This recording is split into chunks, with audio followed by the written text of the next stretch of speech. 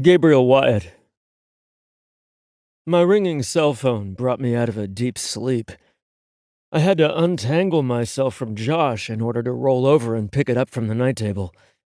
I squinted sleepily at the display, which said it was an unknown caller. "Detective Wyatt?" I said into the phone. "Sorry to wake you, Detective," said a voice I vaguely recognized. "This is Sheriff Arliss Tucker with the Carter County Sheriff Department." I sat up straight, going instantly on high alert.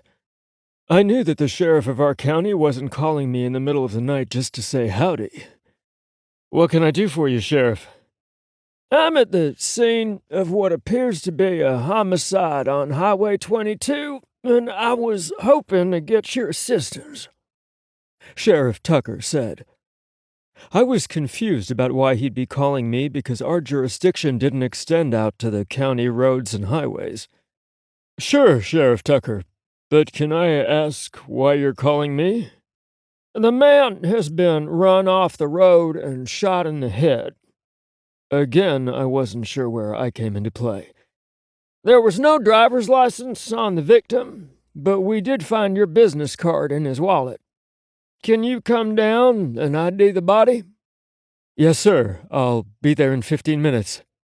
A sick feeling came over me as I realized who the victim most likely was. I disconnected the call and just sat there for a few minutes. If it was indeed Nate Turner, then what the hell was he doing in my county? And I couldn't shake the feeling that he was coming to find me and had brought hell with him. Josh let out a sweet sigh, and the sound made me want to say fuck it and snuggle back down into the blankets with him. My conscience wouldn't let me ignore the request for help from Sheriff Tucker, though. Besides, all he was asking for was an identification. Even though I found it odd that Nate didn't have his license in his wallet, but he had my business card. I hated to wake Josh when he was sleeping so soundly in my bed, but I didn't want him to wake up and wonder where I'd gone. I slid my hand beneath the cover and placed it at the small of his back, while I leaned over and kissed his cheek. "Hey," I said softly. "Gabe," he said sleepily. "I adore your cock, but I'm too tired to ride your joystick."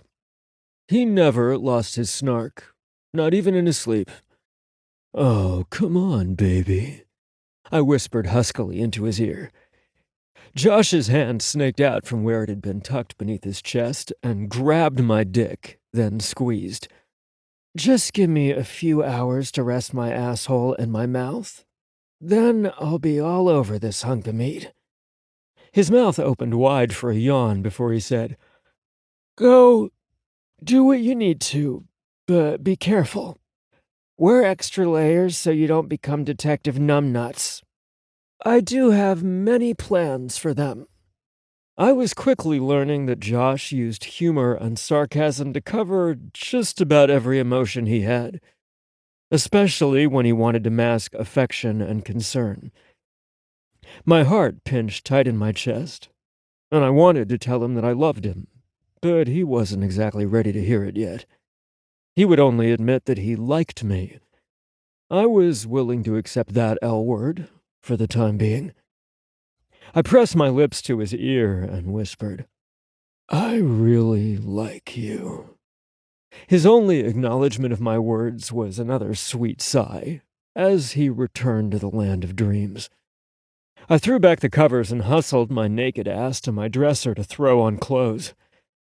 I loved sleeping naked beside Josh whenever one of us slept over at the other's place, but the moments between leaving the bed and getting dressed felt like days in the drafty house I rented. Flannel and long johns were a thing I never expected to own when I lived in Florida, but I was a proud owner of several pair of long johns and a variety of flannel shirts. I could have moved back to Florida when the relationship that brought me to southern Ohio ended, but something kept me here. I glanced back over at the bed and saw the sleeping form of the man who touched me in ways I had never experienced, or even expected. I altered my thinking from something kept me there to someone kept me there. Josh Roman was worth freezing my nuts off. Buddy moved from the foot of the bed to take my spot beside Josh, as if to tell me he'd take watch over my guy. Whoever abandoned Buddy on a cold, rainy night in November did me a solid. I could have looked the world over and never found a dog as wonderful as him. Attaboy, I said softly before I left my bedroom. I remote started my car and made myself a cup of coffee while it warmed up. My chattering teeth was the only sound I heard in my silent neighborhood on the way to my car. I'd learned not to let the sleepy town fool me. Evil and depravity lived everywhere, and Blissville was no exception. I cranked up the heat and navigated my way through the streets of town, then the dark county road, being extra careful to avoid patches of black ice. I saw the emergency lights flashing in the distance not long after I left town limits. I pulled over to the side of the road as best I could, without getting my car stuck in the freshly plowed snow from the recent storm that came through. I turned my emergency blinkers on and made my way over to the uniforms standing around the scene of what looked like a car accident. "Hold up!" one of the uniformed deputies said when I approached. "This is official sheriff's business." His tone of voice was grating, and the arrogant look on his face had me instantly disliking him. There was a way of conducting yourself in a professional, authoritative way without sounding like a dickface. But apparently the jackass missed that particular training session. I pulled my badge off my belt and held it up. "I'm here on official business," I replied calmly, even though his attitude didn't deserve the respect I showed him. "Sheriff Tucker called me and asked me to come out to the scene." His attitude didn't improve when I identified myself. I heard the sheriff say, "Stand down and let the man through, Billy." The brick wall had no intention of moving, which felt oddly personal to me for a man I'd never met before. As I shouldered past him, I heard the words, "Queer boy," being muttered beneath his breath. Oh, that was the asshole's problem. I might not have known him, but he'd apparently heard about me. If I hadn't been on official police business, I would have stopped and confronted him. I had a strong feeling that I'd get my chance in the near future. Equally foreboding was the feeling that this thing with Nate Turner wasn't going away once I made an identification. "Over here, Detective White." Sheriff Tucker walked toward the single-car accident, and I followed behind him. The flashing red and blue lights from the deputies' cars mixed with the yellow lights of the tow truck, waiting for the scene to be cleared so he could haul the car off. The only things that were missing from a typical accident were the EMTs and ambulance. But the presence of the county coroner van explained their absence. "Holy shit," I said when I caught sight of the damage to the vehicle. It had hit a tree head-on, and the impact of the car looked hard enough to kill a person without the extra bullet that the sheriff had told me about. "Come over to this side," Tucker said, gesturing to the passenger side of the car. "Let me tell you, someone really wanted this guy dead." The sheriff shook his head slowly and stepped aside so I could get a view of the victim inside the car. "Ran the plates, and the car came back as belonging to a Nate Turner from Cincinnati. That him?" I leaned forward and looked inside the car. Nate's dead eyes stared at me from where his head rested on the deflated airbag. His skin was deathly white. His lips were blue, and dried blood splotched his face from where the bullet entered his forehead. The back of his head didn't fare as well when the bullet exited his skull, as blood and brain matter splattered the driver's side door. "That's him?" I stood up and faced the sheriff. "What the hell happened here?" "Looks like he lost control of his car. Over there." Tucker lit up tire tracks in snow with his flashlight. "Came down the embankment and hit this tree head on." Tucker walked around to the rear of the driver's side of the luxury sedan and pointed to dents at the corner of the truck and rear quarter panel. "He was obviously hit before he lost control." Sheriff Tucker turned off his flashlight and faced me. The passenger window was broken, either from the impact or done purposely, and the killer leaned in and fired one bullet into Turner's skull. The bullet exited his skull and shattered the driver's side window. We've been unable to find the spent bullet or the casing, and any usable footprints in the snow were destroyed by the first officers on the scene. None of that was good news to hear when you were investigating a homicide. Jesus, Nate. You should have called the damn cops like I told you. Damn, I said to the sheriff. Someone really wanted to make sure he was dead.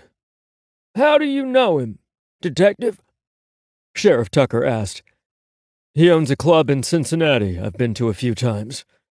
My answer was met with a snicker from the dickhead deputy somewhere behind me. I thought our moment of reckoning might come sooner than I first predicted. Find something to do, Samson! Sheriff Tucker bellowed loudly over my shoulder. Once my ears stopped ringing, I was grateful to have the full name of my new nemesis. Billy Sampson. You were saying, detective? I gave him my card when we met at his club a little over a year ago. I left out the part where Nate had gotten up close and personal with my ass. It wasn't relevant to the story. He called me a little over a month ago and asked me to come see him. He said he needed my help. What kind of help? The sheriff asked when I paused to breathe. Damn, I was getting there. Nate's car had been vandalized one night, and then he started receiving threatening emails. He was visibly shaken by the tone of them, and I thought he wanted advice on what to do. But he didn't? He didn't say it out loud, but I'm pretty sure he didn't want the police department digging into his personal life or business dealings to find out who was threatening him. I told the sheriff. So why'd he call you? Tucker asked. That question was trickier. There was nothing Nate had said during our meeting that indicated that he wanted me to do anything illegal. It was his body language, gestures, and the fact that he refused to involve the police. Someone killed Nate, and I owed it to him to be as honest as I could be so that his killer was brought to justice. I got the impression that he wanted to hire me to find the person through non-legal channels. He didn't say much, but it was the feeling I had. He wasn't happy about my refusal, nor with me for repeating my recommendation to phone the police. Let's head to the station to talk, Tucker said. I couldn't tell from his tone if he believed me or not. Regardless, I followed him to the Carter County Sheriff's Department. Once we arrived, he showed me to his office and asked if I wanted a cup of coffee. He had his own Keurig set up in his office, so I figured why not. It wasn't like I was worried about them running my prints in connection to the ones found on Nate's car. I had never touched the car, not even at the scene of the accident. I made myself a cup of coffee and relaxed into the chair across from his desk. I had done nothing wrong and had nothing to hide from Sheriff Tucker. Can you recall what the threatening emails said? He asked. Vividly, I replied, setting my cup down on his desk. The first one included a photo of Nate inspecting his damaged tires outside of his club. It told him how easy he could have been killed then, but where was the fun in that? I looked at the sheriff and said, I'm paraphrasing here. I can remember the contents, but the exact wording might be off. Fair enough. He nodded for me to continue. The other email included photos of Nate inside his house. He was nude in them and doing various things like talking on the phone while holding a coffee cup or looking out the back door in the direction of the person taking the photo. The message said something about it was a shame to waste a cock like his, then referenced cutting off his dick and making Nate choke on it.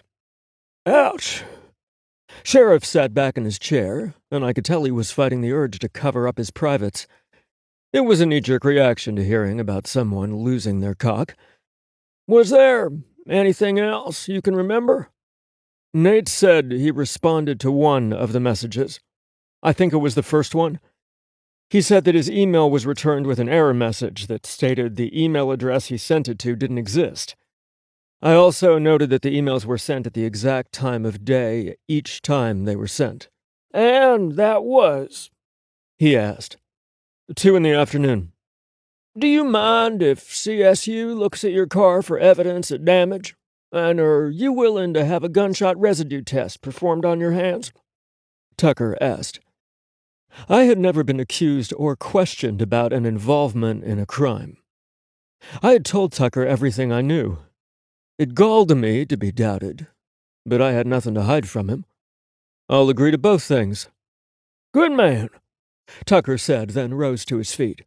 "I'll send a deputy in here to perform the GSR test."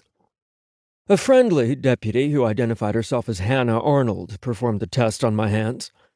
I sat in Tucker's office and drank coffee while I waited for him to give me the all clear.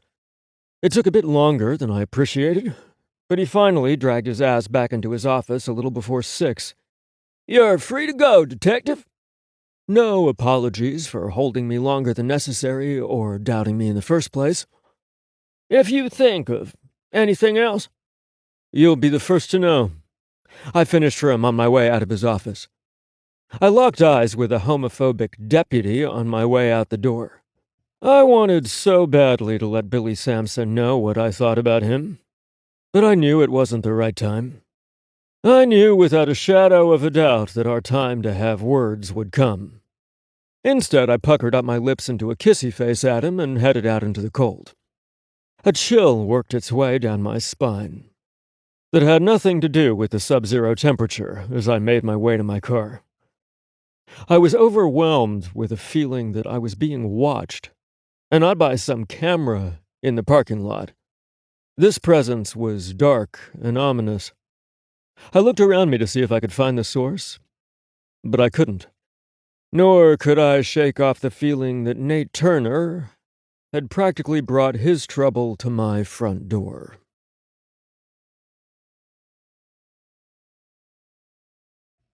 Two. Josh Roman. It shocked me how addicted I'd become to sleeping beside Gabe, even though it was only a few nights a week.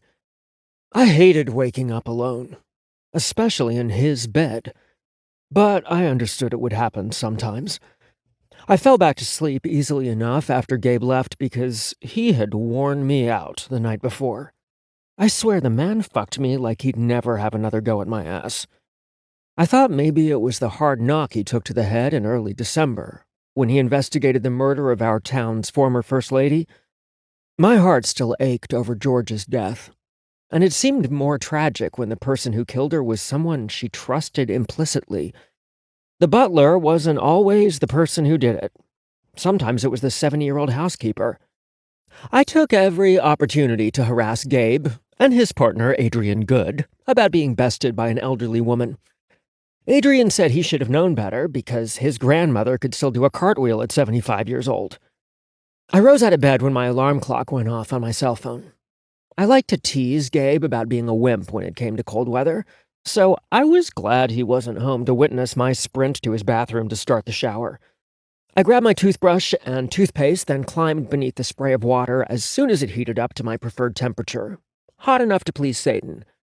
I tempered it with a tiny bit of cold water on the times Gabe joined me, but he wasn't there, so I could enjoy every second of depleting his hot water tank.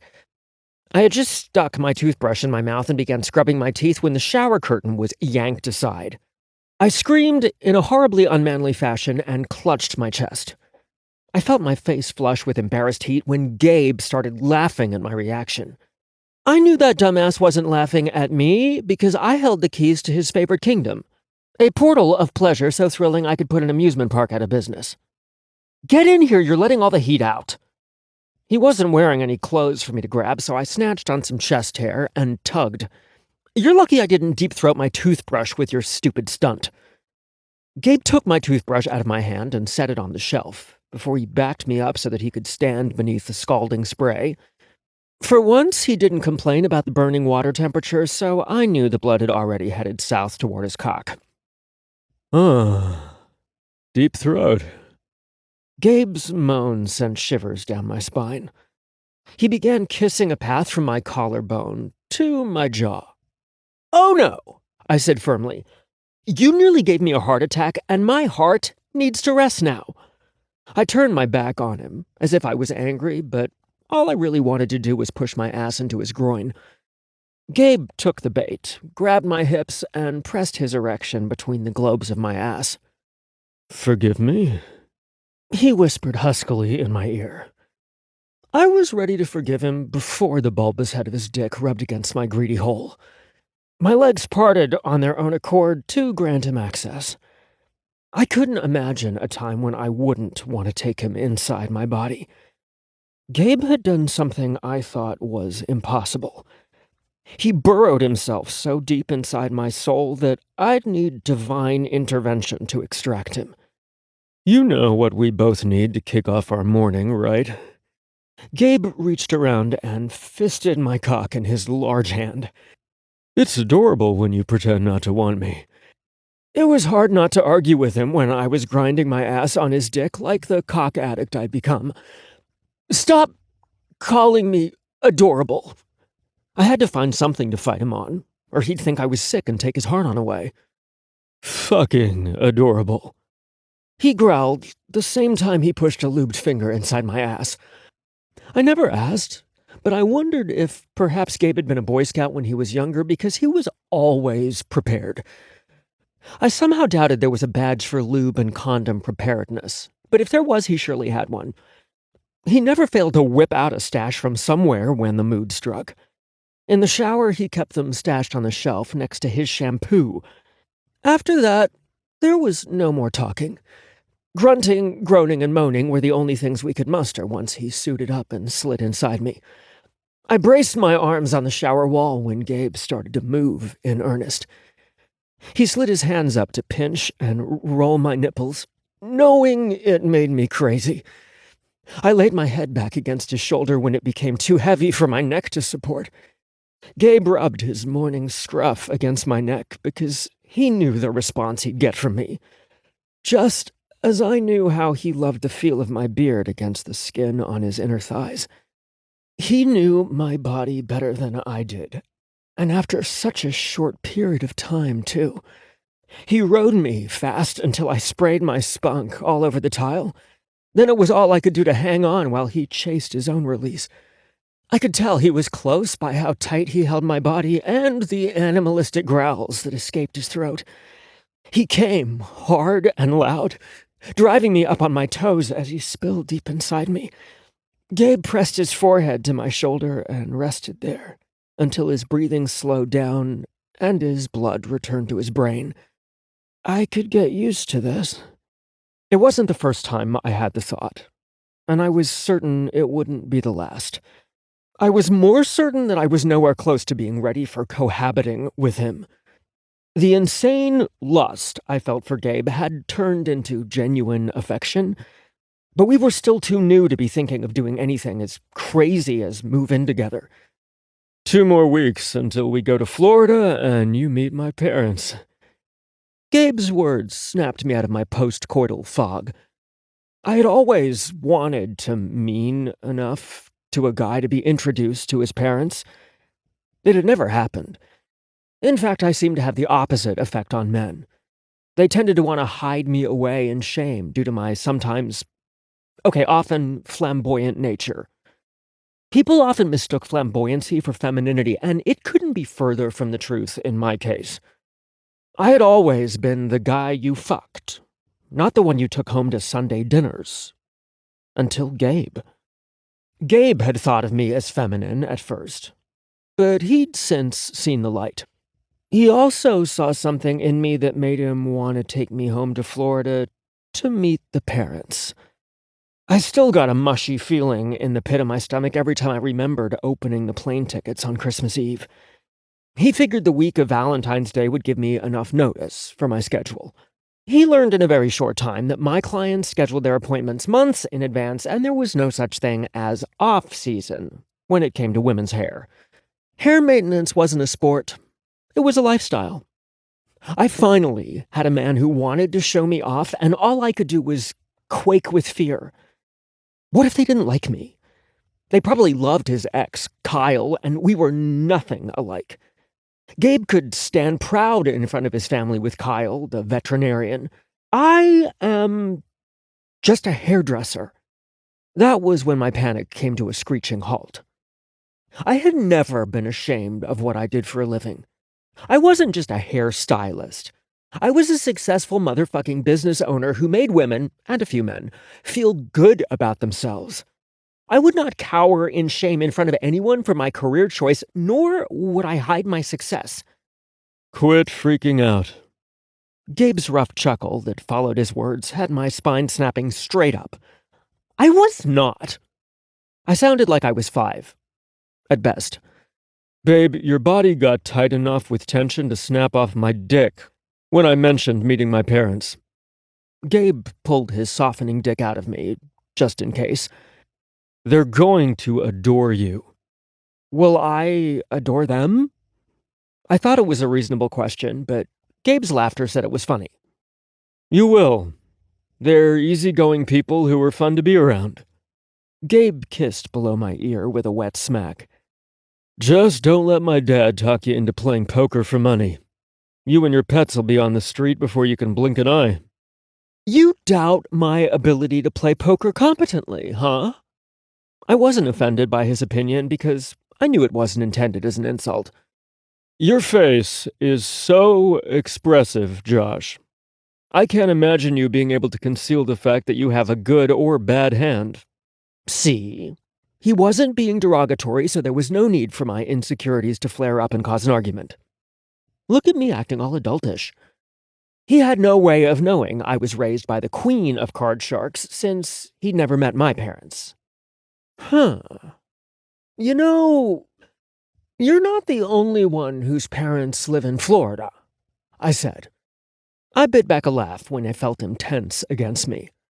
Seemed like I wasn't the only one who was nervous about meeting parents. My folks can't be more than an hour north on I-95. It wouldn't be right going all the way to Florida and not spending time with your parents too, Gabe said. I could tell it was his good southern manners behind the words more than anything. We'll split our time between the parents. Gabe? I turned within the circle of his arms to face him. We don't have to spend every second of our time in Florida with either set of parents. True. I felt a subtle drop in the water temperature and knew we wouldn't have long to wash before it dropped to frigid cold. That thought led me to Gabe's early morning adventure. Where'd you get called out to this morning? I handed him his shower gel, then reached for my own. You won't believe it, was his answer. He shook his head as if he couldn't believe it either. He lathered up his hands and began washing his body. I loved the differences between our builds and coloring. While I was slender, fair, and blonde, Gabe was muscular, tanned, and dark. The sight was almost enough to make me lose my focus, but another subtle drop in temperature prompted me to get to washing. Try me, I replied drolly. I split my attention between washing and listening to Gabe tell me about Nate Turner's demise. I don't know what the fuck he was doing out here, but I guarantee it wasn't for good reasons. I don't believe it, I said in shock. I told you. Gabe's gloating remark and smirky smile earned a wet smack on his ass. What's more shocking was the way the sheriff tested me for GSR, and had my car checked over like I was the one who ran him off the road and killed him. GSR? I asked. Gunshot residue. Gabe explained to me what happened when a person shoots a gun. So the swabs came back negative, and my car was cleared of any foul play. Gabe shook his head, and then his dark brown eyes widened. I forgot to tell you the worst part. I couldn't imagine what could be worse than getting called out of your warm bed to identify a douchebag club owner's brain-splattered corpse only to be treated like a suspect when all you did was tell the truth, but I was all ears. What was the worst part? This awful homophobic deputy was on the scene, and later at the station. I'm telling you, babe, Gabe said after releasing a frustrated breath. Billy Sampson and I will go a round or two before long. I could tell by the scowl on his face that he saw the way I stiffened when I heard Billy's name. Okay, meeting him was way worse than the cold, gruesome body in the interrogation that followed. I hated the way my heart raced and my stomach churned from just hearing his name. I wasn't aware that he moved back. The words were barely a whisper when they crossed my lips. How had his return flown under my radar? My brain instantly returned to times so dark that I thought my life wasn't worth living. That no one would ever love me because I wasn't worthy. Don't go there, Josh. You are much stronger now. As if fate wanted to shock me back to the present, the water coming from the shower head turned ice cold. Fuck! Gabe reached around me and turned off the water. He reached inside the shower curtain and grabbed our towels off the hooks. He handed my towel to me before he began toweling his hair. I stood there awestruck and watched the play of his muscles in his chest and arms. I marveled for the 100th time that Gabe wanted me the way I was. He thought I was worthy, and I clung to those feelings instead of the sorrow that tried to move in and ruin my day at the mention of a demon from my misguided past. He looked up from what he was doing and caught me staring at him. The cocky grin he wore told me he mistook my interest as purely sexual. It often was sexual, but not right then. I really like you, I told him. I just thought you should know. I looked away and began toweling myself off before I was blinded by his white smile. You should have been in a toothpaste commercial, I groused. Oh, you say the sweetest things. He reached for me as I started to climb over the edge of the bathtub, but I eluded his grip. I'd be late for work if I gave in to the urge to play around with him. Once we were dressed and in the kitchen, Gabe pulled me to him and asked, Do you have time for breakfast? I did, but I was honestly still reeling from the bomb that Gabe inadvertently dropped on me in the shower. I needed to regroup and get myself together before my first client arrived. Besides, I wanted the opportunity to talk to my best friends about the latest development before the rest of the staff showed up for work. Rain check? I asked him. Anytime, was his swift reply. The goodbye kiss he gave me at his back door was anything but swift, and it was exactly what I needed to warm my heart during the walk home because 2 blocks felt like 2 miles in January. Gabe would have given me a ride home, but I found the brisk air to be exhilarating on most mornings. That morning, all it did was wrap its icy fingers around my already stressed heart and squeeze. Both Meredith and Chaz were running a little behind that morning, so I didn't have a chance to speak to them about Billy's return to Carter County. I knew without a doubt that neither of them knew, or they would have told me. I had practically befriended Chaz at birth, and my beautiful queen came along in 9th grade. I knew without a doubt that I could count on them for anything, even if it meant they had to deliver unsettling news. Not only were Chaz and Meredith late, my client was early, so there wasn't time to chat. I had to push aside all my conflicting thoughts and feelings so I could focus on making Mrs. Applegate feel like $1,000,000. I closed my eyes, briefly, found my center, and went on about my day as if nothing and no one could hurt me.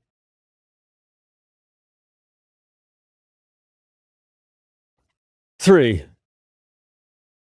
Gabe. Captain, can I have a minute? Captain Sean Reardon looked up from his desk and assessed me with keen eyes. I wasn't sure of his age, but I placed him in his late 40s to early 50s. He struck me as one of the guys who went gray early but kept their youthful faces. His light blue eyes were a lot like lasers when they were locked on a person, as they were on me right then. I had worked for the man for 3 years, and it was the first time I requested to speak to him privately instead of the other way around. Come on in, Gabe. Captain folded his hands on top of his large desk. What's on your mind? He asked briskly. Many people probably found his demeanor to be abrupt, But to me, he was a man whose every word and action had a purpose. I got a call in the middle of the night from Sheriff Tucker regarding a homicide on one of his county highways. The victim didn't have any ID on them, but he did have my business card in his wallet. The captain sat up straighter, if that was even possible, and listened as I told him everything that happened during my visit to Nate's office a few months prior, and the early morning's activities. Let me see if I understand you correctly. Sheriff Tucker called you out to ID a body, and once you did, he treated you like a suspect. Did I hear you right? Captain asked. Well, I wouldn't say. Professional courtesy dictates that he should have at least called me, your supervisor, and informed me of what was going on. Did he ask you if you wanted a union rep present? Captain's eyes turned an icy shade of blue, and a vein popped out on his forehead as he became angrier with every word he spoke. No, but It doesn't matter that you volunteered the information and agreed to the tests. There is a protocol that he should have followed. I'll be calling that fat bastard's office later today.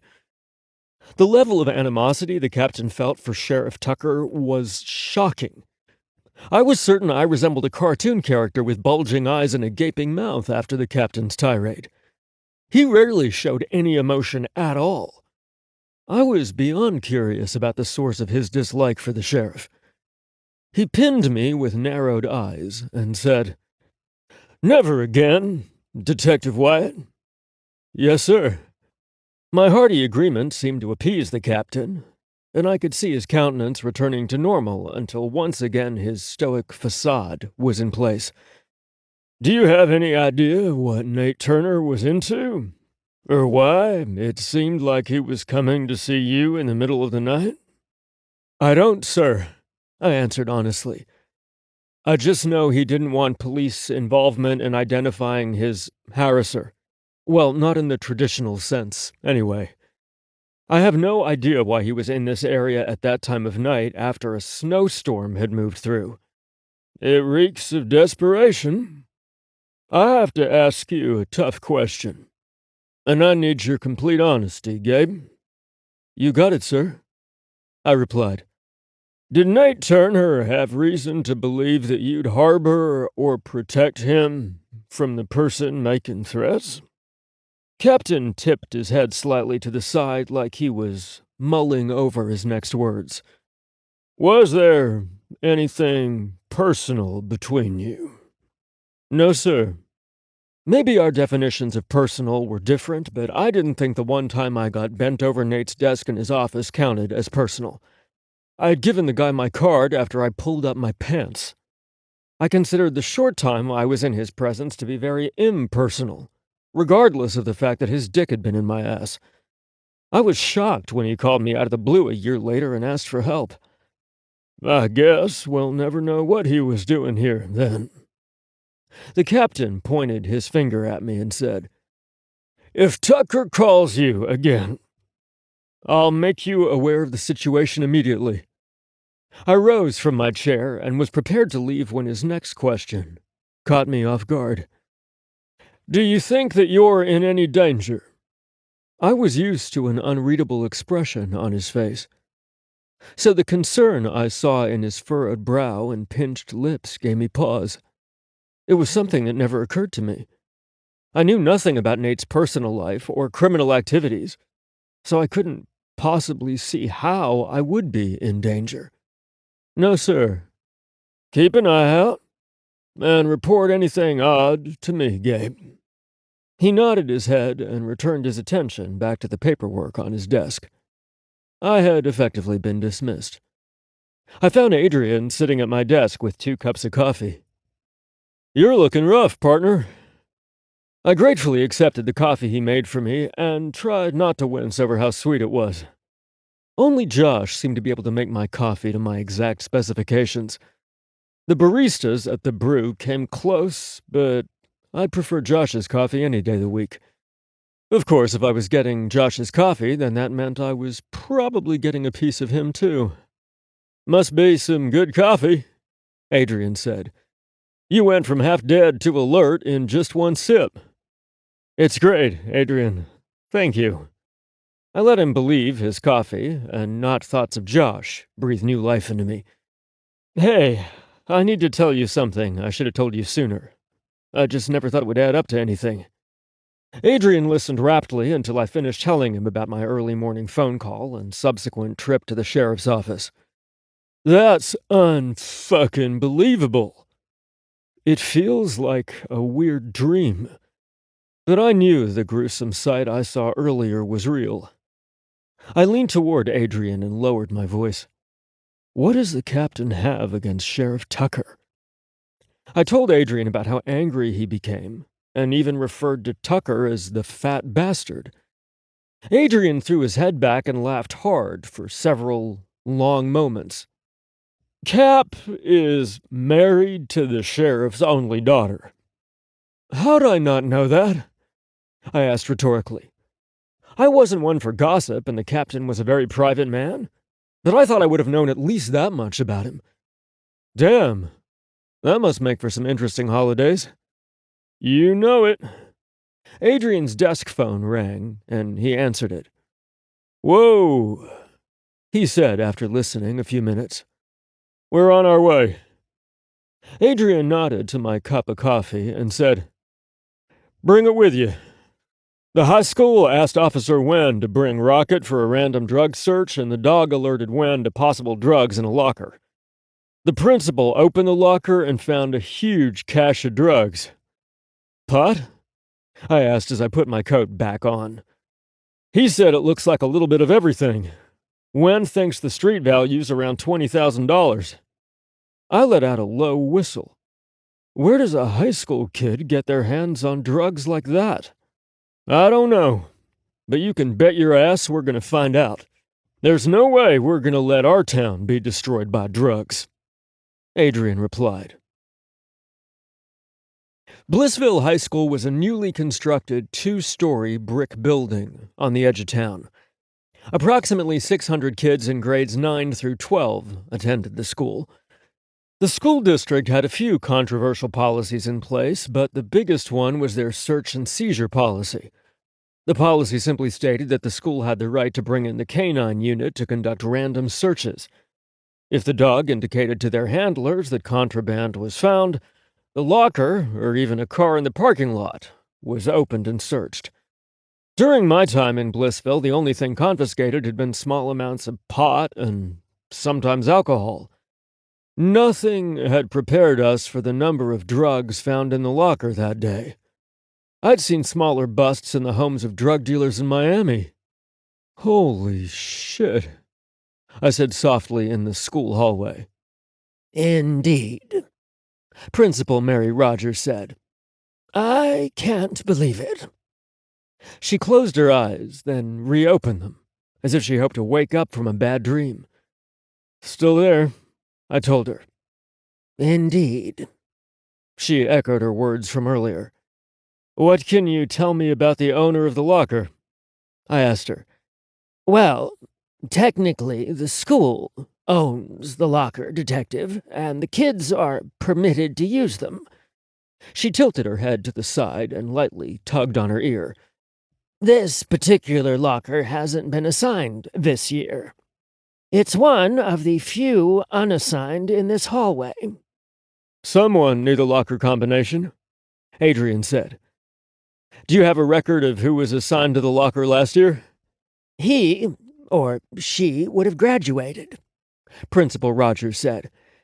All these lockers in this hallway belong to the freshman class. They'll keep the same locker for their 4 years of high school. Before the seniors graduate, we check their lockers to make sure they're not damaged. Then we assign the lockers to the next group of incoming freshmen.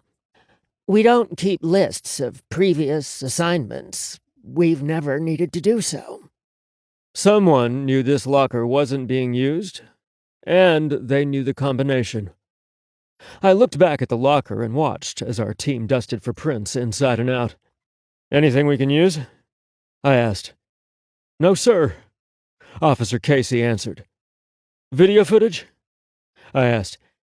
The assistant principal is looking through it now with an officer, but we have no idea how long the drugs have been in the locker. We haven't had the K9 unit in for several months, so it's hard to say. The videos are only saved for 30 days before they're recorded over to save space in the mainframe.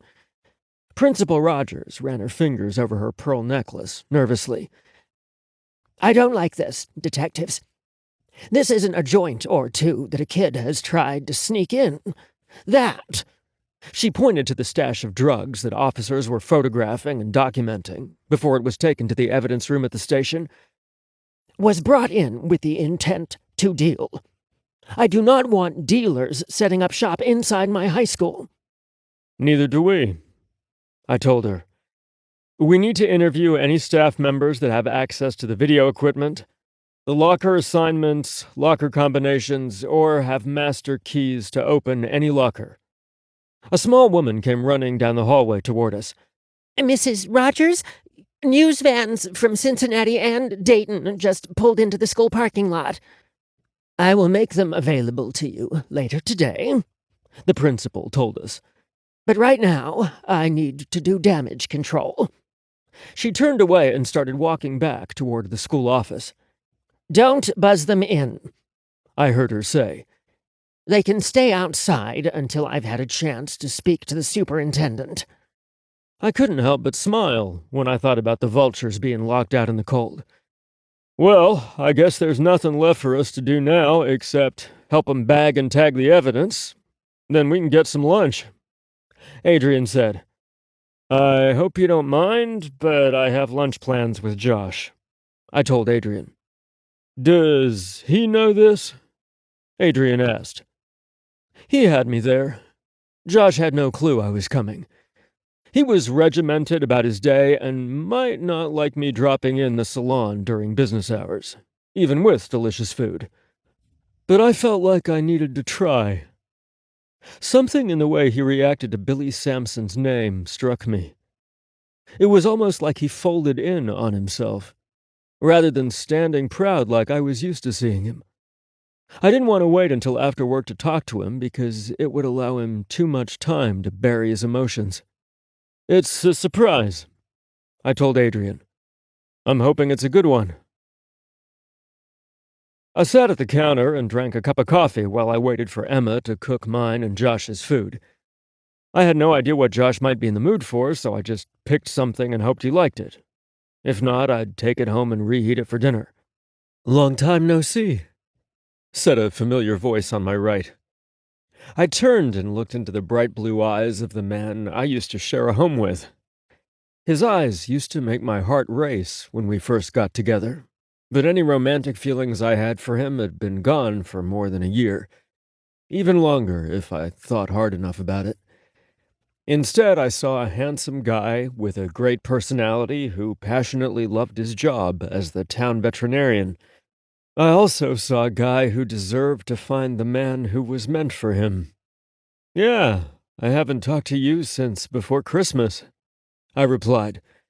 I'd run into Kyle at the brew when I showed up hoping to run into a certain platinum blonde with hazel eyes. Josh and I had been split up for over 2 weeks at the time, although I guess we weren't a couple at the time, and I was dying to see him again. Josh saw me having coffee with Kyle and got the wrong idea. I chased him out of the coffee shop, and we took the first steps at amending our fragmented something, as we both called it. I'm glad things worked out for you and Josh. His soft words reminded me that he had been nursing some frustrations that morning also. No luck with Gamer Dude? I asked. I was shocked to hear that Kyle had started playing video games to pass the time once we broke up. Some guy he talked to online grabbed his attention, and Kyle couldn't get him out of his system. Kyle wanted to meet the guy in person, but the guy disappeared before Kyle could mention it. Not yet, but I'm not giving up. Kyle smiled. But I noticed that his normal twinkle wasn't present in his eyes. The waitress, Daniela, brought over the carryout bag with my order in it. After I paid her, I turned back to Kyle and patted him on the shoulder. I hope everything works out for you. And I meant it. He was a good man, who deserve to find happiness. See you around? Kyle told me before he placed his order with Daniela. Josh was nowhere in sight when I walked into the salon. I noticed that his two partners in crime were also missing, so I suspected there was a powwow of some sort going on. I didn't think they'd go upstairs in the middle of the day, which left the small kitchenette in the rear of the salon. As I approached the room, I picked up a piece of their conversation. Babe, we would have told you if we knew that asshole had returned to town. We'd never let you get caught off guard like that. How in the hell did we not know he was back? Meredith asked. Are you okay, Jazz? Frock nugget! Frock nugget! Frock nugget! Josh's blue macaw squawked at the top of his lungs. I thought it was funny when I first taught him that word while I was recuperating at Josh's house from my concussion.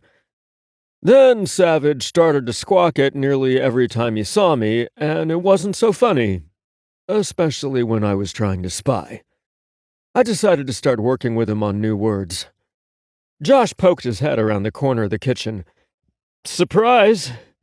I held up the brown sack of food. Hungry? Josh chewed on his bottom lip while his eyes raked up and down my body. Starved. I wasn't sure if he was talking about the food or me.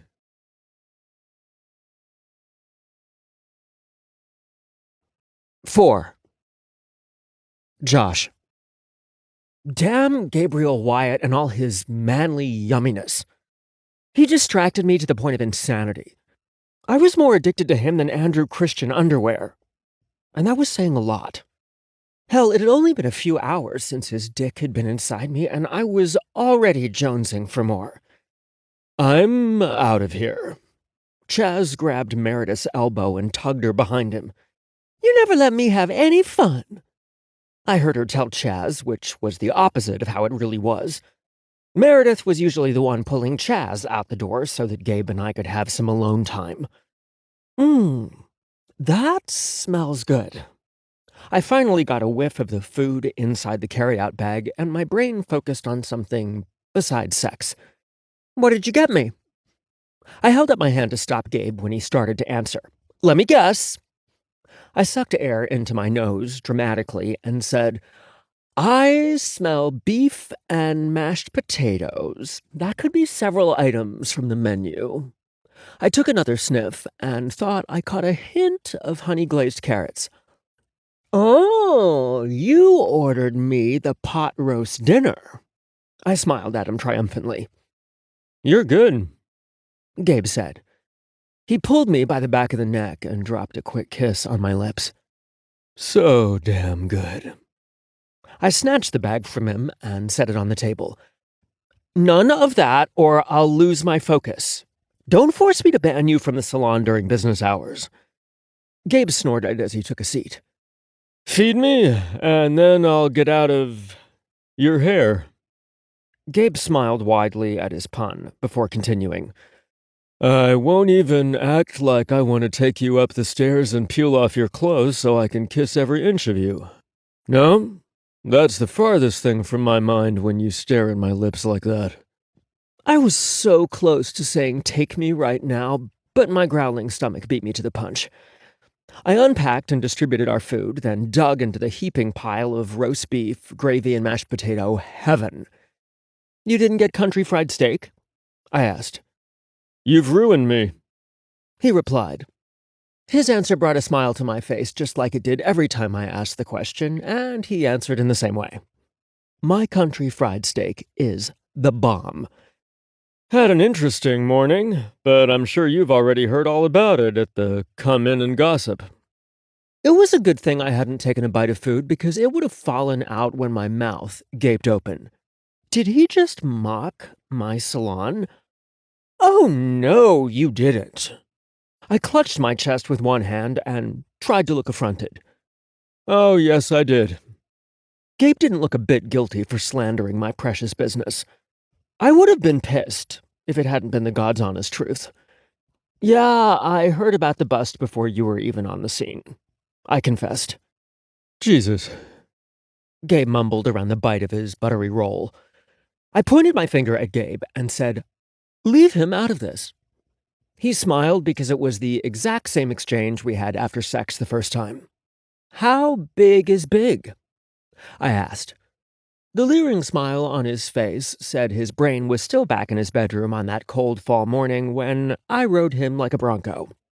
"The drug bust," I prompted.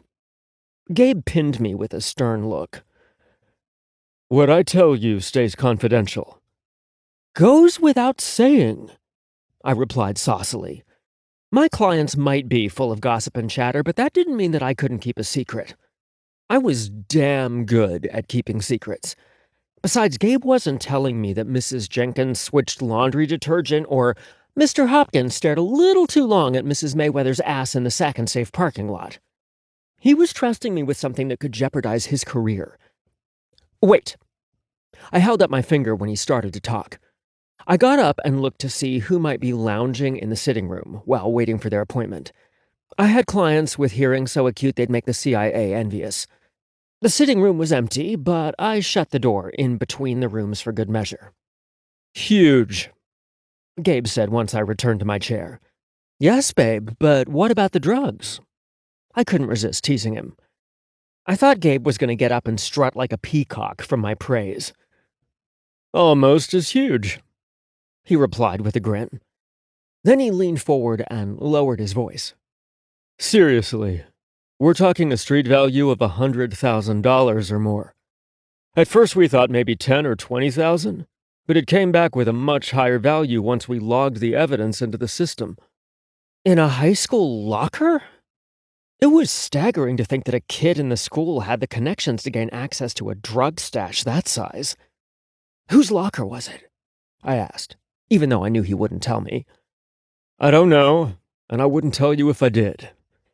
Gabe said exactly what I thought he would. "I'll let your 3 o'clock appointment tell you. I'm sure they'll know before I do." I was too hungry to comment on that snark-fabulous remark. Who the hell was I trying to fool? Just for that, I refuse to be your confidential informant. My response was met with a snort that I did choose to ignore. I looked at my watch and saw that I didn't have much time before my next appointment arrived. I buckled down and ate the delicious lunch Gabe bought me. The small gestures of his affection meant more to me than if he bought me a fancy Michael Kors watch. That was so good. But now I need a nap. I rubbed my belly and said, "Carb City." "I have an idea of how you can work some of it off later," Gabe said, reaching for me. "I still haven't seen your attic studio." I wasn't sure why I hadn't shown him my pole dancing studio yet. I didn't think it was performance anxiety because I'd competed in competitions, but then again, none of the spectators were Gabe. They were faceless people, and he was my something. What he thought mattered more to me than I ever thought I'd allow again. Soon. Before he left, Gabe pulled me to him and pressed his forehead to mine. "You can trust me too, Josh." At first, I wasn't sure what he was talking about. Then I realized he probably caught part of what Meredith said to me. I figured he probably caught on to the shock I felt when I heard Billy's name in the shower. Hadn't he told me that my face gave away my thoughts? "Soon," I repeated. I owed him the truth of my past, especially since it was still a minefield he tiptoed through. I worried that he would think less of me for allowing myself to be treated the way I had. "Fair enough," he whispered before he dropped a sweet kiss on my lips. "Just so you know, nothing you say will make me like you any less." "Thank you for lunch. It was very sweet of you," I told him when I walked with him back out to the salon. "It's your late night, and I don't want you hangry." Gabe stopped when he reached the door. "I thought Buddy and I might stop over around 8 with pizza. I might even throw in a foot rub afterward." I nearly moaned out loud because his foot rubs were fucking amazing. I sprung wood every time he dug his thumbs into my arches. Just thinking about it was enough to make me uncomfortable in a room full of clients. Go! Go now! There wasn't any venom in my words, only laughter. I gave him a quick kiss on the cheek before I shooed him out the door. When I turned around to go to my station, I saw that every eye in the salon was focused on me. Y'all go about your business before I add extra onto your bill today for the free show we just gave you. Gabe and Buddy showed up promptly at 8 like he said they would. He picked up 2 pizzas because our choice of pizza on some nights were on the opposite ends of the spectrum. I wanted the Hawaiian pizza with ham and pineapple, and he wanted everything except mushrooms on his, including anchovies. Yeah, I totally made him brush his teeth afterwards. No way I was kissing his fishy lips. I learned right away that some things required a lot of work. There was more manscaping to consider when I was showing off my dangly guy bits on a regular basis. Gabe liked my smooth balls. Plus, I didn't want him to get sack rash on his face from my scruffy nuts when he went down on me. We had schedules to juggle so that we got to see one another, and the debate about whose turn it was to sleep over at the other's house.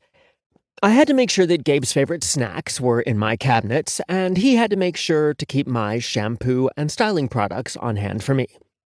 Most importantly, and the only source for any serious debate, was the television shows we watched. I was convinced there was a football game of some sort on every single night, and of course, that was what he picked to watch on his nights. I wanted to watch reality television where they fought and bitch slapped one another. Neither of us liked the other's choices, but we compromised. We were mature and shit. On that particular Thursday night, I lay on the couch with my feet in Gabe's lap and pouted a tiny amount because it was his night for television, and of course there was a football game on, which meant I missed the new bitch slapping premiere that was also on. At least I recorded the show and I could watch it later. Ugh. I would have been so miserable if it hadn't been for the way those guys looked in their tight pants. I tried to focus on the positive in every situation, and these pants were it. After an hour or more of staring at asses, I finally noticed the shirt thingies they wore. Oh, those shirts are hideous. Who picked that shitty brown color? They're called jerseys, babe, Gabe replied patiently. The team owner picked them in honor of the team's name. They're called the Browns. Ugh. Where is this team from? That color is just... I can't even.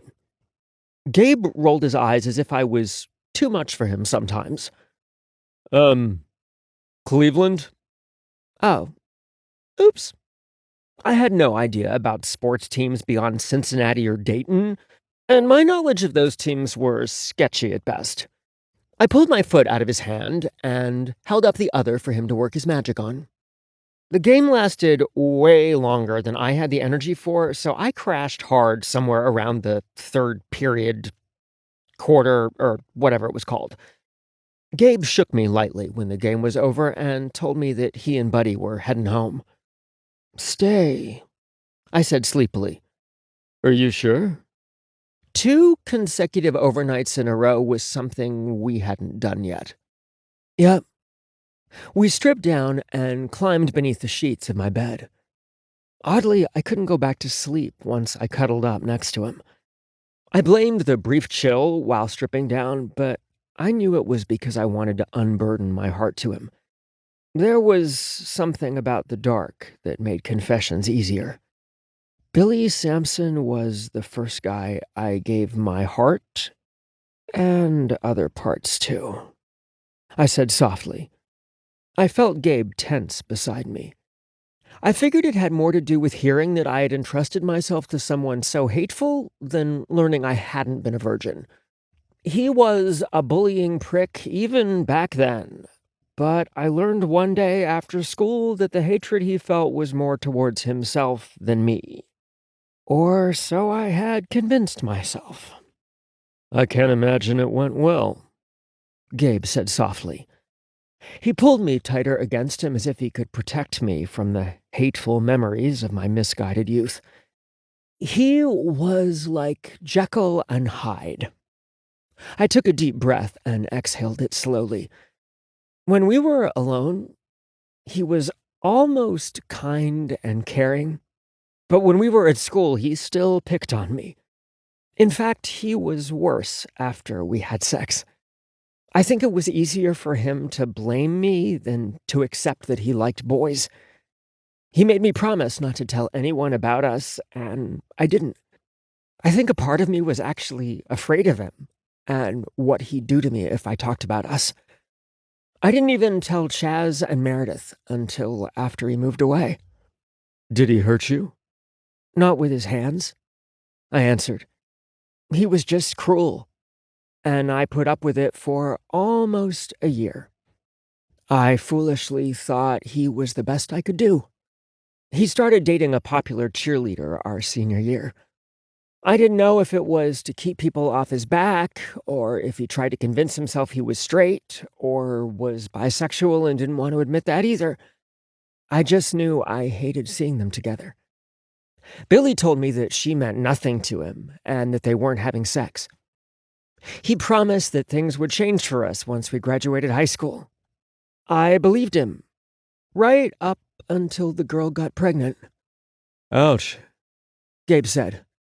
Yeah. And, of course, in this town, I'd heard it through the rumor mill before he had the chance to tell me himself. Hell, I laughed harshly.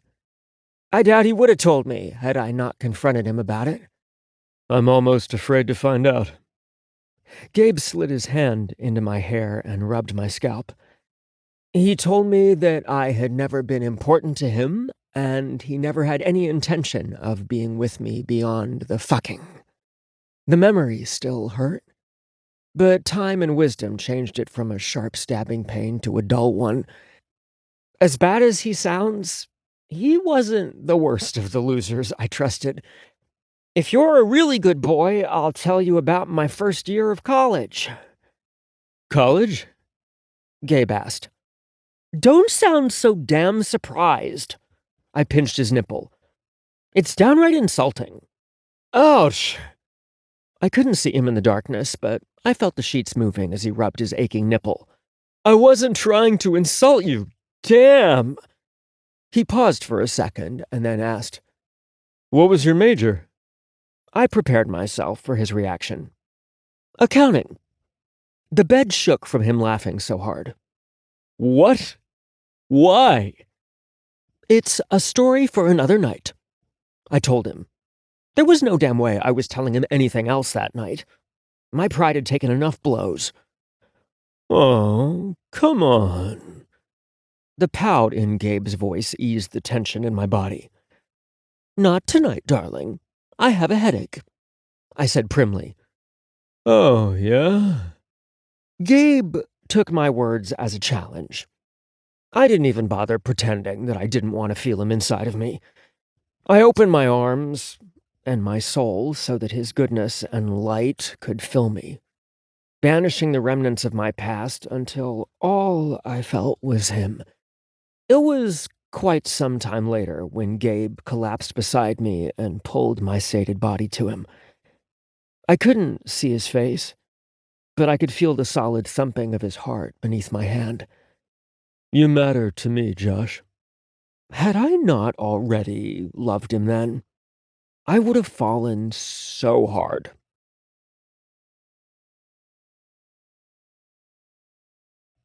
Five. Gabe. This is some crazy shit, Adrian said the next morning at the station. I just can't get over the street value of those drugs. He rubbed his hand over his face and exhaled a heavy breath. We've never had a bus that size in this town, or even in Carter County. I can't believe we have no clue who put them in the locker, I responded. I find it awfully damn convenient the camera equipment isn't working. How long do they think it's been offline? They're not sure, Adrian replied. It's hard for me to imagine the drugs have been in that locker for long. If I'm a drug dealer and I hand off a stash like that to a pusher, I'm expecting the money to come rolling in right away. Adrian shook his head in disgust. You have a lot more experience with drug busts coming from a big city like Miami. What do you think? It's hard for me to believe a dealer is going to trust a high school kid with that kind of volume. We could be looking at a mule, but the same doubts apply. In my experience, drug dealers only trusted teens to sell a little at a time. They had to turn in their cash before they could get more. Did that mean one of the adults in the school was involved? I had more questions than answers at that point. Captain Reardon approached our desks with his long, purposeful stride. I hope you miraculously crack the case today. I have a family dinner tonight, and I'll never hear the end of it, the captain said before he returned to his office. It was the first time he ever said anything about his personal life in front of me. It was a testament to how much the drug bust weighed on his mind. Adrian and I grabbed another cup of coffee, then headed to the school to conduct interviews with the staff and a few of the students who had lockers around the one where the drugs were found. I expected the morning to go fast and be rather dull. It turned out to be the exact opposite. Our first stop was the principal's office. It was like any other principal's office I had visited during my misguided youth. Principal Rogers had the exact same boring tile floor and nondescript wall coloring as I expected to find, but the person sitting behind her desk was a surprise. My name is Delaney Sampson, and I'm the superintendent for the Blissville School District. Her tone was very professional, as was the handshake she offered before we settled down to business. Then shit got real. I'll be overseeing the interviews today due to Principal Rogers' suspension. Suspension? Adrian asked. His confused tone of voice matched my thoughts. Superintendent Sampson sat up taller, her posture looking so rigid she might break. That's what I said. Her tone of voice was short, clipped, and as bitterly cold as the wind outside that day. I wondered if she was related to Deputy Dickhead when she first introduced herself. The arrogant look on her face that was identical to his negated my need to ask. Her demeanor told me that she didn't like to be questioned or asked to repeat herself. Too damn bad. I think we both know that Detective Good heard what you said. He wasn't confused, he was questioning. I told her. Slipping into the role of bad cop was so damn easy for me. I had no use for misplaced arrogance and stupidity. What we want to know, and I have the right to ask, I added so there wouldn't be any confusion, is why she was suspended. Don't give me the standard lecture that investigations involving school district personnel are kept private either. It's to protect. No, you're not protecting her, I said, interrupting the spiel she was about to give me. What you've done is cast suspicion on her in the community, and we'd— I gestured between Adrian and myself. Like to know why. It looks really bad for Mrs. Rogers, Adrian added. The largest cache of drugs in our county's history is discovered, and the principal is suspended the same day or the next? He shook his head. I'm not really concerned about your approval, she said icily. The fact is that someone had access to our school building and tampered with our video equipment under her watch. I'm not saying she was involved, but she was careless. I disliked the woman immensely. I promised myself that it wasn't personal and had nothing to do with Josh, but I wouldn't have placed my hand on a Bible and swore that it was the truth. Couldn't the same be said about you? Well, She stuttered and blustered like she'd never been challenged before meeting me. I think we're getting off on the wrong foot. Adrian held his hands up in the air, attempting to calm the situation. He was just as quick to fall into the role of good cop. We asked, you answered. Let's move on. After receiving a barely perceptible nod from her, Adrian continued. Let's start with the students, and then interview the staff who had access to the video equipment and master key to the lockers. The superintendent's reply was a brittle, fine. She looked at her list and rattled off the names of the 2 students on the list that Mrs. Rogers made. Let's start with Regan. Looking at a sullen, disinterested 16-year-old Regan Haynes was like looking at myself 20 years ago. His insolence was plainly visible in his expression and by the way he slouched in his chair looking at his nails as if we weren't in the room with him. Others might have been put out by his behavior, but not me. At his age, I was angry at the world because my older brother, my hero, had been a victim of a convenience store robbery gone bad.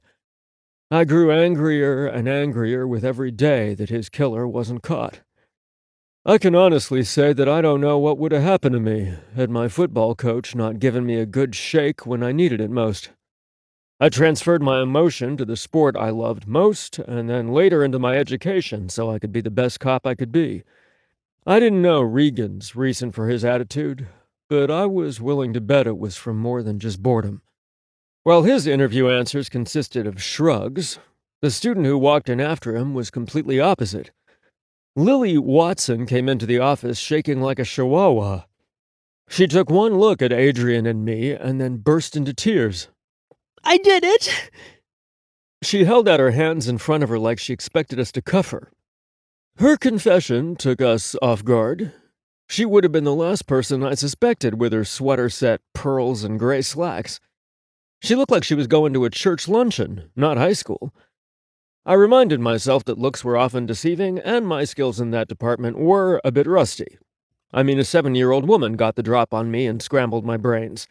I once judged Josh as feminine because he had extra sway in his hips and more vibrant clothes. You're confessing to putting the drugs in the locker next to yours, Lily? Superintendent Sampson's voice was as doubtful as my initial reaction to her confession. Drugs? What? Lily sounded as confused as the rest of us. What exactly are you confessing to? Sampson spoke slowly, enunciating every word carefully. Well, not that. Lily answered. She began fiddling with her pearl necklace and chewing on her lower lip. I don't even know what you're talking about. Had she been living under a rock? Josh heard about it before I arrived on the scene, yet a student didn't know what was going on in her own building? Superintendent Sampson asked, How could you not know? You see, Lily. The superintendent's loud, harsh voice was enough to scare me into a confession. I played hooky yesterday, ma'am. I stayed up too late watching Netflix the night before instead of studying for the biology exam. It counts for 30% of my grade, and I just couldn't take the chance I'd fail it. Lily began to cry again. My mom doesn't know that I missed school yesterday. I called in and pretended to be her when I left a message on the student absentee voicemail box. Superintendent Sampson let out a frustrated breath before she said, We'll deal with that later. These detectives are here to ask you questions about the locker between you and Regan Haynes. Oh. Lily, have you seen anyone accessing that locker? Students or faculty? Adrian asked. No, sir. What about anyone selling drugs in the school? I asked her. I'm not very social. I only care about getting good enough grades to get a scholarship so I can get the hell out of here. She raised her chin and looked at the superintendent.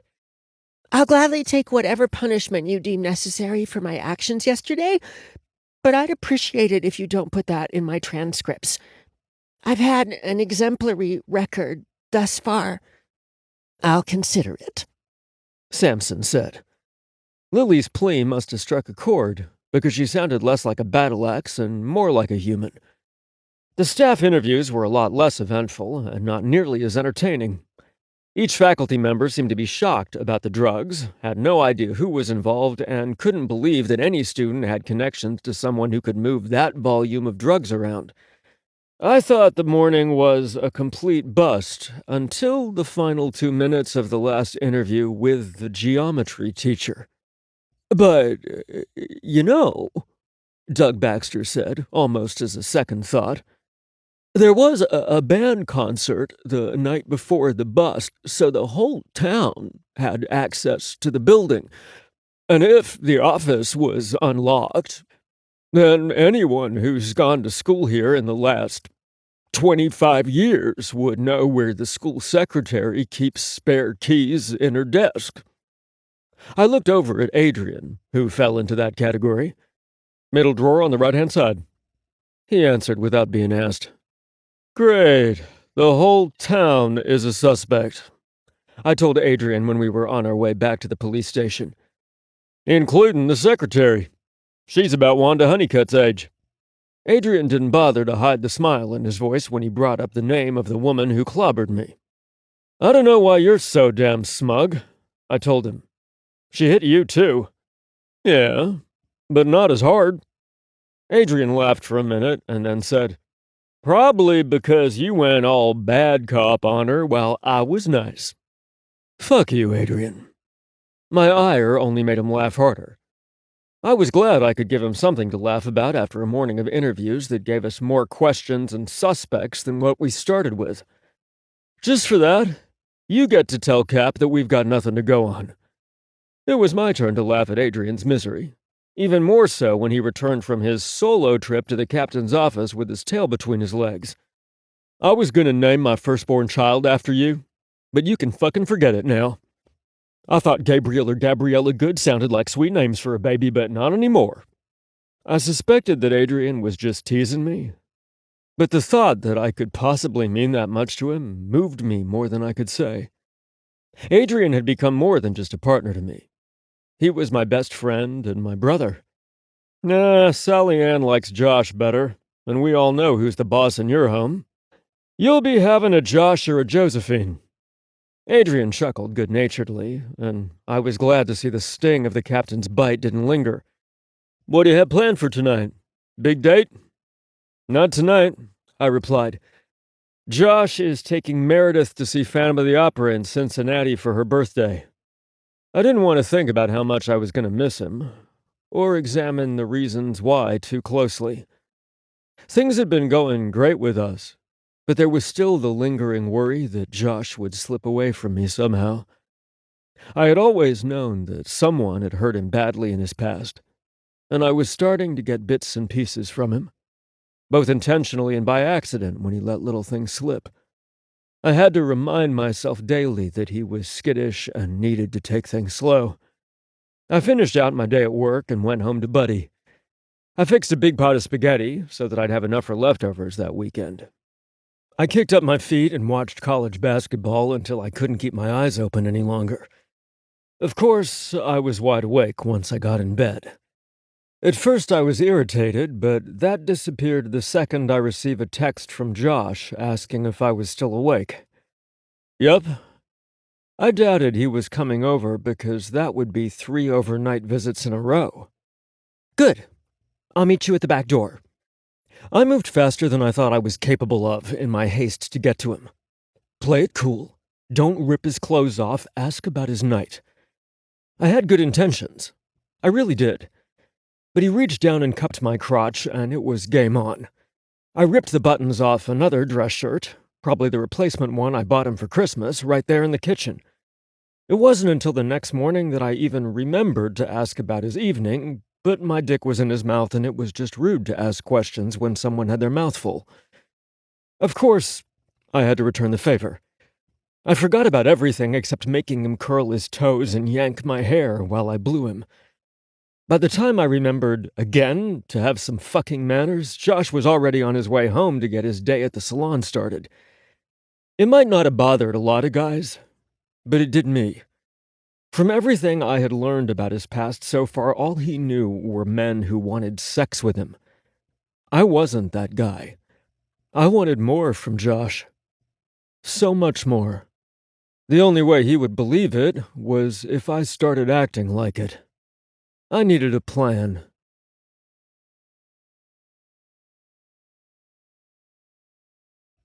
Six. Josh. Saturdays at the salon are balls, or tits, or whatever you possess, to the wall. It's the only day a lot of clients can get in, and I rarely have cancellations. Of course, there's always the one client you wish would cancel. It was just my luck that I had that particular client the morning after I stayed out late with my best girl, then fooled around with my best guy for another hour or longer before I got to sleep. I might have been tired, but the gritty eyes and sore body were worth it. Then she walked into my salon and I could feel all my happiness fading. Delaney the Dragon Sampson, as she was known to any kid who had her as a high school teacher, was a force to be reckoned with. She looked down her nose at my flamboyant style during my teenage years, and I often got a homophobic vibe from her. Of course, she never said anything to me because my mother would have destroyed her, but that didn't mean she kept her opinions to herself at home in front of her family. I had often wondered if she was the reason why Billy hated himself and the attraction he felt for me. It took me a long time before I could look at her without seeing Billy. But I did it. Over the years, Delaney moved up the ranks to principal and then later superintendent. She still had that watchful eye that didn't miss a thing. Her disdain for me had faded, but I felt like it was more because I held her hair in my hands rather than any enlightenment on her part. She reminded me of people who mistrusted or just flat out didn't like African Americans unless they played sports or sang songs that they liked. In the same vein, gay men were okay if they were helping decorate a house, baking goods, or styling hair. But open-mindedness often disappeared when the same gay men started demanding things like equal rights. Gasp.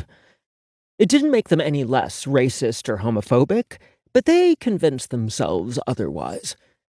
Maybe I was being too harsh, but I'd seen enough shit slung my way because who I was attracted to and at Meredith for the color of her skin. "Good morning, Mrs. Sampson," I said with a cheerfulness I didn't feel. She wasn't the only one who could fake it. Unless we were talking about sex. I didn't have to waste energy on phony orgasms because my man knew what he was doing. But I'd bet the same couldn't be said about Mr. Sampson. He had missionary position only and 2-minute man stamped all over his forehead. Oops, look at me with my judgment. Joshua. She was the only person on the planet who called me that. It was only slightly better than the Joshy my mom still used sometimes. "I'm thinking about doing something different with my hair." "Really?" I asked, playing along. We went through this routine every 8 weeks. She'd look at shorter hairstyles in my magazines and books while I talked about subtle changes she could make with her hair color. Each time she'd leave my salon with the same blonde football helmet style that she arrived with. You could lead a bad hair case to the chair, but you couldn't make them change their hairstyle. "What do you think about this one?" She held up the same picture she chose every visit.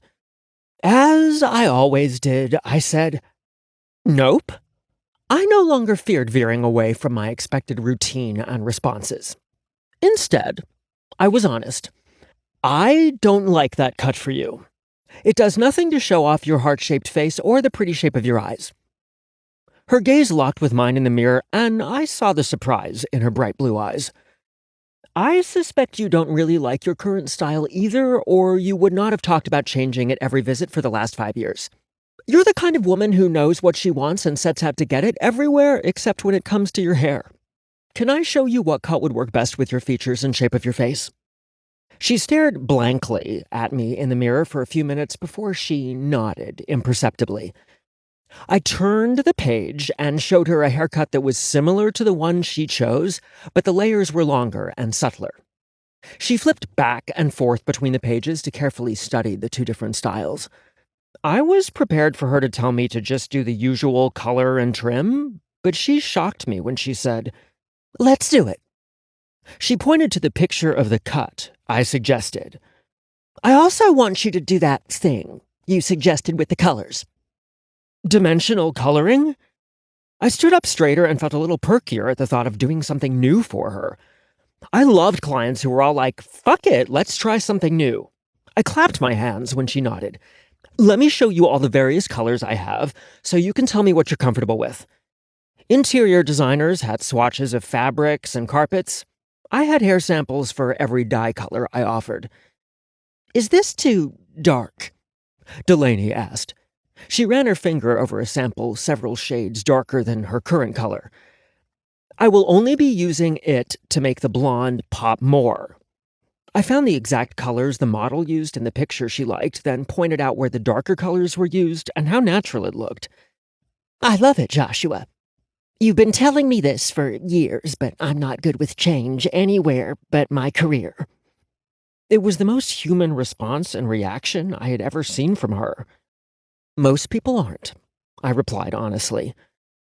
Delaney settled herself in the chair while I went and mixed the dye for her hair.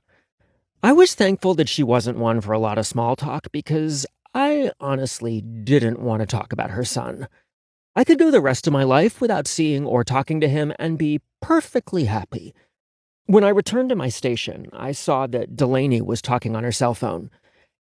I'm at the salon right now, but I'd love to watch the kids for you when I get home. I'm sure you and Laura could use a night out. My stomach sank because I knew who she was talking to. I just crossed my fingers that my name wouldn't be brought up. Maybe you can drop them off to me when I'm done. Her eyes connected with mine in the mirror. How long would you say before we're finished, Joshua? Damn it. 2 hours, give or take 15 minutes or so. Delaney broke eye contact with me as I started to work on her hair. I should be done around 4 o'clock. Where are you two lovebirds heading? I tried not to let her words make me sick. I wasn't sure who I felt worse for, Billy or his wife. It didn't take much thinking for me to choose Laura. Yes, Joshua from high school. He has his own salon. It's lovely, and he's wildly successful. There was a pause as she listened. He's been doing my hair for years. In fact, he's finally convinced me to do something different with my hair. We're thinking red. Delaney burst into laughter at whatever reaction Billy had. Just kidding. We're just changing up the color a bit, and I've chosen a new hairstyle. She paused again to listen. I love you too, son. Yes, I'll tell Joshua hello from you. I kept my eyes focused on her hair and avoided eye contact during the conversation, beyond telling her how long I thought it would take to complete her hair makeover. I hoped that my mental cringing didn't show on my face, especially when she asked if I remembered her son from high school. I was so proud of myself when I was able to calmly say, "Sure do," without giving away any of the contempt I felt for the man. I couldn't stop myself from digging up one tidbit of information, though. I wasn't aware that he moved back. He's been back about 6 months. I'm so happy to be able to hug my grandbabies more than once or twice a year. Having kids is wonderful, but grandbabies are even better. My heart just fills to bursting when I look at them. You'll see someday when... She broke off suddenly. I looked up at her and saw her eyes had widened and her cheeks had turned pink with embarrassment. I'm sorry. Why are you sorry? I asked her. Same-sex couples have children all the time. They either adopt or find a surrogate. I just might know what it feels like to be a grandfather someday. I had honestly never considered having kids of my own. I thought kids were adorable and precious, but being a father wasn't a role I thought about. I did plan on being the favorite uncle to Chaz's and Meredith's kids someday, though. Delaney looked relieved that I wasn't upset. That's all very true, she said. Times have really changed. I couldn't get a read on how she felt about it, but I didn't linger there. I couldn't control her thoughts, nor was I responsible for them. She sang my praises to her son in my presence, but who knew what she would say behind my back? I was never one to back down from an argument or debate, but that didn't mean I went looking for them. My salon was a peaceful zone where serious topics like religion and politics were ignored in place of who was banging who. The truly important stuff in life. I heard Estelle Hayslip had her breasts done, I heard Meredith's client tell her. I got to touch them, Marcy's client said. They felt real and very perky. Yes, all was right with my world again. Well, until 2 minutes after 4 o'clock when he showed up with his kids to meet his mother. I had to admit his spawns were adorable. I just hoped that they took after their mother in the personality department because Laura Sampson was one of the sweetest persons I had known in high school. I was putting finishing touches on Delaney's hair when Billy and his brood showed up. Even though I knew it was a possibility, I was still rattled to see him in my salon. Luckily, I had nerves of steel when wielding a straightening iron or any other hot styling tool and didn't singe Delaney's ear or neck. I felt Billy's eyes on me the entire time, but I completely ignored him. Asshole alert! Asshole alert! Savage's words sometimes amazed me and made me want to kiss his feathered face. I mean, did that bird know his shit or what? The clients in the salon burst into laughter, and I refused to look over to gauge Billy's reaction. Delaney surprised me by saying, I love that crazy bird. Yes, well, I do apologize for the language your grandchildren just heard. I didn't mind Savage's potty mouth most of the time, but I didn't necessarily want kids leaving my salon repeating his filthy language. I tried leaving him upstairs during the day when I first brought him home, but he had separation anxiety so bad he just pecked raw spots beneath his wings. I hated seeing him so distressed and his beautiful feathers laying in the bottom of his cage. I carried him down to work with me every day since then, and he'd become an instant sensation with my clients. I'll talk to them when we get in the car. She raised her brow skeptically and added, But I'm sure they've heard far worse in movies or even songs these days. Lord only knew what they'd heard coming from their own father's lips, but I bit my tongue to keep from saying that. I put my straightener down and looked at her. Delaney had her back to the mirror the entire time I dried, then styled her hair. I loved the big reveal moment, and hers was a big one. I should have been nervous, but I had a strong feeling she was going to love the look. Are you ready for the big reveal? You look amazing, Mrs. Sampson, Meredith said. You really do, Mom. Billy's praise surprised me, but I didn't allow myself to even think about it. I'm so excited, she said. Turn me around, Joshua. Delaney used her stern high school voice that always made me snap to attention when I was a teenager. Yes, ma'am. I turned her around without further delay and watched the wonder and surprise cross her face as she touched her hair. My God! I look 10 years younger, she said in awe. At least, I replied smugly. You're amazing. Yeah, well, I'd heard her son say that to me a time or two, but for obviously different reasons. Isn't he amazing, Billy? I was so proud of myself for not allowing the groan to pass my lips or a grimace to form on my face. I decided I would develop a poker face if it was the last thing I did. He's something, all right. I wasn't exactly sure what the hell he meant, but like his praise just before, I chose to ignore it. Well, I must get home and show this to Edward. He won't believe it's me. She rose from her chair once I removed her cape and continued to look at herself even longer. Miracle worker! Her next action shocked the hell out of me. She snatched me to her and hugged me tight enough to cut off my airway and my circulation. Turn loose of him, Mom. He's starting to turn purple. Oh, you, she said, waving her hand dismissively at Billy. She turned back to me once more and said, Thank you for your honesty, Joshua. You're very welcome, Mrs. Sampson. I'll see you in 8 weeks, right? You can bet on it. I turned away and started to clean up the mess on the floor while she paid and greeted her grandchildren. I could feel Billy's focus on me at times, but I continued to ignore him. There was nothing I had to say to him and nothing I wanted to hear from his lips. Delaney called out a goodbye on her way out the door, and I took my first relaxed breath since she arrived. I went to the kitchen area and made myself a coffee, then prepared to shut the salon for the day. I locked the front door after the last client left and asked everyone about their plans. Meredith had dinner and shopping plans with her mom, and Chaz had mysterious plans he didn't talk much about. He seemed happy enough, so I didn't press him for more details. But that didn't mean I wasn't curious. Marcy had a dinner date with some guy she met online, and we teased her the entire time we cleaned up the salon. I had intended to lock up the back door once everyone left for the night, but I got busy getting the deposit ready for Monday and forgot. I locked the deposit in the small safe I kept in the supply closet and returned my empty coffee cup to the kitchen. I heard the back door open when I was washing the dirty coffee cups, but thought nothing of it.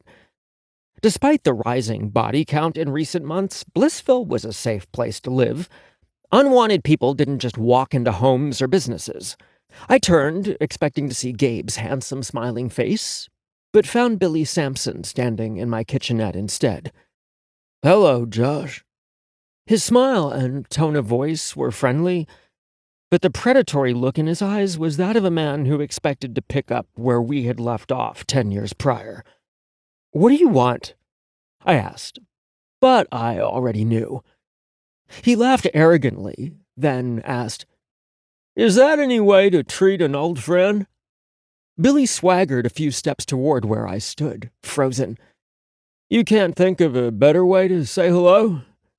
Those plump lips were made for much better things than asking stupid questions."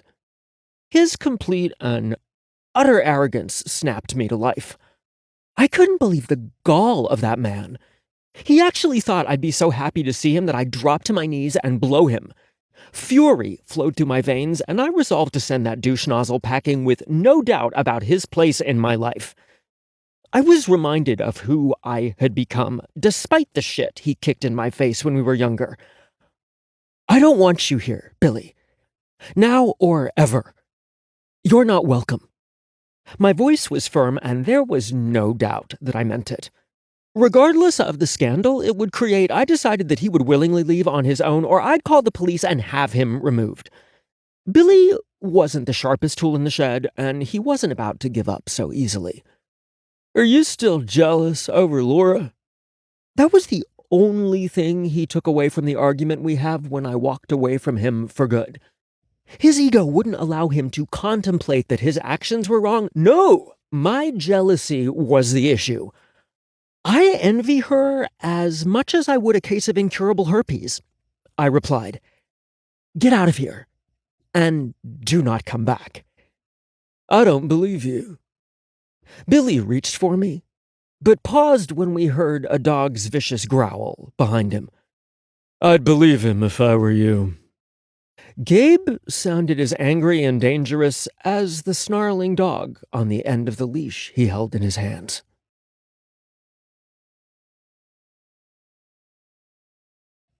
7. "Gabe, are you okay?" I asked when Josh's eyes met mine. Josh glanced at the vase of red roses I held in the bend of my arm, then smiled at me. "I am now."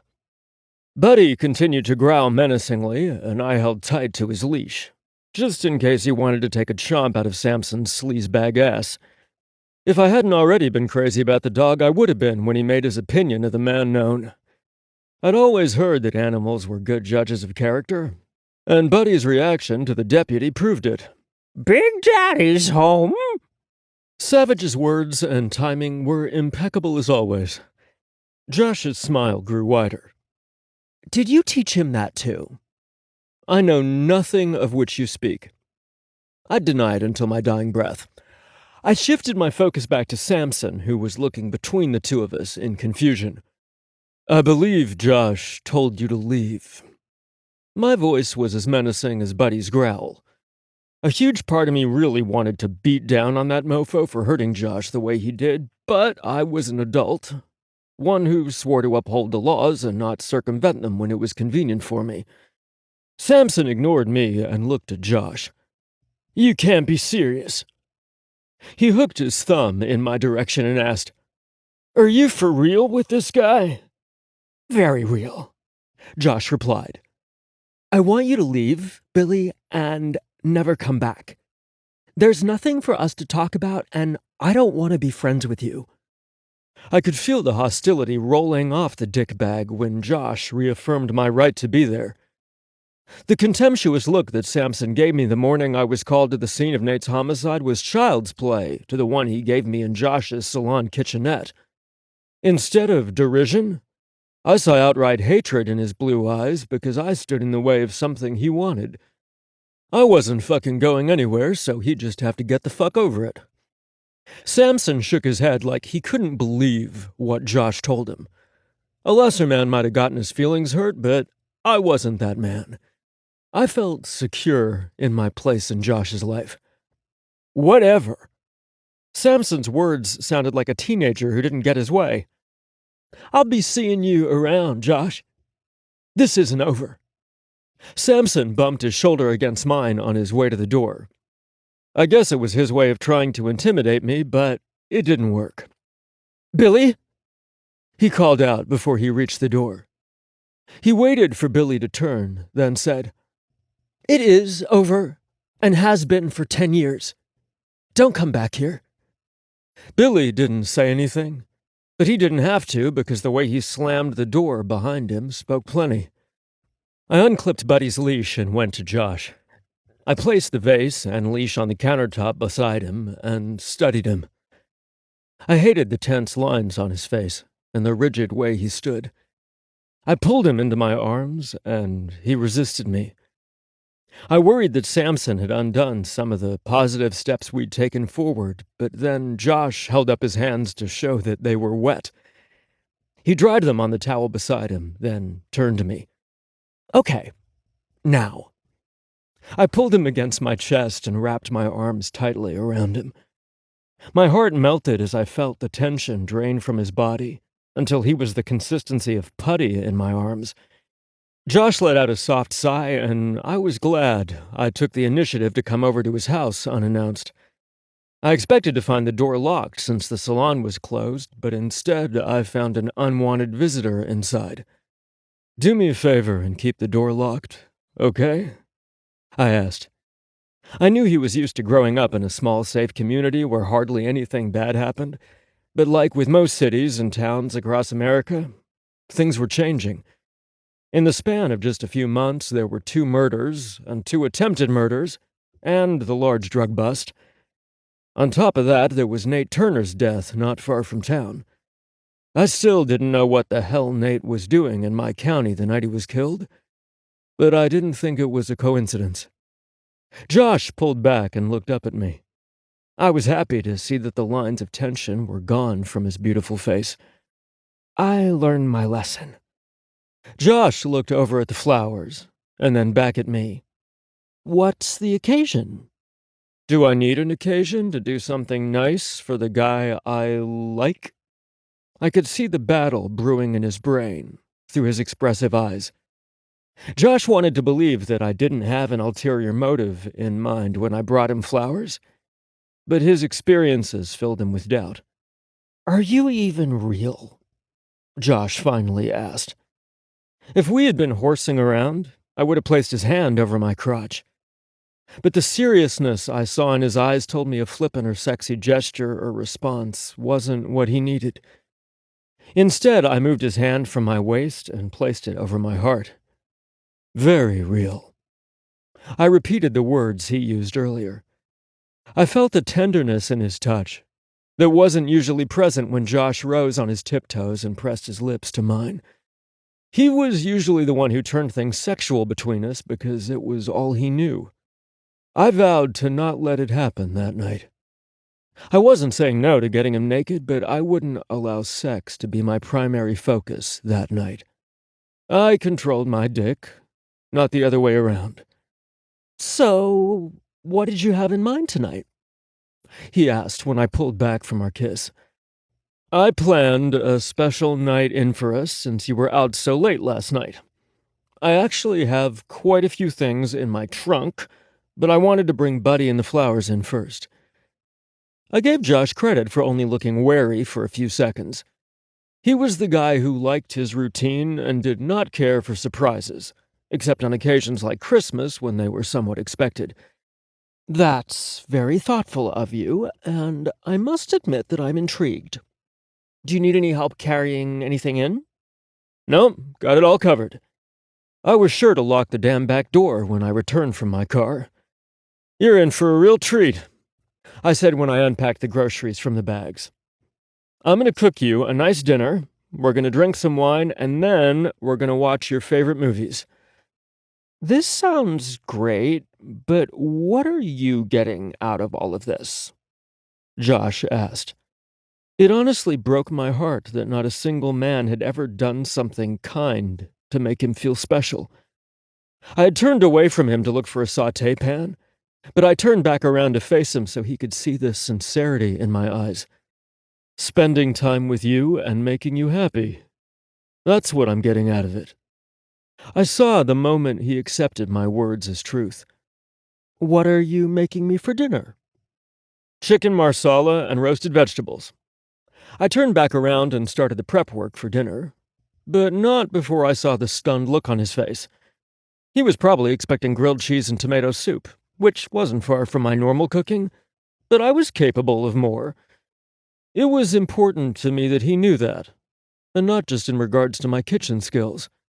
Can I help you? He asked, and I wondered if it was because I was touching his pots and pans. He was so damn particular about them that he rarely wanted anyone to wash them. Apparently they were some high-dollar deal that he wanted to cherish. No. You want to listen to a football game or something while you work? He asked. No. The night was about him, and I wanted to prove that I didn't have to watch sports every single night. You watch what you want. Television was a big deal, because we were two men who were hardwired at birth to dominate the remote control. Okay.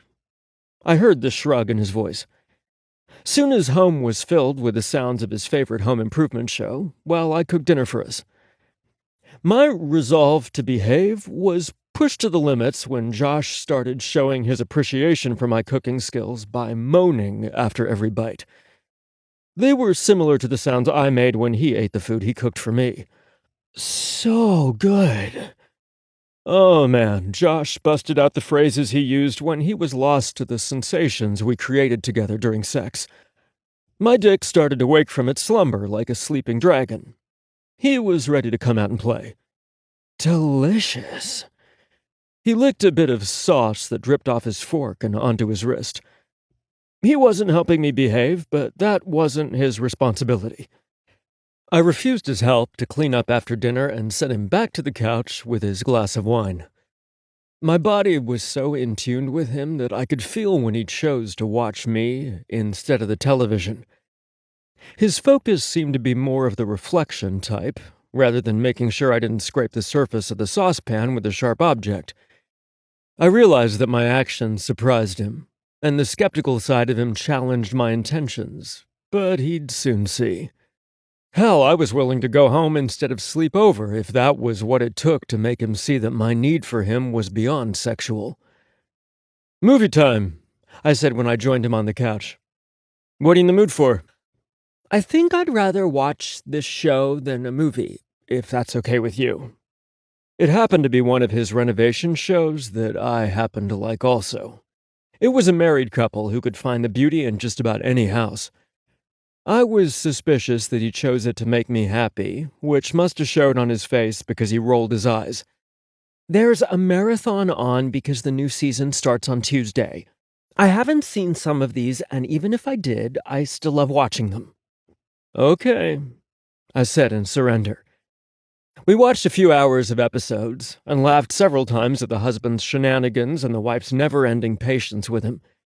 They were a truly fun couple, and very knowledgeable about what they were doing. My favorite thing about the show was how they tried to repurpose things when they could because shiny and new didn't fit everyone's personality. Relationship goals, Josh said sleepily from where he lay against my chest. His confession surprised me a bit, because the R word wasn't in his vocabulary. Something goals, he amended, as if he read my mind. I ran my hands through the silky strands of his platinum hair, and could tell the moment he fell asleep. I didn't reach for the remote to change the show. I continued to watch the couple that Josh seemed to admire so much. It was true that they had a natural, genuine love for one another that came through loud and clear. They didn't smooch or hang all over each other, but you could see it in their expressions and the smiles they shared with one another. I stayed in the same position so that I didn't wake him until the numbness turned into pain. "Wake up, sleepyhead, so we can go to bed and be more comfortable." Josh just tried to burrow into me rather than wake up. "If you cooperate, then I'll take you to see Charlotte, even though you haven't showed me your pole dancing studio." He'd been bugging me to show him my 1970 Dodge Charger that I kept in storage more than I bugged him about the studio. "Just leave me here." Poor guy sounded exhausted, and there was no way I was leaving him on the couch when there was a perfectly good bed waiting on him. I did the only thing I could. I carried him to bed. "What?" he asked when he realized he was being lifted in the air. "I got you." They were the same words I said to him the night I shot and killed the man who broke into his home with the intention to kill him. "Yes, you do." I tried not to take his words too seriously, because he was half asleep, but they still made my heart speed up. He woke up enough to help me remove his clothes and get in bed, but he was out like a light after that. I spooned up behind him so close that we shared a pillow, because that was how he liked to be held. I discovered that I missed our closeness on the nights I slept away from him. The warmth of his skin against mine, and even his breaths, pulled me into a deep sleep. The next thing I remembered, I opened my eyes to find Josh, standing next to the bed fully dressed with a cup of coffee extended to me. It was a lot like the first time he stayed at my house. Except I was happy to wake up there when he hadn't planned on staying at my house. I told him I'd wake him up, and I did, but it was the next morning and not a few hours, like he'd been expecting. "Breakfast in 10 minutes." Josh set the coffee cup on the bedside table when I made no move to take it from him. "Hit the shower, Big Daddy, because you're taking me to see Charlotte before I have to do my tedious errands." "You didn't cooperate," I hollered after his retreating back. "Pick your battles, babe." "Fine, but then I want a demonstration up in the studio." Josh stopped and faced me. "Oh, honey. You're gonna need a few days to rest up after the wicked things I want you to do to me on the hood of your car." I whipped back the covers and flung my legs over the side of his bed. I tripped over my shoe and stubbed my big toe in my hurry to get to the shower, but my dick didn't care about anything as minor as that. "Fuck!" I heard Josh laughing over my discomfort, and vowed I wouldn't be the only one limping that day.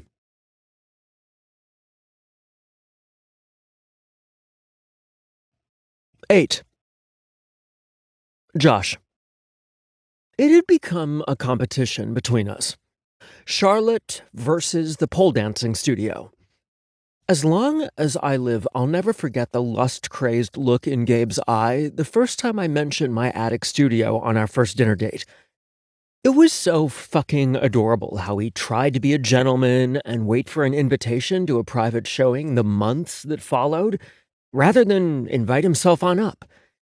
It made me fall deeper in like with him.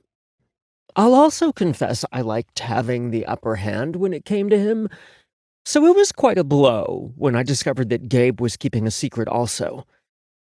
Sally Ann and Adrian had invited us over for Sunday football and chili once Gabe recuperated from his head injury. I can't even be sure who or why it was brought up, but Adrian said something about Charlotte, or Gabe's obsession with Charlotte. At first, I was confused as fuck. Who the hell was Charlotte, and why would Gabe be obsessed with her? I was overcome with an insane streak of jealousy, and then I stamped that shit down quick. I never once got the impression from Gabe that he was also attracted to women, and Lord knows there were enough sexually engineered commercials on during football games to fire up any male remotely interested in lady bits.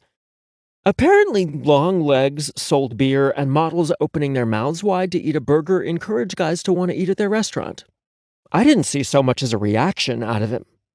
Then I realized it didn't matter who he was attracted to because I was the one he wanted. As insecure as I was at times, I was smart enough to know that attraction didn't equal unfaithfulness. Billy Sampson's behavior in high school colored my views for a long time, but I eventually figured things out. I also knew that Gabe wasn't the kind of guy to stray, which was a reassurance I never thought I would have in something. Secure in my place in life, I laid my head on his broad shoulder and asked, "Who's Charlotte?" Gabe leaned away enough so that he could look down at my upturned face. "I never told you about Charlotte?"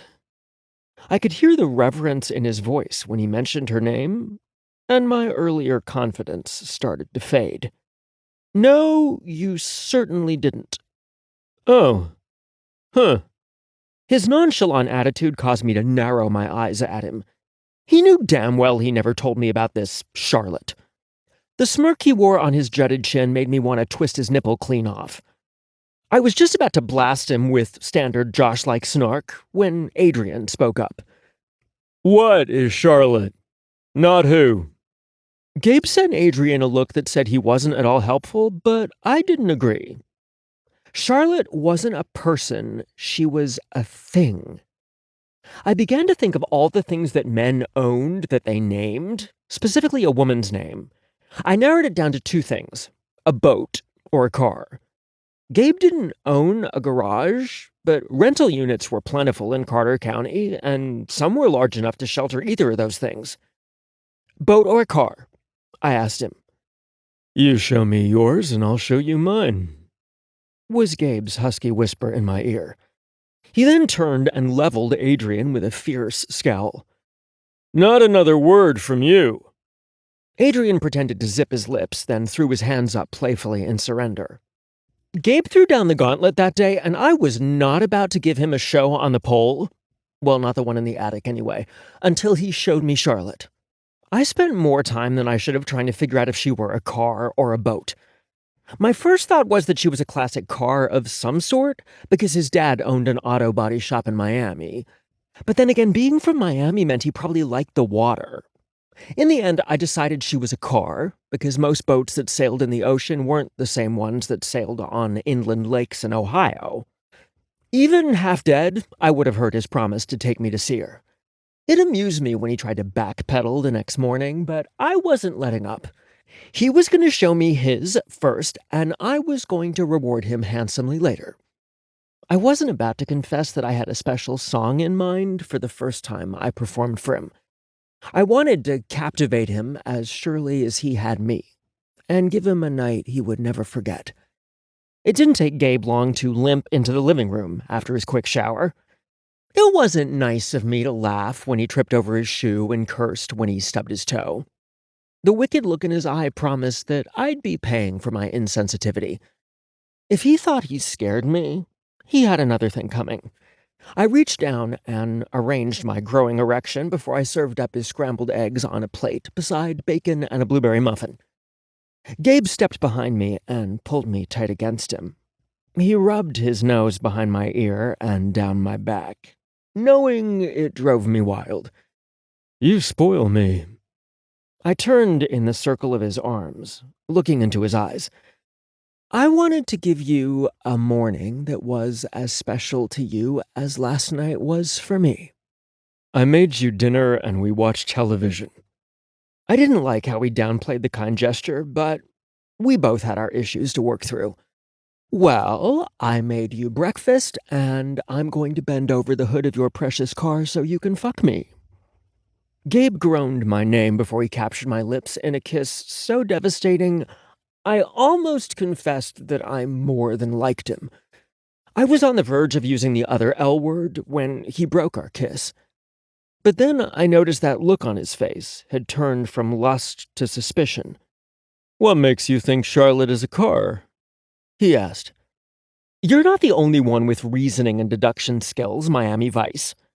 I pinched his nipple playfully before I turned back around to grab our plates. "Our lakes aren't deep enough for any boat you sailed in Miami, and your father owns an auto body shop." I placed our plates on the table and then put my hands on my hips. I gave him my best smug smile before I said, "It stands to reason that you'd have a classic car stored somewhere in this county." Gabe tipped his head to the side as if he was impressed. Then he shot my theory all to hell when he said, "Maybe it's a motorcycle." My mouth dropped open as I pictured Gabe in a leather jacket and pants astride some manly-looking machine. I imagined the vibration of the bike working its way through my body as I held tight to him with both my arms and thighs. "Well, I guess she better have one hell of a kickstand to support us when I straddle your legs and ride you." "Jesus," Gabe groaned. I may or may not have teased Gabe the entire 30-minute ride to his storage unit with the things I wanted him to do to me. I was grateful that he was as worked up as I was by the time we stepped inside his unit because I couldn't handle being the only one to feel it. He was on me as soon as he shut the door. At first I was too caught up in our heated kiss and the way his hands felt against my skin when they slid beneath my sweater. Eventually, two thoughts permeated my lust-dazed brain. It was dark as night inside, but warm as could be. "It's heated?" I asked before pulling back from his kiss. "Nothing but the best for Charlotte." Gabe licked the seam of my lips before he bit down on my bottom lip. "Ready to meet her?" I was more excited than I thought I would be. I mean, it was a hunk of metal, either way, but she obviously meant a lot to Gabe, and he meant a lot to me. I cringed internally after my hunk of metal thought because I sure as hell didn't view my car that way. "Ready." Gabe flipped on the light, and I blinked against the sudden brightness in the unit. I could tell by the shape beneath the cloth cover that we were definitely talking about a classic car. Gabe walked over and slowly began to remove her cover, as if he was performing some automotive striptease. The gleaming back hood came into view, and then the rest of the car inch by inch until just the rear of the car was covered. Gabe yanked the cover the rest of the way off and held his hands like a dorky but oh-so-sexy magician. "She's a 1970 Dodge Charger," I completed for him. My granddad had a red one named Dolly. She was his pride and joy, too. I felt Gabe's eyes on me when I walked over to the gleaming machine. "She's beautiful." I reached for the handle and opened the door. I was pleased to see that her black leather interior was just as pristine as the exterior. "I can see why you like her so much." I heard and felt Gabe approaching me, so I shut the door and then turned to face him. "Love, not like." The emotional crack in his voice told me that he might be talking about more than just his feelings for his car. I wasn't ready for that, so I did the first thing that came to mind. I seduced him. I reached between our bodies and stroked his erection through his jeans. I took to heart that I could get such an intense reaction out of an amazing man like Gabe. It's been too long since I felt you inside me. It had been 24 hours, too many, and I was impatient to have him again. I stepped away from him and walked around to the hood of the car. I unsnapped my pants and pushed them all the way down to my ankles so that I didn't risk scratching Charlotte's paint job with a snap or zipper. Gabe stood rooted to the spot until I began stroking my erection. Then he stalked toward me with an intense look that said he was the predator and I was his prey. Gabe stood behind me and removed my hand from my cock. He took my wrists in his hands and pushed his chest against my back until I was bent over with my hands braced on the hood. I was shocked that he wanted my handprints on his car, but then I lost track of all my thoughts when he said, "Don't move." His voice was a dark promise beneath the bright, sterile lights. I expected to hear Gabe undressing in preparation to fuck me, but instead he dropped to his knees and parted my ass cheeks. My eyes rolled back in my head when I felt the tip of his wet tongue against the crinkled skin surrounding my hole. I expected him to dive right in, but I was wrong. Gabe took his time teasing my puckered entrance for several long moments before he pulled back to nibble on the taut globes of one ass cheek, then the other, while his large hands kneaded the muscles in my thighs. I needed more from him. "Gabe," I moaned. "Shh, I got you," he replied. I heard the sound of Gabe sucking on his finger before he pushed the tip inside my ass. Then I felt his tongue licking my sensitive pucker around his finger as he worked it in and out of my tight clench. Gabe growled as he lapped at my flesh like it was the best thing he had ever tasted. My head suddenly felt too heavy, and I let it fall forward. "More!" I demanded. Gabe obliged me by removing his finger so he could fuck my ass with his tongue. It was the most incredible thing I had ever felt, and I hoped it wasn't something I only received on special occasions like birthdays or Christmas in the future. Pre-cum leaked from my dick in a thin, clear line and landed on the hood of Charlotte. "I'm getting cum on your car," I warned Gabe. His answer was to bury his tongue deeper inside me. I wanted so badly to stroke my dick, but Gabe told me not to move, and for once I listened to him without putting up a fight. I wanted to draw out my pleasure as long as I could, and the combined sensation of his tongue in my ass and friction on my cock would have me coming too soon. Gabe worked my hole until I was practically a pliant limp noodle on the verge of collapsing on the hood of his car.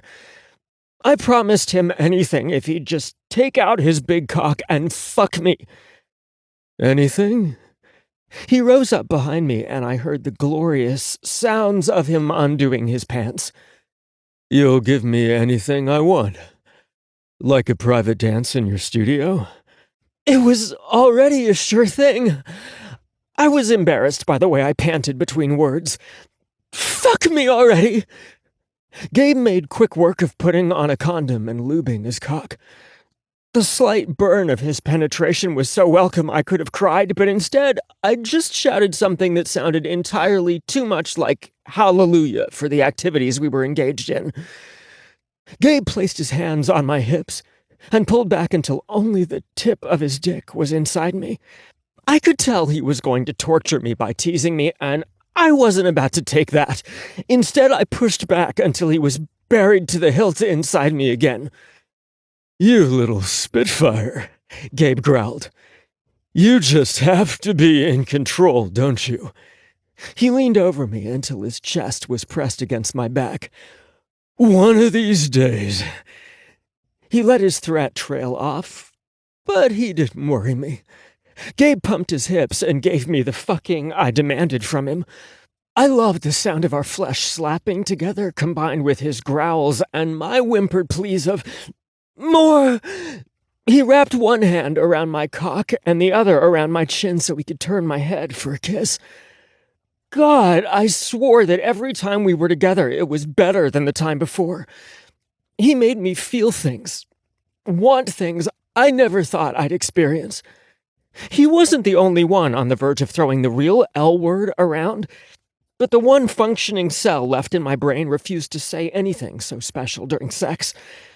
I wanted him to believe me when I finally fessed up to being in love with him, and everyone knew declarations made during sex couldn't be trusted. Instead, I went with, "I love the way you fuck."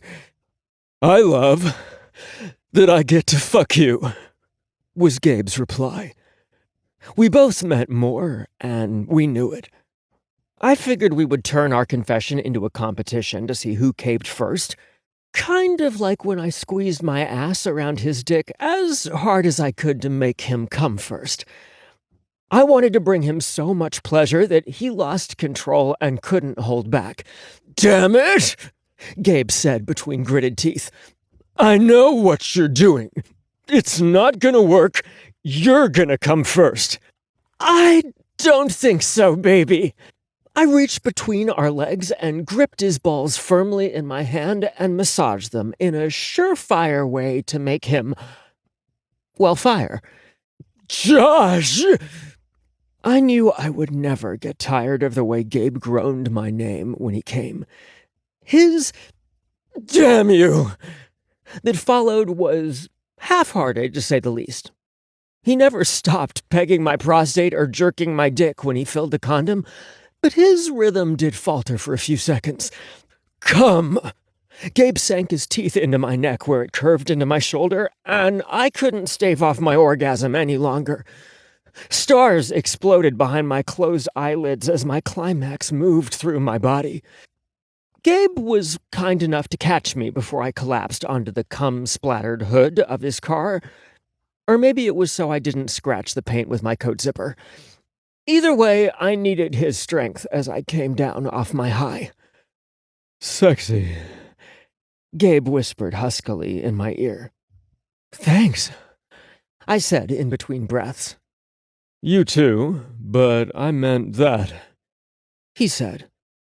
I opened my eyes and saw that he was pointing to the mess I made all over his car. I love that I can make you come that hard. I could barely remember my name, yet he could form complete sentences that made sense. I apparently wasn't doing a good enough job of rocking his world, and planned to remedy that later the same week in my studio.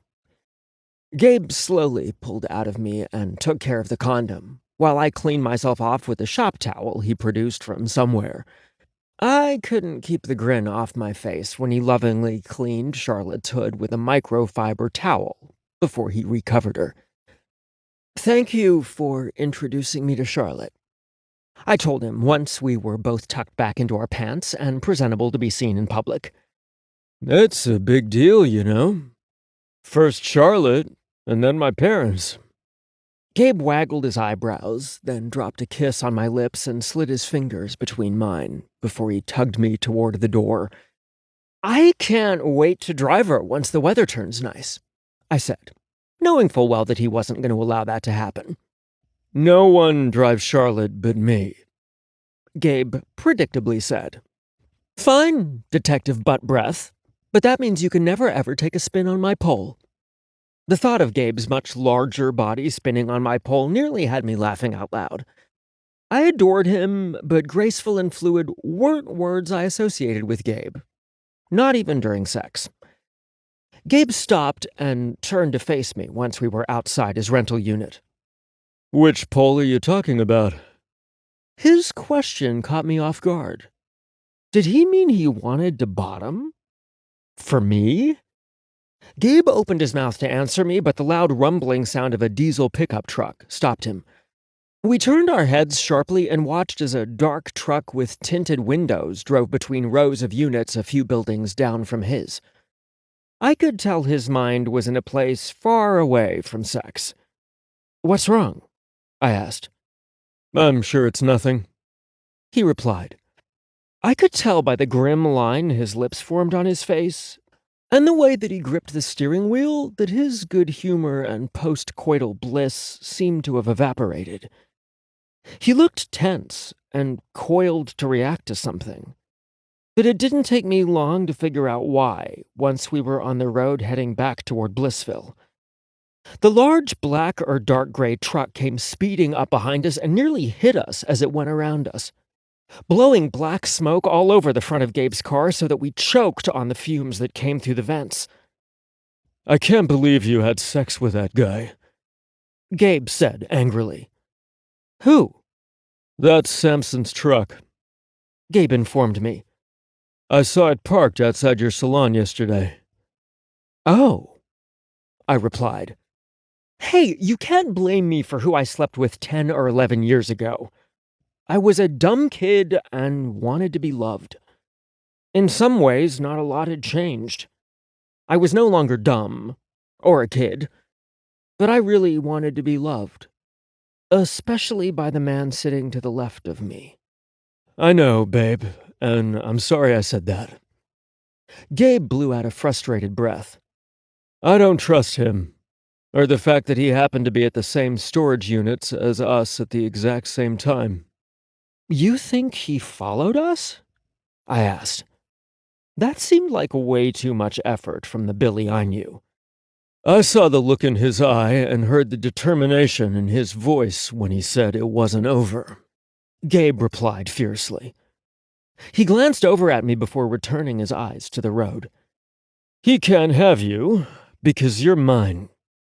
I was about to preen in my seat until he said, "Even though you called me Detective Butt Breath after I made you come so hard you sang soprano." "Well, you did just have your tongue in my ass," I told him. "Which I later put in your mouth, so that makes you a butt breath too." He had a valid point, and ooh, I hadn't thought about it until he said something. "So that means you kinda licked your own asshole." "I hate you." Gabe laughed, because he knew it was the furthest thing from the truth.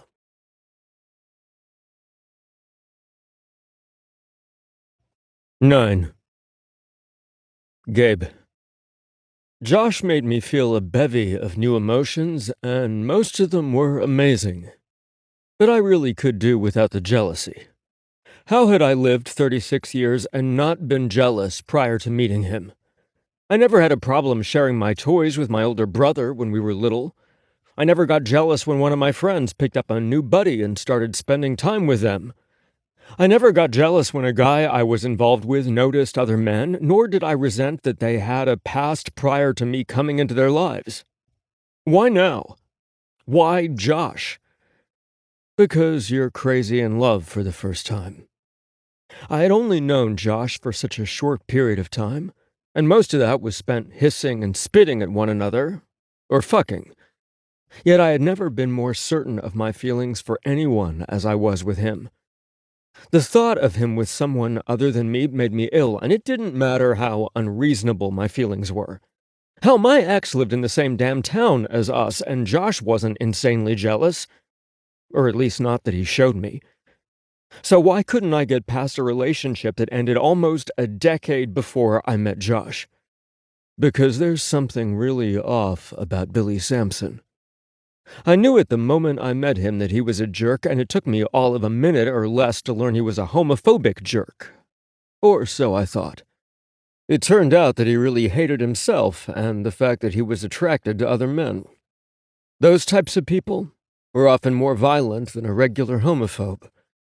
I should have pitied him rather than been jealous of his existence, but I was angry that he got to see an innocent Josh, that the world hadn't turned cynical, and even angrier that he was part of the reason for Josh building walls around his heart. I wanted that heart all to myself, and I wanted it given to me freely. I needed Josh to be able to look into my eyes and tell me exactly how he felt about me without hiding his emotions behind snarky comments and sex. I craved the moment that Josh could be completely real with me and not worry that he would be let down and disappointed again. I also knew that I needed to earn that privilege with more than just words, which was why I pushed aside all of my irrational jealous feelings over his past with Billy Sampson so that I wouldn't ruin our day with a foul mood, especially after the sexy moment we shared in my storage unit. I ended up taking Josh to run his errands, rather than drop him off back at his house, because I wanted to spend more time with him. I enjoyed our trip to Brooks Pets, but I could go the rest of my life without returning to the grocery store on a Sunday afternoon. "What the hell is going on here?" I asked in disbelief. The parking lot was packed with cars, and there was only 2 grocery carts left in the corral inside the store. "Is there a blizzard coming?" Every time the forecaster mentioned snow, regardless if it was a dusting or 2 feet, people ran to the store and bought out the bread and milk. Ohioans were strange individuals sometimes. "It's Sunday at noon," Josh replied, as if that made any sense at all. He rolled his eyes when I just looked at him like he was from another planet. "All of the good people have left church and they're grabbing their groceries before they go home. If I wasn't still blissed out from the O you gave me, then I might be a little upset with you for making me arrive later than normal. I always get here and back home before the madness." "You think we're bad because we don't attend church?" I asked him curiously. "Not at all," he replied. "It was just something that was stressed by the older generation when I was younger. If you didn't go to church, then you were going to hell. Now I get to go to hell for a much better reason." He rolled his eyes at me again and said, No, I don't really believe that either. I'm just once again repeating the shit I've heard over the years, and not necessarily from people in my community. I wasn't overly religious, but I was glad to hear that Josh didn't think he was unworthy of God's love, like he did in the past with the men God created. God loves everyone, he said confidently, before he added, especially those who make the world a more beautiful place. I knew when he pointed to himself, he was referring to his career, and not his looks. Well, that was until he licked his finger and ran it over his eyebrow. You do make the world a more beautiful place. I leaned over and kissed his cheek and felt his skin flush beneath my lips. Sure enough, his skin was a pretty shade of red when I pulled back. I wonder what they'd call that shade in a lipstick. I pondered out loud. Josh's response was to elbow me in the ribs before he walked ahead of me, pushing his cart with his head held high. I learned quickly that Josh didn't quite know how to handle it when someone served him up a bit of his own smart-ass medicine. I liked that I was unpredictable to him and kept him on his toes. I stood there longer than I should have, admiring his sassy bubble butt as he walked away. I like you more and more each day. I turned around and looked into Meredith's smiling eyes.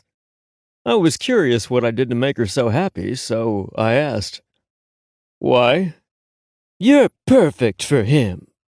The woman dressed in her Sunday finest standing beside Meredith said. She had the same mocha-colored skin and keen brown eyes that sparkled with mirth as Josh's best friend. I didn't have to rely too heavily on my detecting skills to know I was standing in front of Meredith's mother. You give that sass right back to him and keep him on his toes. I was glad to hear that my earlier speculation had been right.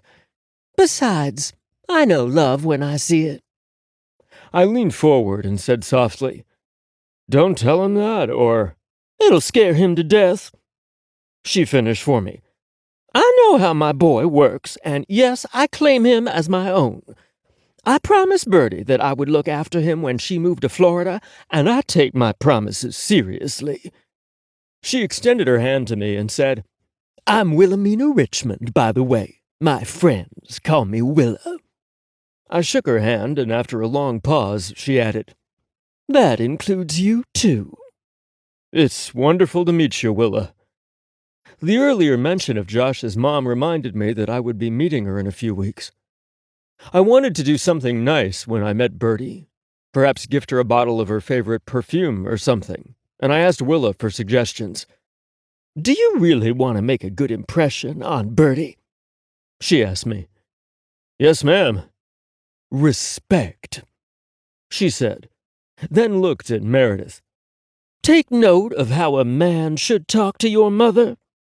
I raised my brow, wondering what she was referring to, but decided to ask Meredith later because I knew Josh would double back and look for me before too much longer. Willa locked her eyes on mine and said, Treat her son the way he deserves to be treated, and I promise you that she's gonna love you. It sounded too simple to be true, but that's exactly how I would feel if I had a son or daughter. As I predicted, Josh returned to my side mere seconds after Willa finished her sentence. "Mama Richmond," he said before he was wrapped tight in a hug. I miss your face. Boy, I've lived in the same house for nearly 15 years. Do I need to print off a map for you, or are you just playing hard to get? Then she looked at me and amended, Or perhaps you've been very busy. Josh wasn't the only one who blushed after Willa's comment. I remember what it was like when things were new. Mama, Meredith said, but her admonishment was ruined by her snort. I'll stop over tomorrow, Josh promised, tugging on my arm to get me to follow. This guy made me late, and I have to get a move on if I'm going to make dinner an amazing event. Dinner is always an amazing event, Meredith countered. Thanks, love, Josh told her as he walked backwards. I took the cart from him in fear that he'd run someone over. I'll see you tonight. He then blew air kisses at Willa and said, And you tomorrow. What's for dinner? I asked Josh once he turned back around. I hadn't missed a Sunday dinner since he first invited me after we kissed and made up after he returned from Thanksgiving with his family in Florida. I was the first guy Josh ever invited over to the precious night he only shared with the two people closest to him in the world, Chaz and Meredith. "You're in for a real treat," he said proudly. "I'm making you beef stew and cornbread." I didn't miss how he said he was making it for me. My mouth watered at the thought, and I groaned so loud that people turned to look. "He's making cornbread," I said, as if that explained everything. "Homemade cornbread," Josh amended. "Not some crappy box mix." Some lady who'd just tossed a name-brand box of cornbread mix in her cart gave him the side-eye and sped away. The rest of the trip through the store was less eventful, and Josh refrained from insulting anyone else with talk about his superior cooking skills. He did take his sweet old-fashioned time squeezing the produce in a way that made me think of the way he milked my balls right before we arrived. I couldn't tell if he was dilly-dallying to annoy and tease me, or if he was that particular about his fruit. I patiently pushed the cart around without saying a single word, and exchanged sympathetic looks with other men who were in the same boat as me. I couldn't wait to get back home to his house and smell the amazingness that I knew his beef stew would be. It seemed like days before we were once again back in my car heading to Josh's house to put away his groceries and pet supplies. A light snow had begun to fall while we were inside the store, so I was paying more attention to the roads than whatever Josh was saying at the time. I had seen just how quickly the roads got slick when the temperature hovered around or was below freezing, and wrecking was the last thing I wanted to do that day. "Are you paying attention?" he asked primly. "Not really. Hey, I wanted points for honesty, but it didn't look like I was going to get them." "That just added an extra day on before you get to see my studio and that special routine I have planned for you." I sat up straighter in my seat and glanced over at him to see if he was joking. He was not. It was the first time he ever mentioned a special routine, and I was damn determined to knock that day off my sentence. "I'm sorry, dear." The snort Josh gave told me that my voice was anything but the contrite one I had planned. "I was saying," Josh said exaggeratingly, "that I read an article online yesterday that said a lot of gay couples start looking alike after they've dated for a while. I'm just stating for the record that we—" I saw him gesture his finger between us out of the corner of my eye. "Will never be that couple." I gasped as if I was truly affronted when I was actually excited that he thought of us as a couple, even though the R word had yet to be used by either of us. "Are you saying that you think I'm ugly?" "Don't play dumb with me, detective." He skipped whatever insult he was about to use when I pinned him with the same scowl I gave perps when I played bad cop. "I simply meant that I like how different we are as individuals. I think we complement each other." His words made my heart dance in my chest. "I agree," I told him. I turned to face him once I was stopped at a four-way stop. I hooked my finger in his jacket and pulled him to me for a quick kiss. Besides, there's no way my boys want to be trapped in skinny jeans after all these years wearing Levi's. Josh laughed hard, but I wasn't sure it was due to my words or the idea of me crammed into skinny jeans. I love how they looked on him, but there was no amount of money in the world that would entice me to wear them. "I like the way you look in my t-shirts, though," I told him once I resumed driving back toward his house. If I was keeping score of the number of times I rendered Josh speechless, it would probably be a total of 2 times after he heard my t-shirt comment. I wouldn't say he stiffened exactly, but there was a sudden stillness to him. Josh was never still. I worried that I went too far or pushed too fast until he placed his hand on my leg and patted it. "I like wearing your shirts because they smell like you." I had to swallow hard twice to dislodge the lump of emotion stuck in my throat. I knew there was so much more to his words than him admitting that he liked my body wash. I pulled into his driveway at the rear of his house and parked next to his teal-green Mini Cooper convertible. I wanted so badly to expand on the emotional exchange that we both had, but I didn't want to push my luck. Instead, I posed him the question that had just popped into my head. What's the name of your car? I knew that there was no way in hell that Josh didn't have a name for her. He loved that car as much as I loved Charlotte. His pink-tinged cheeks told me that he was embarrassed about the name he chose for his car. He mumbled something beneath his breath, but it was too soft for me to hear. What was that? Princess. It's cute, I replied. Like the car? And like... Do not say like her owner. Josh's shrewd eyes locked on my twitching lips as I fought back the urge to laugh. I would never. Josh's response was to get out of my car and walk around to the trunk so he could start unloading groceries. I was feeling a tad sassy myself and didn't push the button to open it for him. Instead, I sat in my car and watched him through my rearview mirror until he lowered his head and looked at me through the rear windshield and mouthed the words, 2 days. I popped the trunk almost as fast as I could spring an erection. The smug smile on his face told me that he had me right where he wanted me. By the balls. Yeah, well, I had my own little victory with him admitting he liked to smell like me. In my book, it made us both winners. If I had my way, we both would be celebrating our victories together, after his friends went home.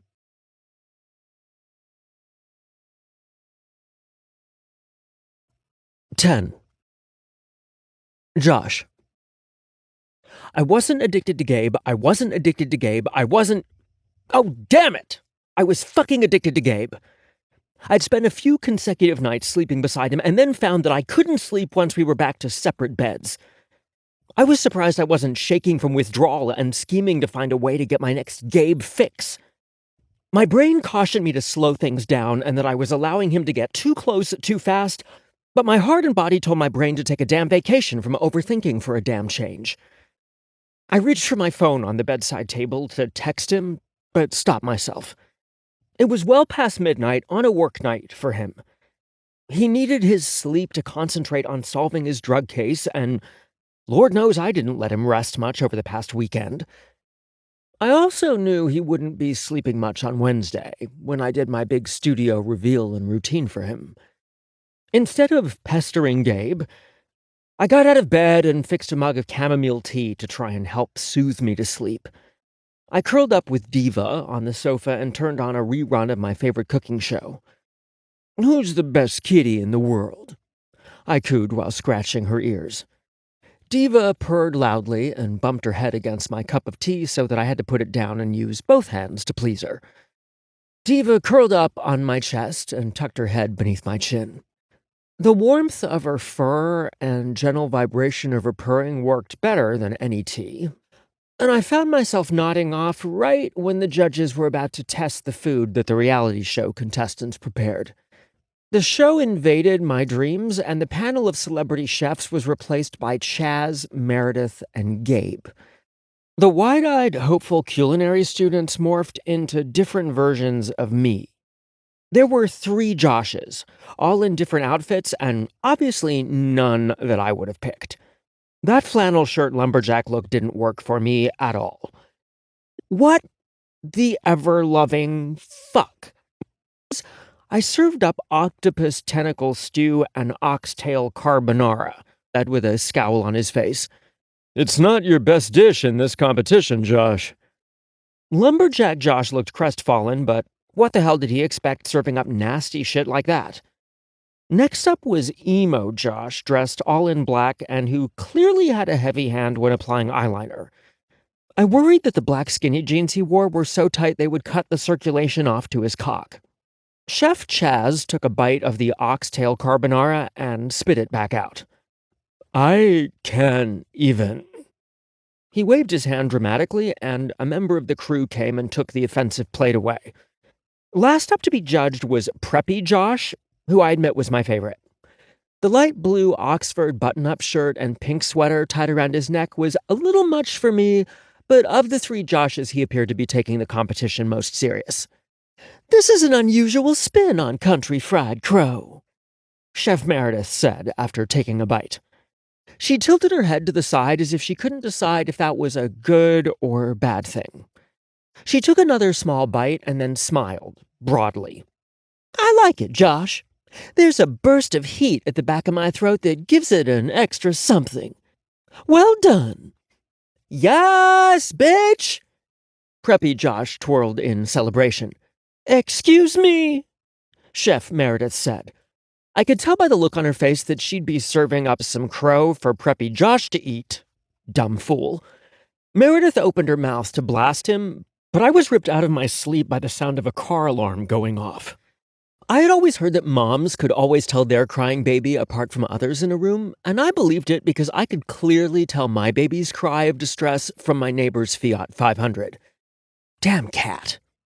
I muttered as I set Diva on the sofa and rose to my feet. Diva was insulted by my comment and snagged my pajama bottoms with her claw before I could walk away. Oh, not you, baby girl. I was talking about that unfortunate cat who lives next door who sets off a different alarm almost nightly. Scruffy or some stupid shit name, I told Diva. She retracted her claw and permitted me to leave. I put on my robe and slid my feet in my slippers before I grabbed my car keys. My princess sometimes played hard to get and required me to stick my key in the door rather than push a button on the fob before she would stop her crying. I flipped on the outside light next to the back door and made my way carefully down the icy steps to the driveway. If I ever cleaned all the crap out of my garage, I could store Princess inside and not worry about her alarm being set off by a dumb cat. I slipped and slid my way over to the car and couldn't believe what I saw when I got there. All 4 of my tires had been slashed. I unlocked Princess to turn off the alarm, then stood there, staring at my baby and wondering who would violate her in such a hateful way. An eerie feeling came over me, as if I was being watched. I looked up and down the alley, but I didn't see anything out of the norm other than the streetlight closest to my driveway was out. It had been working when I walked Gabe to his car earlier that night because I remembered remarking about how pretty the snowflakes looked in the beam of light. The light could have gone out on its own, but I had a sneaky suspicion that wasn't the case. I was too freaked out to investigate, so I returned inside the house and called the police. Somewhere in the back of my mind, it should have occurred to me to call my hunky detective of a boyfriend first, but it didn't. Unfortunately for me, one of the officers who arrived on the scene called him instead of me. In my opinion, 4 uniformed officers to answer a vandalism call seemed to be a tad bit excessive. Hell, I didn't even know we had 4 cops on duty at one time. Regardless, one of the 3 extra cops had nothing better to do than call Gabe when the first officer took my statement and completed a report. The thunderous look on Gabe's face when he arrived made me want to hide in the closet, but those days were long past. I also noticed that the 3 Stooges suddenly got busier once he arrived. One of them even found a clue. Admittedly, one that validated the uneasy feeling I had when I first discovered that my tires had been slashed. Detective Wyatt, it appears that the streetlight in the alley was purposefully busted. I found shards of glass below on the ground beneath the light, he said, interrupting the stare down Gabe was giving me. Stay inside where it's warm and don't bother trying to lock me out. We are going to have a conversation when I return. Gabe's tone of voice and high-handed behavior should have pissed me off, but the shaking I felt in my body had nothing to do with fear or anger. Damn him. My tea from earlier was ice-cold and disgusting, so I made a fresh cup, made myself comfy on the sofa and flipped on a new show I hadn't seen before called Who's Your Fryin' Daddy? The host went to carnivals and county fairs from coast to coast and featured deep-fried favorites. I got so caught up in the weird shit that some people like to fry that I was able to temporarily forget the damage to my poor, pitiful princess until Gabe returned upstairs by himself. Where's the other officers? I asked. I tilted my head to look around him, hoping that one or more would be following behind him. But no such luck. I sent them all on their way, Gabe replied sternly. Instead of sitting on the couch next to me or the club chair beside the couch, Gabe squatted down in front of me. Are you okay? I could see that concern had replaced the majority of the anger he felt earlier, although I could still see it simmering around the edges of worry in his eyes. I wasn't out of the woods yet. I'm fine, Gabe, but Princess. Forget the car for a moment, Josh. Your insurance company will replace the tires. Princess will be fixed. It's you that I'm worried about. He released a shaky breath, and I realized that his concern went deeper than I had first realized. I knew that Gabe had a protective streak, but I thought his reaction to a little bit of vandalism was disproportionate. What am I not understanding here? I asked him. Tell me exactly what happened. Gabe avoided my question, which irritated me. It was the middle of the night, and I'd had very little beauty sleep, so I wasn't surprised when I felt the ugly coming to the surface. Why don't you read the report? I fired back. Now is not the time for your attitude, Josh. I'll overlook that you called the police department instead of me, for now, but I need you to answer my question. What exactly happened? I wasn't one to give in easy. Well, I couldn't fall asleep, so I fixed myself a cup of warm tea and curled up with the cat on the couch. I was watching some food reality show, and the next thing I knew, I was having a dream. You were there, Meredith was there, Chaz was there, and Josh! Gabe rose to his feet and paced angrily away from me while sliding his hands through his hair. He turned to face me and gave his hair a theatrical yank to let me know how mad I drove him. Damn it! You could be in serious danger, and... Wait a minute! How do you jump from 4 flat tires to serious danger, Gabe? I was too shocked to come up with a cutesy name for him just then. Remember when I told you about the threats made to Nate Turner? Gabe asked. I nodded my head, but failed to see what I had in common with a sleazebag nightclub owner who might have been involved in illegal activities. I didn't so much as cheat on my taxes. His tires were slashed, just like yours. Coincidence, I said to Gabe. But I couldn't shake the feeling that he might be right. I did feel an ominous presence when I stood outside. If Nate hadn't turned up dead in our county, then I would agree with you, but he did. Gabe said. He took his coat off and tossed it over the arm of the couch. Josh, I have no idea what Nate was into or why he appeared to be bringing it to me, but it can't be a coincidence. I'd love to pin this on Deputy Smalldick, but in all fairness, this doesn't seem to have his name on it. Gabe was making serious accusations and basically telling me that my life could be in great peril, but all I could think about was how much I had rubbed off on him already. His Deputy Smalldick talk made me smile and brought happy tears to my eyes. A look of panic crossed Gabe's face, then he said, Josh, don't cry. I won't let anything bad happen to you. He pulled me into his arms and said such sweet things to me that it only made me shake harder. And at some point, Gabe realized I was trembling from laughter and not fear. What can you possibly find funny about this situation? Deputy Small Dick? I laughed so hard that I gasped for air between each word. You might not look like me yet, but you're starting to sound like me. Gabe closed his eyes as he struggled to find patience with me. If he planned on sticking around long, and I hoped that he did, then he would need to discover a huge well of it inside him. It's late, and nothing is going to get resolved by us not sleeping. You're staying? There was no disguising the hopefulness in my voice.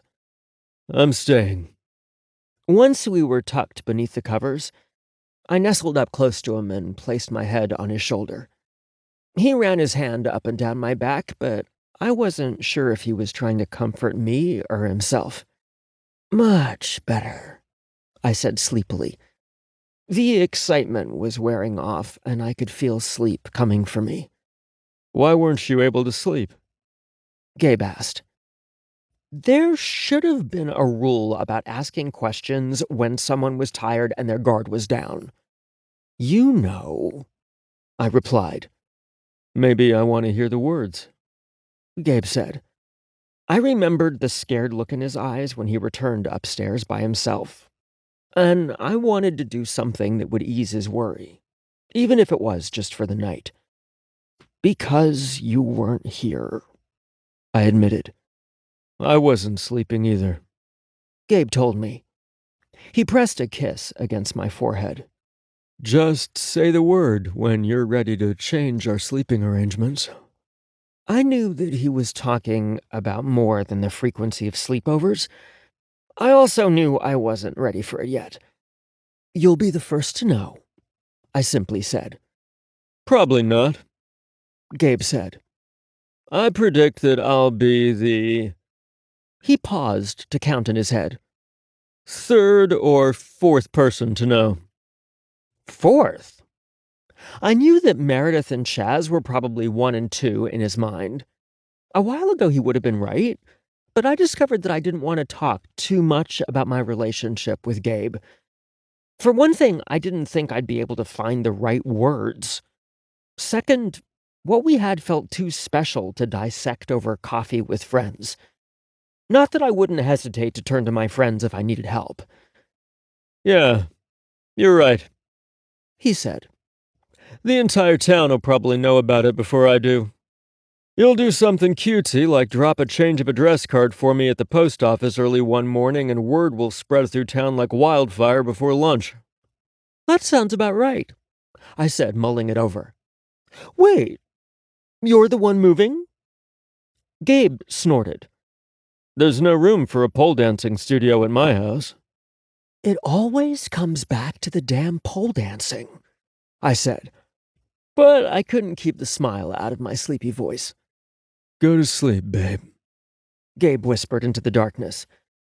"You'll have a busy day tomorrow reporting your claim to your insurance company, and then making arrangements to have Princess towed to have new tires put on. Unless—" "I'll take care of it." I appreciated that he was going to offer, but I had the day off and was quite capable of doing the tasks he mentioned. "I'll leave my charger for you, in case you need to drive someplace. I'll have Adrian pick me up here in the morning." Gabe loved that car with the remote start, heated seats, and steering wheel. I couldn't believe he'd let me drive it. But then I realized that I probably ranked higher in his life than even I knew. The scale was leaning majorly toward the thrill side, but there was still an edge of terror remaining when I thought about how close we'd come in so little of a time. Breathe, Josh. Don't fight it.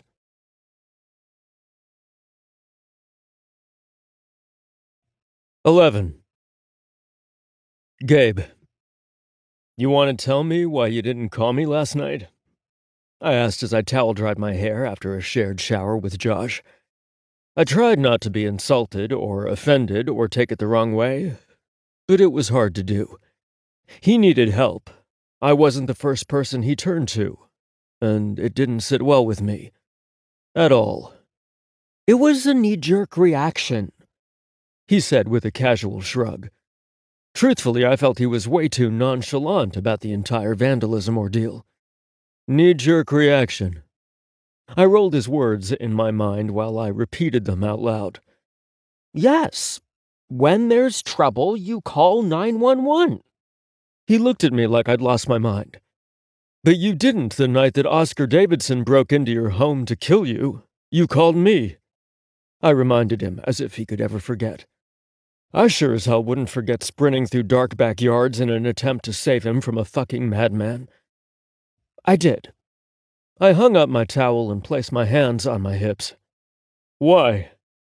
I can't take you seriously with you standing there all naked and sexy looking, Josh said. He was clearly stalling because he could barely stand up after the orgasm I'd just given him, so there was no way he was ready for more. I crossed my arms over my chest and gave him my best menacing scowl. I was freezing my naked ass off, but I wasn't budging from this topic. That's not helping because I can still see your dick. "Josh!" My tone said I was done playing. Fine. He snatched his towel off the rack and began rubbing himself furiously.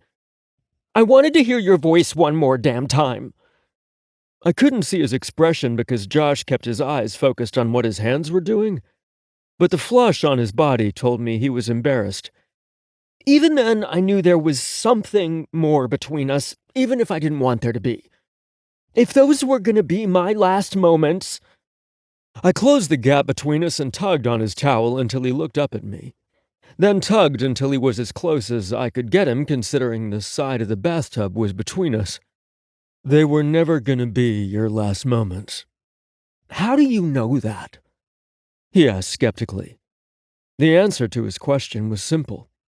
He was meant to be mine. At the time of his attack, I knew only two things about him. He drove me crazy, and I couldn't get enough. We hadn't known each other long then, and we weren't sure we liked each other. I suspected that my move to Blissville was fated, but to be with him instead of Kyle. I wouldn't tell him any of that right then because he wasn't ready to hear it. Soon, I told myself. To him, I said, I know these things. Yeah, but you didn't see blah, blah, blah, I finished for him. The Wanda Honeycutt jokes were getting old. I wasn't the only one fooled by her sweet church lady routine, and at least I could say I'd only known her for a few months. The rest of the knuckleheads knew her their entire lives and never saw her devious nature. Josh, I said seriously, call me first next time. Josh scrunched up his nose and frowned. Damn, I hope there isn't a next time. He replied, Me too, but if there is, you'll be the first to know, he said obligingly. Josh lowered his voice and whispered, We're starting to finish each other's sentences. Next thing you know, you'll be wearing... I'm not wearing skinny jeans, I said, cutting him off. I lightly bit his bottom lip, then stepped back so he could get out of the tub and get warmed up.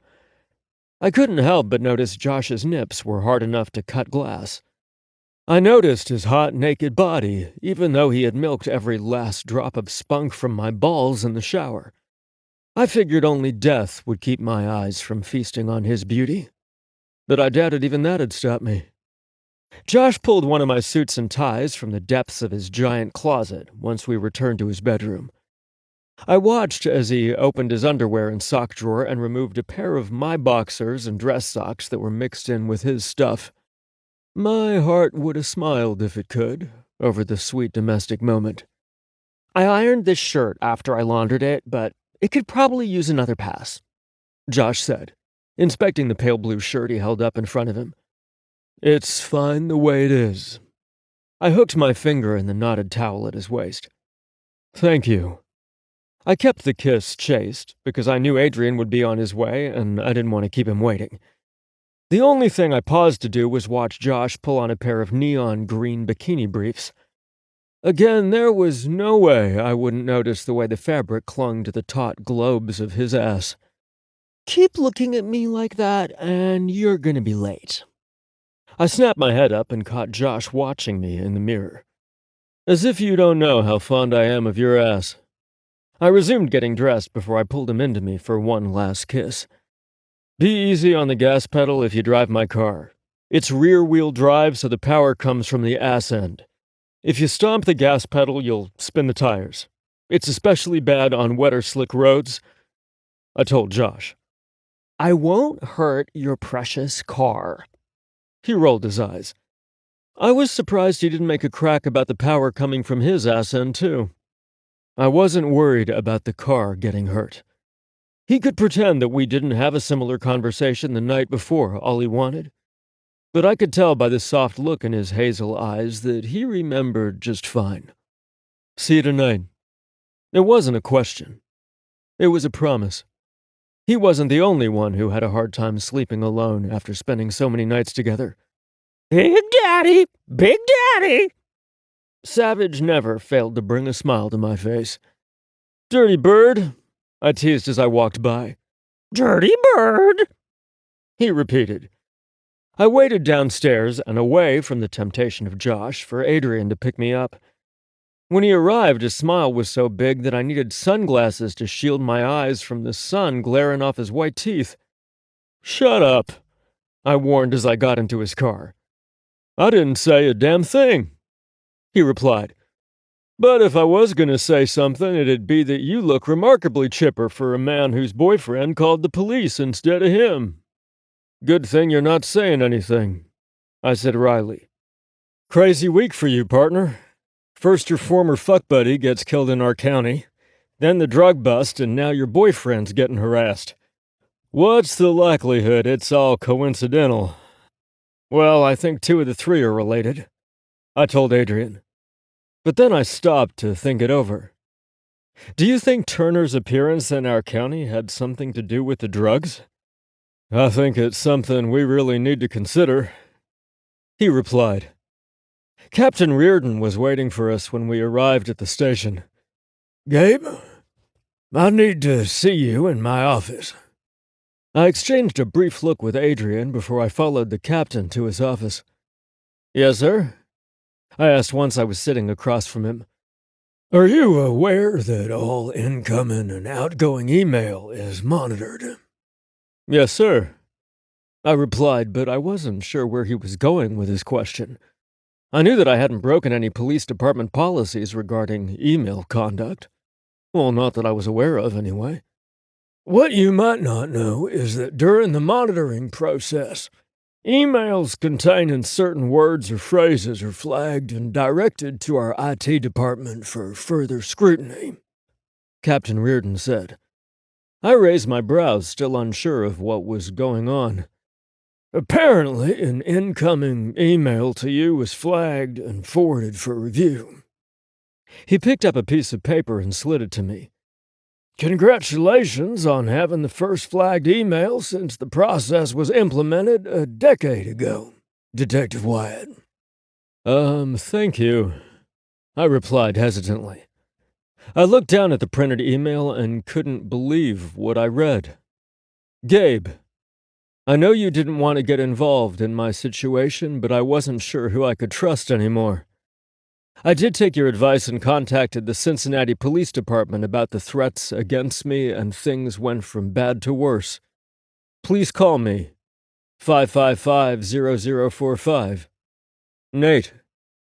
I looked at the date on the email and saw that it was dated a few days before he was killed. He was coming to look for me. Fuck, I said in disbelief. Why are we just now getting it? What phrase in that email slowed things down rather than sped them up? As I said before, this was the first time an email showed up in the review inbox, and it was overlooked. There's been illnesses, and, it doesn't matter.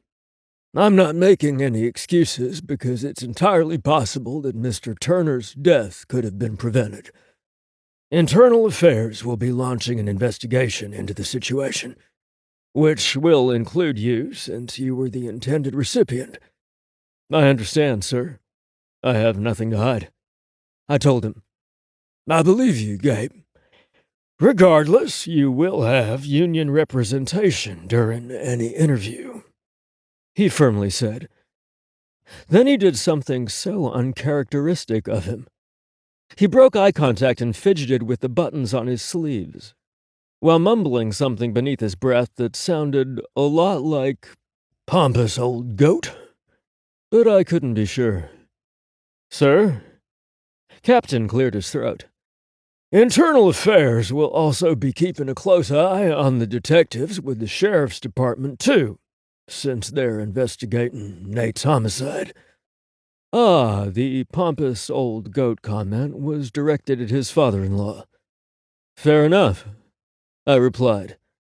I tried to modulate my voice so the dread I felt over potentially dealing with Billy Sampson again didn't show.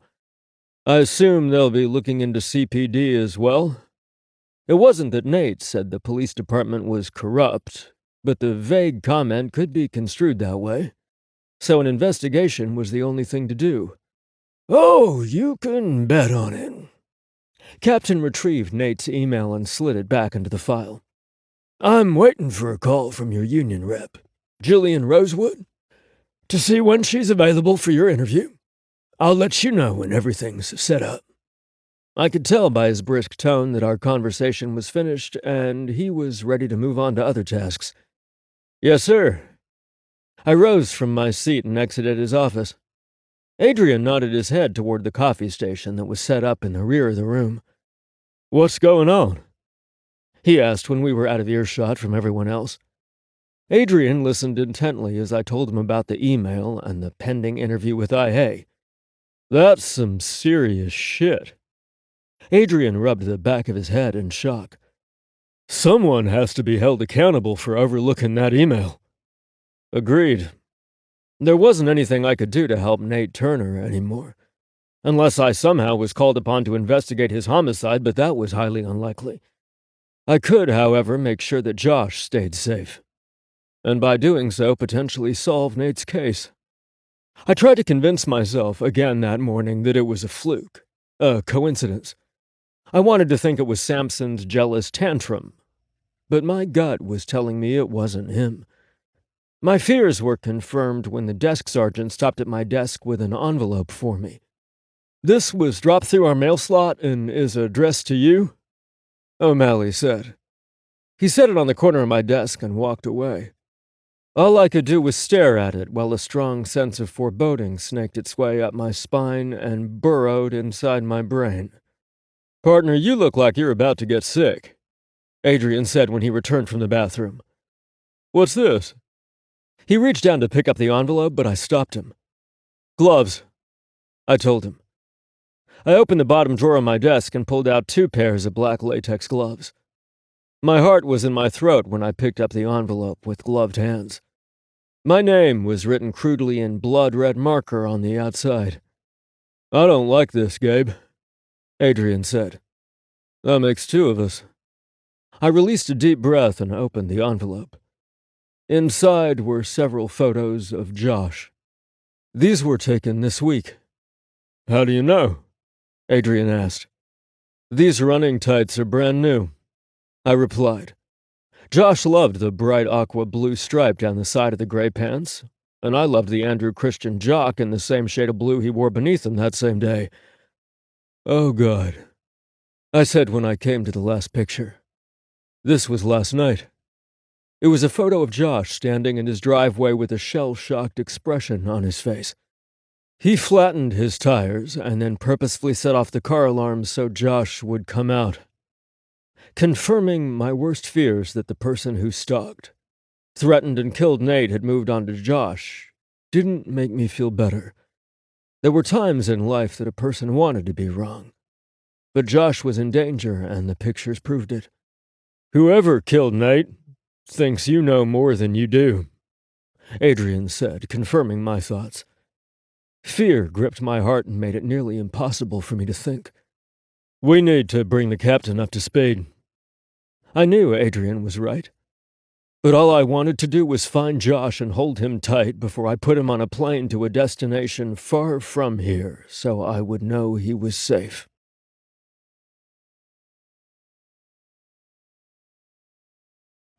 "12. Josh. As much as I hated how quickly word got around a small town, it sometimes had its perks, such as my insurance agent calling me before I had a chance to call her. I heard you had a bit of trouble last night, Holly Givens said over the phone not 5 minutes after Gabe left for work with Adrian. Just a little, I told her. Well, is it as bad as the rumors at the diner this morning? She asked. Oh, how bad did they say it was? In the grand scheme of things, 4 flat tires wasn't that big of a deal.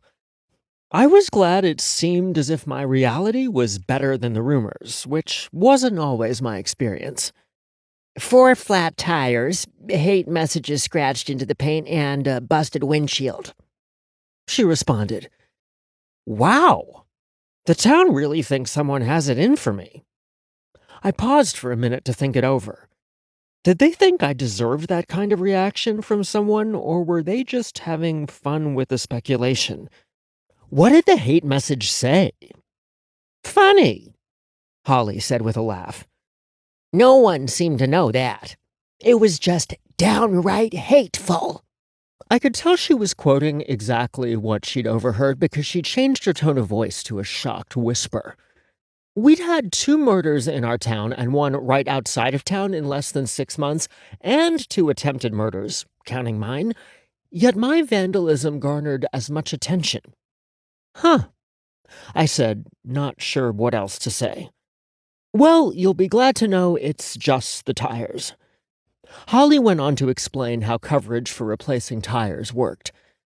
Apparently, the insurance company depreciates for the wear and tear on the tires. It's not a replacement cost policy like you have on your home and business, she told me. So you'll have more out-of-pocket expense than just your deductible. I just wanted to give you a heads up so that you're not surprised when your adjuster talks to you later today. I heard her fingers typing busily in the background. You have rental car coverage if Earl can't get you in at the tire store today. Just give me a call and let me know if you need it. I sure will, Holly. Thanks for all your help. She'd been the agent for my family almost all my life, having taken over the agency when her father retired. I never even thought about shopping around for insurance because the service I got from her was impeccable. It turned out that Earl was booked up for the entire week, so I called Holly back and arranged for a rental car to be delivered later that day. Holly told me that my adjuster would be out to look at the damage and measure the amount of tread that was left on each tire. He'll cut you a check on the spot. I hung up from her and decided to check my inventory. There wasn't anything else I could do about the situation, and dwelling on the fact that someone might want to hurt me, again, wasn't productive or healthy. I fell into my old habits of seeking comfort from routine. That lasted about 15 minutes before Chaz and Meredith came rushing into the salon. "Baby, are you okay?" Meredith asked. "Oh my god, dude, what the hell is going on?" Chaz asked. "Who'd you piss off?" "I bet it was that fucking Samson," Meredith said. "Fucking loser," Chaz added. I wasn't sure what I could tell them, so I went with the safest response. "We're not sure who's responsible." Meredith snorted. "I pity the dumbass when Gabe gets a hold of him." "It could be a female, Meredith," I admonished. "Remember Mrs. Honeycutt?"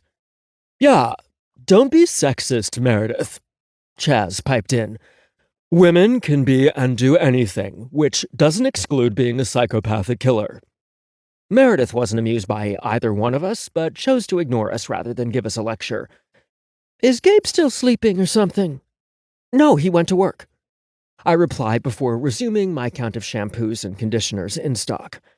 I had software that automatically deducted the merchandise from stock when a purchase was made, but I double-checked each and every Monday. Perhaps one day I'd just rely on the figures the program gave me, but I doubted it. "His car is here," Chaz said, stating the obvious.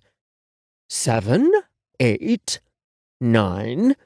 I began counting the bottles out loud so they'd take the hint. "Holy shit!" Meredith's loud exclamation caught me off guard, and I lost track of how many anti-frizz shampoos I had. "He left his car for you to drive?" Meredith added. I didn't like her emphasis, as if I was a bad driver or some shit. "No way." Chaz at least had the decency to downplay his reaction when he said, "Not that you're a bad driver." I was sure he and Meredith were exchanging looks behind my back during his pause. "Maybe just a tad fast." "There's a lot of horsepower beneath that hood," Meredith told me. "Are you sure you can handle it?" I rose from where I was bent over, then turned to face her with a smirk on my face.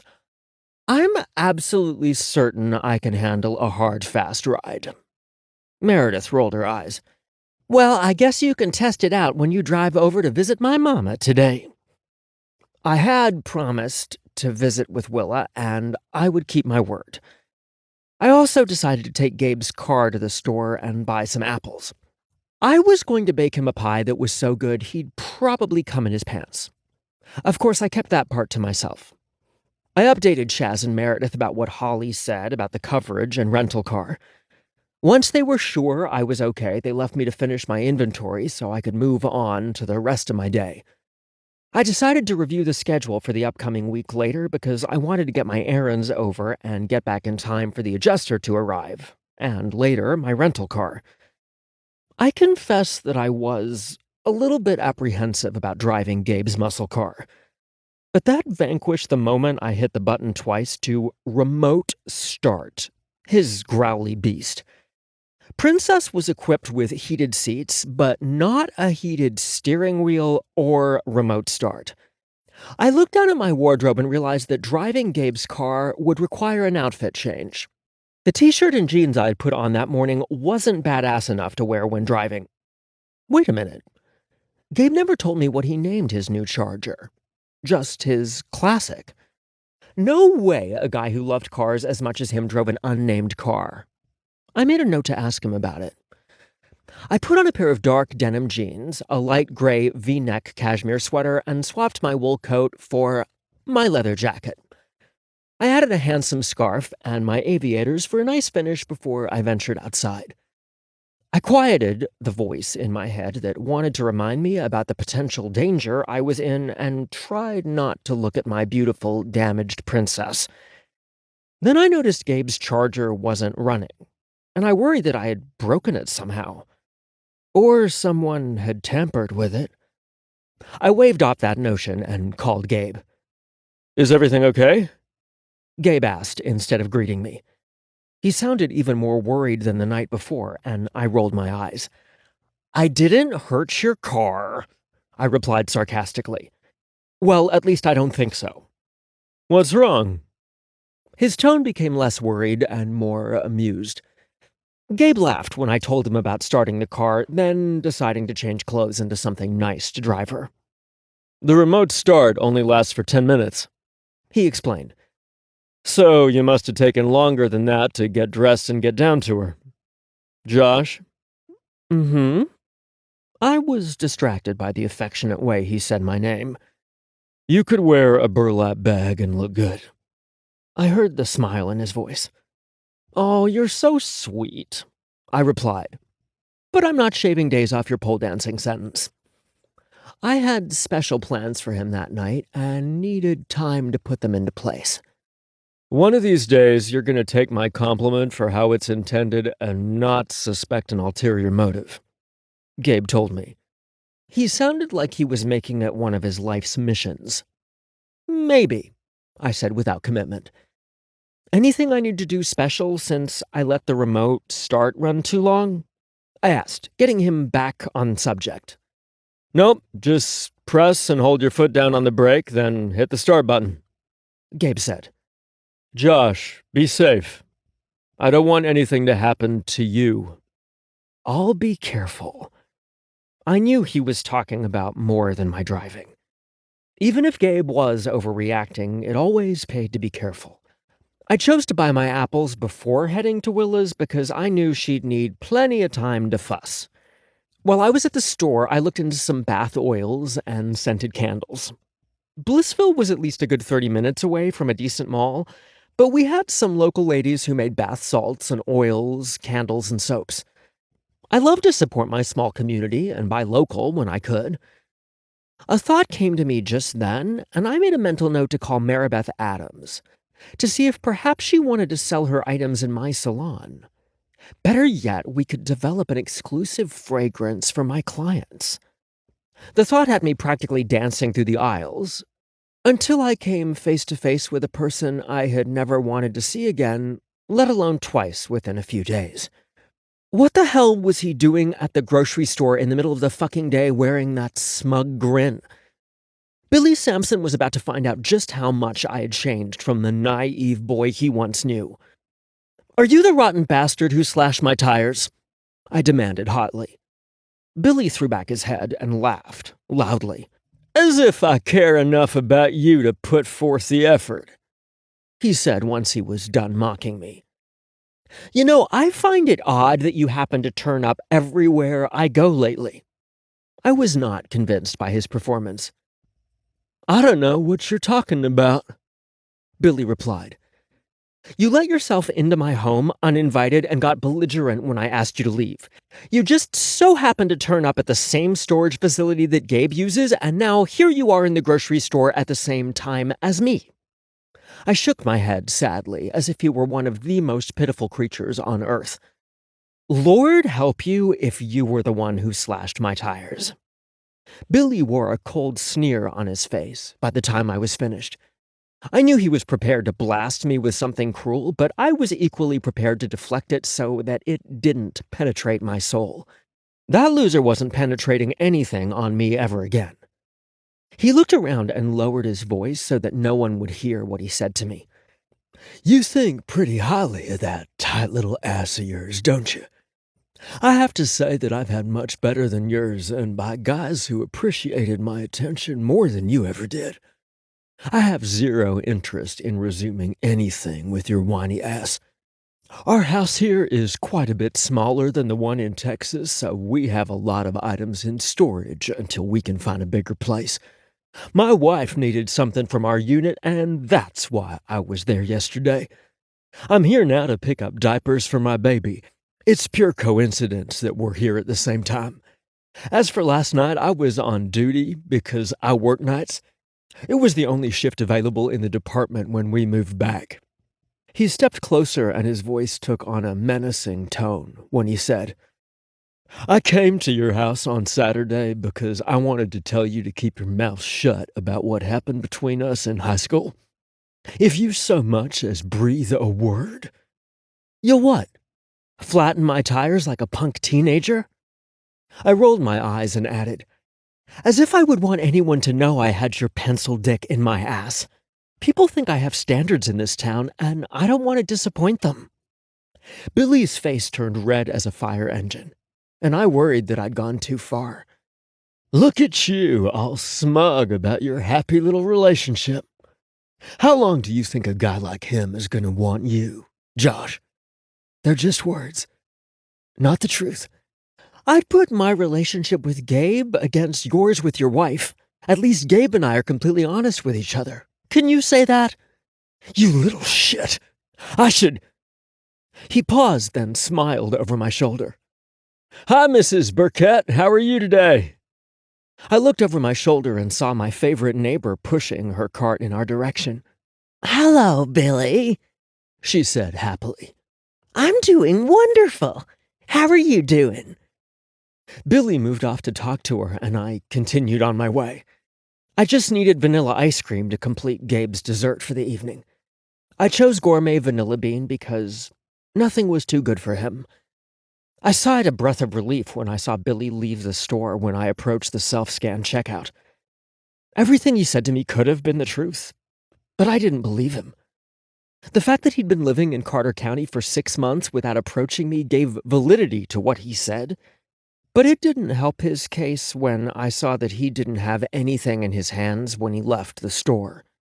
Maybe they were out of diapers, or perhaps he could get them cheaper elsewhere, but I somehow doubted that either of those reasons were true. My gut told me he was there to intimidate me, although I wasn't sure why. I shook off all thoughts about him as I scanned and paid for my groceries because none of them were pleasant or productive for a happy life. I refused to let his scorn and hatefulness ruin my good mood or cast doubt on my relationship with Gabe. He knew next to nothing about me and absolutely nothing about Gabe. I didn't have a motherfucking crystal ball to know that everything would work out perfectly between me and Gabe. I was fine with that. The beauty was in the journey as we grew as individuals and as a couple. And I wouldn't trade that for all the certainty in the world. It wasn't until I arrived back home after my visit with Willa, who let me store my ice cream in her freezer while we visited, dealt with the adjuster, and signed paperwork for my rental car, that a huge realization dawned on me. I had spoken the word relationship out loud, and the world didn't come to an end. It was just unfortunate that I used it when speaking about Gabe to Billy Sampson, and not said directly to Gabe. I couldn't take back what I said to Billy, nor did I regret it, but I did wish I had used the word while talking to Gabe first.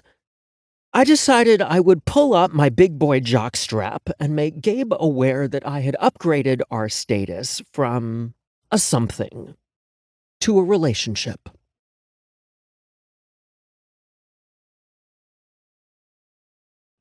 "13. Gabe." Captain Reardon had learned that the IA interviews wouldn't be happening until the next day, but that didn't stop him from seeking out some information for himself. He was shocked and very worried about Josh when he found out about the tire slashing and subsequent photos being dropped off at the station. None of us were surprised when the envelope didn't turn up any fingerprints other than O'Malley's, and the photos were free from any prints. The only difference between Josh and Nate's initial photos were in the method of delivery. Lack of message in Josh's situation, and Nate only received one picture of him checking out his tires on the first contact, where Josh, through me, received several. I wasn't sure what that meant beyond the person responsible had to be found, and fast. "The threat has come to us, so we can't just sit back and wait for IA to do their thing," Captain Reardon had said, echoing my thoughts. "I'm going to reach out to someone I know and trust in the CPD and hopefully get some answers for us. I want to know about the detectives that were assigned to Nate's case, and I want to know what he told them. I'd rather not try to protect Josh blind."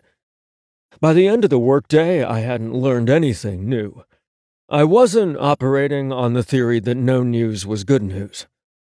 I needed cold hard facts so I could make sure that not a single precious platinum blonde hair on Josh's head was harmed. The stress of the situation wore me down quicker than any physical excursion I had ever experienced. I stopped at my house long enough to grab a few more suits and Buddy's things. I wasn't asking Josh for permission, nor was I waiting to be invited. He wanted me there, I wanted to be there, and I hoped he would cooperate when he heard about the photos. I didn't want to ride roughshod over him anywhere except the bedroom. I wanted him to drop the change of address slip at the post office on his own, not feel pressured to do so by circumstance. I unhooked Buddy's leash and let him run up the stairs while I followed behind at a more leisurely pace, while trying not to get angry at finding the back door unlocked again. The truth was, I was nervous about seeing Josh. I was worried that I would do something or react in a way that would scare him on multiple levels for a few reasons. I didn't want him terrorized over the photos or my feelings for him. "You're such a good boy," I heard Josh say to Buddy, followed by, "You're such a slut for a belly rub." I'm not sure what prompted my next move. Perhaps it was to lighten my own mood or make Josh smile. I ran the rest of the way up the steps, tossed my stuff on the couch, and threw myself down next to Buddy on the floor to present my belly to Josh, too.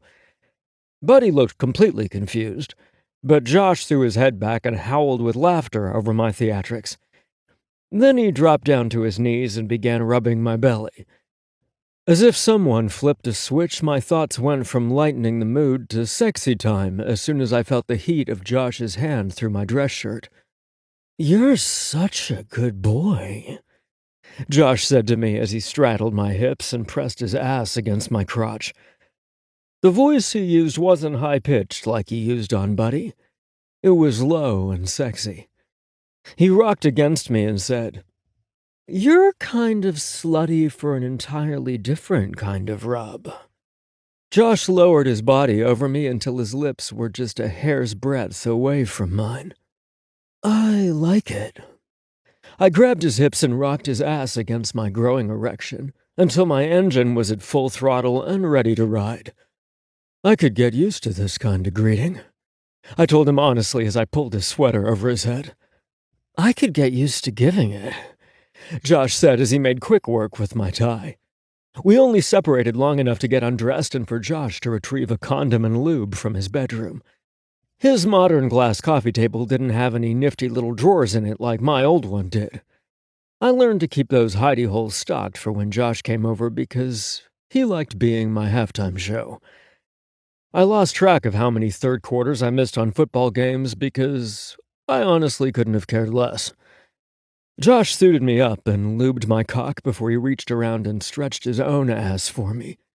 And fuck if that wasn't a sexy sight to behold. Just when I was worried he was enjoying it too much and didn't need me, he removed his fingers and lined the broad head of my dick to his hole. He sank down on my rod until his ass rested on my pelvis.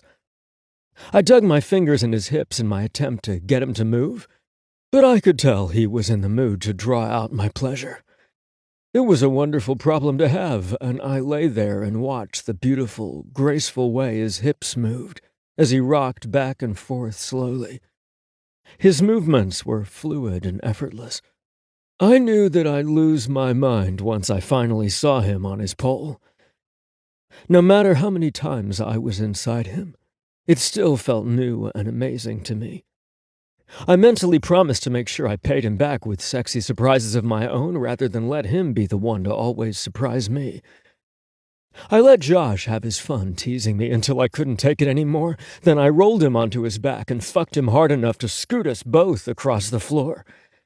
I could feel the burn of the hardwood rubbing raw spots on my knees, but didn't care about anything but making him come so I could empty myself inside him. I made sure to peg his prostate in a way that guaranteed he'd happily blast his spunk all over his stomach and give up his little challenge to see who came first. There would be nights when he won, but that wasn't one of them. My restraint wasn't much to brag about because I unloaded inside the condom as soon as his greedy ass clamped down on my cock during his orgasm. I carefully pulled out of his ass and rolled over onto my back so I didn't squash him on the hard floors with my weight. The floor was a lot less forgiving than a bed, as my knees could attest.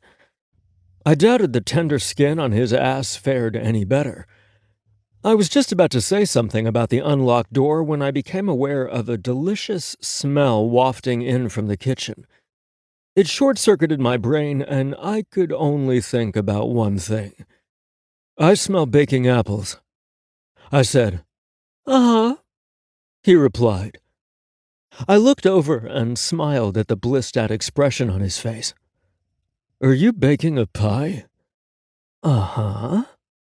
"It's my favorite," I told him. "Uh-huh." I reached over and lightly pinched his nipple to snap him out of his orgasmic coma. He opened his eyes and turned his head to look at me. "I never told you that apple pie was my favorite dessert." "Not with words," Josh replied softly. He chuckled at the confused look on my face. "The first time I ever laid eyes on you was at Edson and Emma's diner. I had stopped in to pick up my carryout order, and you and Kyle were there eating. You bit into a piece of apple pie, and this orgasmic look spread across your face." He got quiet for a second, and I thought he'd finished with his story. But then he spoke again. "I had never been as envious as I was of that stupid piece of pie. I figured I would live my entire life and never incite that kind of passion from another person." Josh reached over and laid his hand over my heart. I was wrong. I captured my hand and brought it to my lips for a kiss. "You were." I don't know what my pie-eating face looked like, but I was certain it paled in comparison to the one I made when I was with him, whether it involved sex or not. There was never going to be a piece of pie I enjoyed more than him. "Oh my God, I think I just came in my pants," I said after I had my first bite of pie an hour later. "I might be a fool for telling you this because your arrogance when it comes to cooking is already off the charts, but it's the best thing I've ever had." I poked the crust with my fork and saw it flake up. The crust is perfection, and the pie has the right amount of sweetness without being too much. This ice cream is just ridiculous. "Arrogance?" Josh asked. "It's not arrogance when it's the truth, babe." I wasn't about to get into a debate with him and risk my ice cream melting and making my pie soggy. I hated soggy pie crust. I'd take his word for it and save any argument I might have for a day that I didn't have pie in front of me. Or after I got to see his studio. "That's what I thought. he said when no argument was forthcoming from me. I listened to Josh tell me about the conversation with his insurance agent, Chaz and Meredith, Mama Richmond, and someone named Maribeth who makes soaps, oils, and bath stuff. As talkative as he was, I could tell there was something he wasn't telling me. "Spill it," I told him. I ran into Deputy Small Dick at the grocery store. He bit his lip, and I couldn't tell if he was worried that I would be upset that he ran into him, or what was said. Turned out it was both. He's a dumb bastard who doesn't know a damn thing about us. I told Josh. "I know." "Then why are you upset?" I asked. Then I realized he had used the R word when he rebutted what Deputy Smalldick said. "You said the R word." "To him, and not you," Josh said quietly. My heart about melted when I realized what had him upset. It wasn't that he saw Billy or the things he said, it was that Billy was the first to hear that Josh and I had a relationship and not just, something. "Josh, I've known for quite some time that what we have is way more than just something. It's the thing." I tugged his hand and pulled him closer. "Although it's nice to hear that you know it too." The kiss we shared was long and sweet. I was sure it was going to lead into something even longer and sweeter, but his cell phone rang and interrupted us. Josh looked down at his phone and groaned. "Someone must have called her." "Who?" I asked.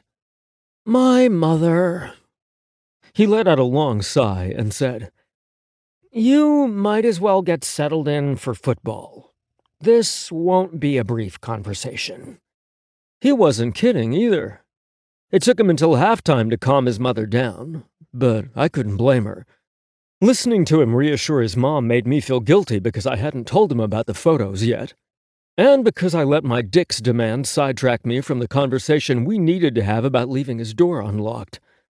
"What's with the scowl?" Josh asked when he got off the phone with his mom. I reached up and snagged his hand as he approached the couch and tugged him down to sit on my lap. "There's been a recent development that I probably should have told you about the minute I came home. But I went and distracted you with my hot body, my amazing dinner, and then pie," he said, running his hands through my hair. I hoped he was as forgiving when I told him what happened. An envelope was dropped through our mail slot for me at the police station today. Inside were pictures of you that were taken this past week and early this morning, when you discovered your tires had been slashed. Josh's skin paled and he blinked rapidly. "Like Nate," he said. "Yes and no," I replied, then told him about the differences. "So, it could be a copycat," Josh said, narrowing his eyes. It wasn't a working theory in my mind, but I would have been foolish not to consider everything. "It could be. But who here knows about Nate and his connection to me?" I asked. "Billy knows," Josh said. True. I couldn't dispute what he said. I didn't believe him when he said he just happened to be at the same places as me the past few days, nor do I believe his excuse for wanting to talk to me. Plus, he left the store without buying the diapers he said he was there to pick up. I wished it could be as simple as Billy being a complete dickhead and taking advantage of circumstance to cause trouble for us. But I suspected it was a lot more complicated than what Josh said. Instead of voicing my fears, I said, "Maybe." I kept going back to the email that Nate sent me, specifically the possible implication that the CPD could be involved. There was nothing worse in my book than a dirty cop. I wish that I could believe that they didn't exist, but I had seen the truth with my own eyes in Miami. "Miami Vice," Josh said, snapping his fingers to get my attention. My scowl hardly fazed him. "I need to know something very important from you, and I need you to be completely honest with me." "Okay." "How'd I look in the pictures?" "Josh!" I replied with extreme exasperation. I'm serious, babe. Those pictures are going to end up in the hands of a jury of my peers, and I need to be prepared to defend myself if necessary. I thought I was fluent in Josh speak, but he stumped me. Jury? Defend himself? What? The jury will consist of people in my community, and they'll all be judging me and my abilities as a stylist if I look unfortunate in the pictures they show in the courtroom. He talked very slow, like he was talking to someone with an addled brain. So tell me, was my hair a mess? Did my skin look blotchy? I thought back to the photos I held in my hands earlier that morning. They represented my worst nightmare, which was the thought of losing him to the same person who killed Nate Turner. To him, they were equally as devastating, but for a completely different reason. He was serious as a heart attack about what he said. I didn't have the heart to tell him that the picture from last night, while not flattering to him, was completely adorable to me. His hair was standing up all over the place as if he'd ran his fingers all through it, and his pink cheeks made it obvious he'd just been woken from sleep. None of those things would make him a bit happy, so I did what I had to do. You looked amazing. I hope the pictures never made it to his hands, because he'd surely call me a liar, but it was my truth. Now let's talk about how I found your back door unlocked again. Josh grimaced, then said, I'm sorry. I'll do better. Promise me, Josh. Because I can't stand the thought of someone hurting you. I promise. That's good. Because there are better ways to spend our time than arguing. I told him. Yeah? I playfully pushed him off my lap and onto the couch cushion beside me before I jumped to my feet. Yes, like eat more apple pie. I don't know where you put it, Josh remarked. Yes, you do, I said, waggling my brows obnoxiously. Ooh, Gabe, no. Josh shook his head sadly. We can snark all we want, but we don't do cheesy. Ooh, cheddar cheese is great on pie. You're hopeless, Josh said. I was hopelessly in love with him, and the beautiful smile that he gave only to me.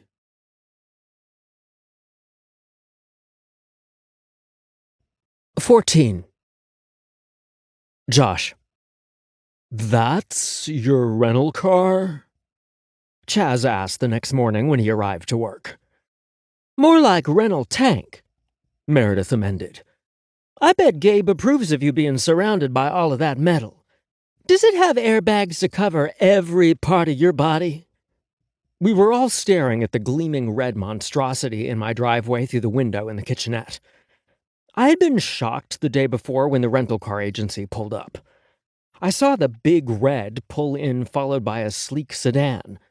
I perked up thinking I'd look mighty fine driving that sleek number, so you can imagine my shock when they handed me the keys to the giant SUV that looked big enough to transport Blissville High's soccer team. They informed me it was the only rental left when they presented the rental agreement to me. Why can't I drive that? I asked, pointing to the sedan. That's my personal car, sir, Car guy said. I followed behind Jerry so I could give him a ride back to the office. I referred to Jerry as car guy number 2. I said, looking down at the daily rate for rental. You're going to make sure you don't charge my insurance company for the higher rental price or try to get me to pay the difference between a car and an SUV rate, though, right? It's not our fault you had insufficient inventory to meet our needs. We wouldn't dream of doing so, sir, Car guy 2 responded. But I noted he sounded more surprised I would know the difference than insulted I would suspect something like that. I was used to people thinking I was a dumb blonde, and it didn't help them to take me seriously when they found out that I worked at a salon. I more than worked there, I owned it. You can't be a successful business owner and be gullible at the same time. Then let's mark out these rates and write in the correct ones, fellas. I slashed through the figures like I meant serious business, and I did. Of course, Car guy said, but he was looking a bit nervous. I knew damn well that big giant monster wasn't the only vehicle left to rent off their lot, and I had half a mind to drive over there after we were done and prove it. Still, I had better things to do, like bake Gabe's pie, and it turned out to be one of my favorite memories in our young relationship. So I let him off the hook with a simple rate change and their initials on the form. Well, I did give a copy of the revised rates to my adjuster so he would know how much to pay them when they sent the bill. My days of playing the fool were over. I didn't read the owner's manual. I told Meredith, I'm hoping like hell not to drive that big bastard. You and everyone else who lives in this town, Chaz muttered. Again with the damn driving remarks. I threw my hands up in the air and walked away. It was one parked car, I said, referencing the only accident I had. And there was an inch of ice on the streets. Which is why you shouldn't have been out, Meredith said. I was saved by my first client of the day, who just happened to be Gabe's ex. Good morning, I said cheerily to Kyle. I got immense pleasure by overhearing Chaz choking on his own fucking saliva when Dr. Feel Me Good walked in the door. Well, it is for some, Kyle replied with a smirk. He walked over to my chair and had a seat. Not all of us started off our morning the way you probably did. I know it wasn't deliberately said to remind me that not long ago he was the one waking up beside Gabe and getting morning. I killed that thought before it went there. Regardless, that's exactly where my brain went. I didn't mean that the way you're taking it. Kyle sounded extremely contrite and uncomfortable, which I felt was only fair since I was also ill at ease right then. I met his eyes in the mirror and saw how sorry he really was by the grimace he wore on his face and the way he bit his lip. It was actually a great look on him. It made him appear more human. Kyle was the type who always came across as confident, as if nothing or no one bothered him. Having known Gabe, I could see where that would irritate him. Gabe wanted real and honest responses from me at all times, whether it be anger and annoyance or joy and happiness. Kyle was a person who was sometimes hard to read. His smiles and responses came across as generic, or at least in public they did. I had no way of knowing what he was like privately. I know you didn't, I replied honestly. Kyle had told me on more than one occasion that I was good for Gabe. I wasn't sure what he'd said to Gabe about me, and I honestly didn't care. What mattered was what Gabe thought about me, and he really, really liked me. A lot. I could have teased Kyle about how silly that would have been since I was about to hold his hair in my hands, but I let it go. Instead, I wrapped the cape around his shoulders and asked, Just a trim today? Yep. Kyle entertained me with stories from veterinary school, like he always did since he started coming to my salon when he moved back with Gabe. He never talked about his clients in Blissville, because that would be unprofessional and unethical, and he was an upstanding guy. One Chaz would give his left testicle to be pinned beneath on the closest firm surface. I tried my best not to let my overactive mind wander there. That didn't stop me from smirking when Kyle greeted Chaz as he walked by on his way to his post at the front door. How's Harry doing? Kyle was referring to the hairless cat that Chaz owned. Chaz's eye bugged out of his head and he choked down on his own saliva again, as if Kyle was talking about his cock and not his cat.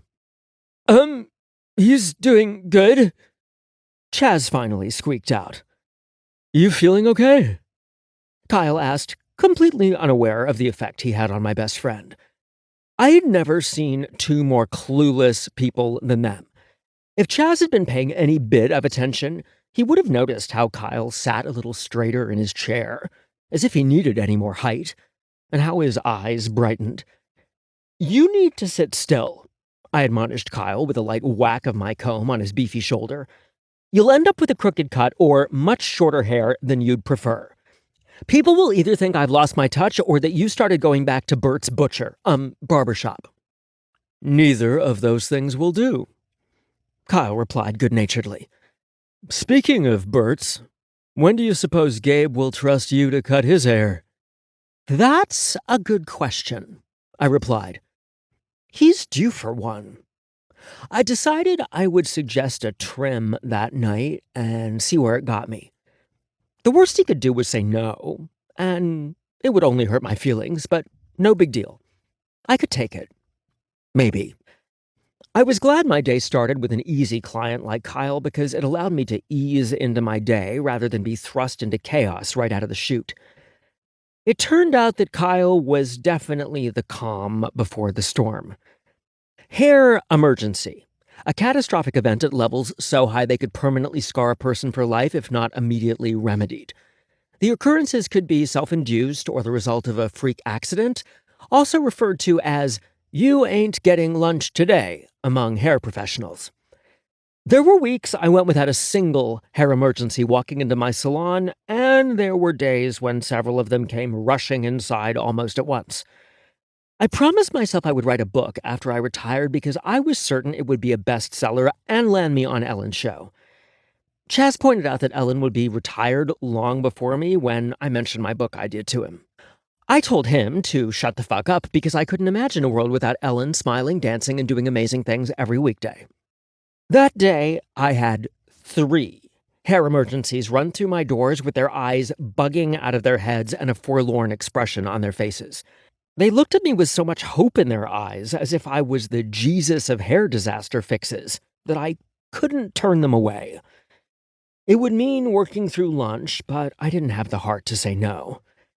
I was used to seeing kids cut their own hair and mom and dad rushing them in to see me, but the opposite happened to my first client. Well, except the kid didn't drive them to my salon. She looked to be around 4 years old and much too short to see over the steering wheel. Wow, little Tabitha did a number on her mommy's hair, too. There was no fucking way we were avoiding short as fuck bangs. "I can't believe I fell asleep," Victoria said. Tears flowed down her face, and little Tabitha, unaware of how much trauma she caused, sat in her mommy's lap and lovingly caressed her mother's face. I worked Victoria in between routine maintenance appointments. By the time I was finished, those tears of horror were tears of happiness. "I look like that one actress in that one movie." I had no fucking idea what she was talking about, but she totally rocked those motherfucking bangs. Might I make a tiny suggestion?" I asked. I hated to ruin the good mood she was in, but with the shorter bangs, it was obvious as hell the woman had zero maintenance program for her brows. They looked like 2 Sasquatches stretched across her forehead that were nearly holding hands above her nose to form one long brow. "Okay," she replied timidly when I suggested a brow wax. "Will it hurt?" "Stings a little, but it's totally worth it," I replied. She loved her new brows so much Tabitha got a mani-pedi in the little kid's chair. I got a huge tip and Victoria bought several new products for her hair and skin. "Let's go get a brownie and hot chocolate from the brew," I heard Victoria tell Tabitha as they left. I knew next to nothing about raising kids, but I thought it was completely possible that Victoria was going to give Tabitha the wrong impression about actions and consequences. Next through my door was a complete surprise. Nadine Beaumont, wife to the sleazy town mayor, entered my salon looking like a Hollywood A-lister trying to go incognito while drawing attention to themselves at the same time. I could see the floral print of the scarf she wore around her head beneath the hood of her red wool peacoat, and her oversized sunglasses, on a cloudy day, was a nice finishing touch. I'd banned Nadine from my salon when she broke the heart of my dear friend who happened to be her former boss and wife of the man she screwed behind her back. They had a soap opera-style throwdown in my salon that caused damage to my property and face. Nadine had tried to apologize to me since then, and she looked truly sincere when she said that she wished she could take it all back and make things right with Georgia. Unfortunately for her, she came to that realization after Georgia was murdered by her housekeeper. I realized 2 things since I refused my services to her. Nadine's marriage to that son of a bitch was a bigger punishment than anything I or anyone else could dole out to her. And sometimes people were truly sorry about their misdeeds and perhaps deserved second chances. I might have been willing to extend the olive branch to Nadine, but it would be a cold day in hell before I did the same thing for her loser husband. I had thought about calling Nadine and trying to make amends with her, but I wasn't really sure how to approach the subject without looking desperate for business, which I definitely was not. "Josh," she said breathlessly, "please take me back." Again with her daytime soap opera theatrics. "I just can't go on like this." She had the eye of everyone in the room. Her attempt to hide the disastrous effects of whatever was beneath the scarf told me she was tired of being the talk of the town. I led her into the kitchenette and closed the door so we could have some privacy. "What have you done, Nadine?" She burst into tears, and I'm not talking about a few tears here. I mean full-on body-shaking sobs. "There's so many things," she managed to say in between sobs. "Honey, I meant your hair. I'm just the hair Jesus, not the real Jesus." "I know," she said pitifully. Then she lowered her hood and slowly unwound the long scarf from her head. Holy fuck! I knew my exclamation was loud enough to be heard in the next county, just as certain as I knew it didn't help to dispel the curiosity of the clients in my salon. "Who did this to you, Nadine? There has to be laws against this type of treatment to your formerly beautiful hair." "It was the new salon." She got her words out in between sobbing hiccups. "What new salon?" Just how busy had I been with Gabe's dick up my ass that I didn't know a competitor had moved into my territory? "Bargain Beauty Salon," she whimpered. "I didn't know what else to do since you kicked me out." Now look, I was all sympathetic about her hair up until that point. She was the one who said horrible things to Georgia in my salon. For all I knew, she was the one who gave me a shiner. My mind reeled with what to do. I could send her on her unmerry way and force her to deal with the disaster she presented me on her own. Or I could be kind and help her out. If I decided to be kind, then I had to choose whether to take her out into the middle of the salon so she could be an example to anyone who thought about leaving me for a bargain. Or I could be a kind human being and keep her away from prying eyes. I must have really wanted to get on the real Jesus' good side because I said, "Stay here, Nadine. Let me go whip something up to try and remove that lemony yellow jello look you've got going on there." Hey, at least I got my digs in. I didn't think anyone could outdo Nadine in the hair disaster department, but I was so wrong. Laura Sampson won the title, hands down. She stood timidly in my salon with her hair looking like it got caught in a motherfucking electric mixer, like cake mixing gone wild. There was even some kind of brown substance in her long locks. "Girl, what the ever-loving fuck happened to you?" I asked. Kids happened to me, Josh."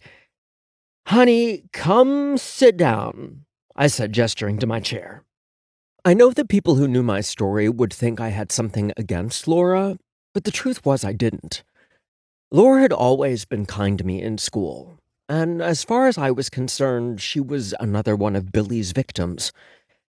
Laura plopped down in my chair, and I gingerly stuck my hands in the tangled mess to figure out what the hell she'd gotten into because she was crying too hard to help me. "Aha!" I said when I located the huge wad of gum in her hair. The gooey brown substance was peanut butter. She had hoped the oil in the peanuts would break down the gum and help ease it out of her hair. "I tried ice, too," she said. "Nothing worked. I had to wait until my mother-in-law finished work before I could come in. Billy's been gone for a few days, and—" I filed away her statement about Billy to be dissected later. The only thing that mattered was finding a way to remove the gum and make her feel beautiful again. It didn't take me long to figure out what had to happen. "Honey, I'm afraid we're gonna need to cut your hair." Billy is gonna be so mad at me," she said tearfully. I hated men who thought they had the right to tell their wives how to wear their hair. Were those assholes up styling their women's hair for them every day? It was the same story all the time. My husband doesn't like short hair. My husband only likes straight hair. Well, the world never had and never would operate that way. I kept my opinion about her asshole for a husband to myself and said, "I'm sorry, honey. If I could find another way—" "Just do it," she said. "It'll grow back, and if he had been home like he should have been, then maybe it wouldn't have happened. I never let the kids sleep with me when he's home. I didn't even know one of the little buggers had gum in their mouths. I'm just lucky and grateful that they didn't choke on it." By the time I was finished, Laura loved her hair. She gave me a tight squeeze and a nice tip before she left my salon looking much happier than when she arrived. I just hoped her happiness stayed with her once Billy decided to drag his ass home from God knew where. It's not my problem, I told myself when I finally trudged upstairs at the end of the day. "Hey, babe," I said when my eyes landed on Detective I Can Fuck Like a Machine. Gabe looked up at me from where he sat on the couch watching his sports talk program. Hey yourself. I noticed he was staring at me longer than normal, as if he was assessing me. "What?" I asked. "I kinda miss the streak of color you used to wear in your hair," he replied. I narrowed my eyes at him before I stomped to my bedroom to put on more comfortable clothes. "What did I say?" I heard him ask in confusion. "Men," I said to Diva, who was curled up on my bed.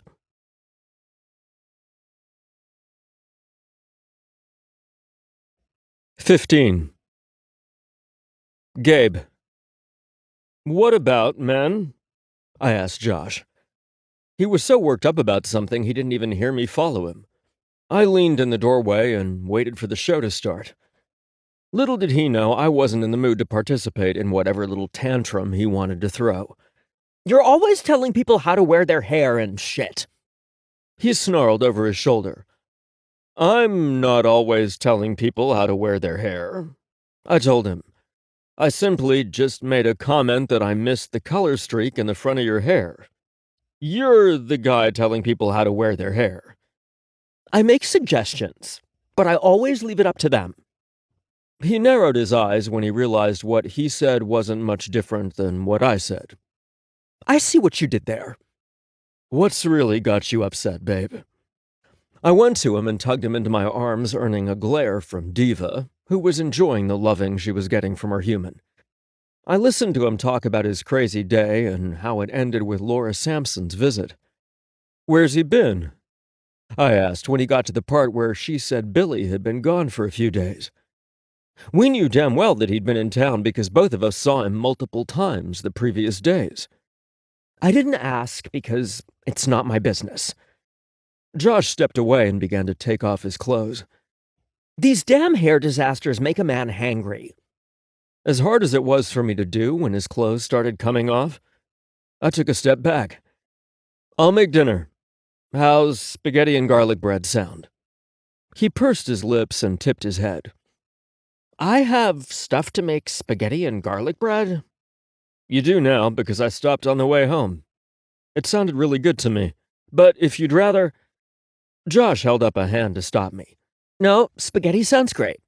Just let me finish getting my PJs on, and I'll help you." "I can handle spaghetti." I tossed over my shoulder on the way to the kitchen. I felt his presence in the kitchen before I heard him because my guy was like a ninja. Josh poured himself a glass of wine and leaned against the counter instead of going into the living room to watch TV. "Okay, so you heard all about my day, so let's hear about yours. How'd it go with IA?" I started to tell him about the interview, but didn't get past their names before he interrupted. "Wait, their names are Officers Ronnie Cobb and Lonnie Pop?" he asked, as if I was joking. "What did Ronnie and Lonnie look like?" "Really?" I asked him. "Yeah, you're right. Besides, I bet they're much more interesting in my mind than in real life." I had no doubt that he was correct. Other than their names, nothing about them stuck out in my mind. They were real serious, as all internal affairs officers are. I told him. You've dealt with them before? Josh wanted to know. Yep, I replied. Is that common? I'd think a guy could go his entire career in law enforcement and not have a run-in with IA. But you've done it twice in how many years? It was actually 3 times, so I held up 3 fingers. He cocked his head to the side, then looked me up and down. He was probably right about it being unusual for me having a run-in with IA that many times, but I had nothing to compare it to. What happened the first time? He asked. As much as I wanted to tell Josh what happened, I couldn't. I can't talk about it, babe. It's an ongoing case from about 4 years ago. Wow. It must have happened right before you moved here. He said, but not in a fishing sort of way. Josh knew how seriously I took my job and never pried for information out of me that I shouldn't share. The second time? Josh asked. Oscar.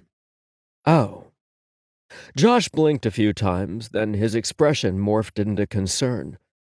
I'm sorry, Gabe. You have nothing to apologize for, babe. You did nothing wrong, I assured him. I will never be sorry that you survived that night and ended up in my life. Never. My words sounded awfully close to a declaration that he wasn't prepared to hear. He cleared his throat and said, Anyway, back to your current interrogation. Ouch. I dropped my hand between my legs and rubbed my balls as if he had just kicked them. My theatrics garnered an eye roll, but little else. Jillian Rosewood, my union rep, was awesome. Picture Annalise Keating? I said to him to give him a visual. And, which wig? Josh, I said in a warning tone. Do you want to hear this story tonight, or are we going to drag this out all week long? Detective Buttmunch, he grumbled before he took another sip of wine. You know how much I love Annalise. Why, yes, Josh, I do like to munch on your butt, and yes, I know how much you love Annalise, I replied before I moved on again. Jillian kept Ronnie and Lonnie. Josh chuckled when I said their names again. On the straight and narrow. Did you learn anything about the photos of me, or who sent them? Did you get the impression that Ronnie and Lonnie thought there was someone in the CPD involved in this case, or just you? Me? Oh, come on. You know they're looking hard at you, especially since you've already tangled with IA twice before. Josh let out a sad sigh and shook his head. They think you killed Nate, then vandalized Princess and dropped off the subsequent photos of me to divert attention. You're pretty damn good at this, I told him. What happened after that? Jillian, reminded them that you had an alibi for the night Nate was killed. He pointed to himself. So you couldn't possibly have been the one to run Nate off the road and shoot him in the head. Frick and Frack, because I can't say their real names without laughing, are now willing to concede that you didn't kill Nate yourself, but they suspect you know who did. By now they might have even talked to a few patrons of Vibe or even their bartenders. He added excitedly. And know about your personal visit with Nate not long before he died. Add in the email. Josh let his words trail off. I shut off the burners beneath the meat sauce and noodles. You're really good at this, I told him. To the best of my knowledge, they didn't know about my hookup with Nate. If they did, it wasn't mentioned to me. I wouldn't have denied it, but I wasn't volunteering information either. I'm good at a lot of things. He boasted. Was it a boast if it was true? Yes, you are. I drained the pasta and returned it to the pot, then poured the pasta sauce over top of it. Josh handed me the spaghetti spoon. I mixed the sauce and noodles while the bread baked for the final minute. I'm going to go in there tomorrow and thank her for her time, but I have my own representation. Josh pinched my ass hard before he opened the cabinet to get the plates out. Don't be snarky, he told me. There's only room for one snarkicist in this relationship. Josh turned and swayed his perky ass over to the table. Hey, You said relationship without stuttering or breaking into hives, I replied. You want to make it 3 days? He asked. Little did he know I wasn't waiting another damn day before I saw his studio. I knew him better than he realized. He was waiting to make it perfect for me, and the only thing I needed for that to happen was him. He was my perfection. Snarkicist? Snarkicist. Snarkicist. It's someone who uses snark as a main form of communication, often in a passive-aggressive way. You learned that talk in Psychology 101 when you went to school to become an accountant? I asked, knowing it would get a rise out of him.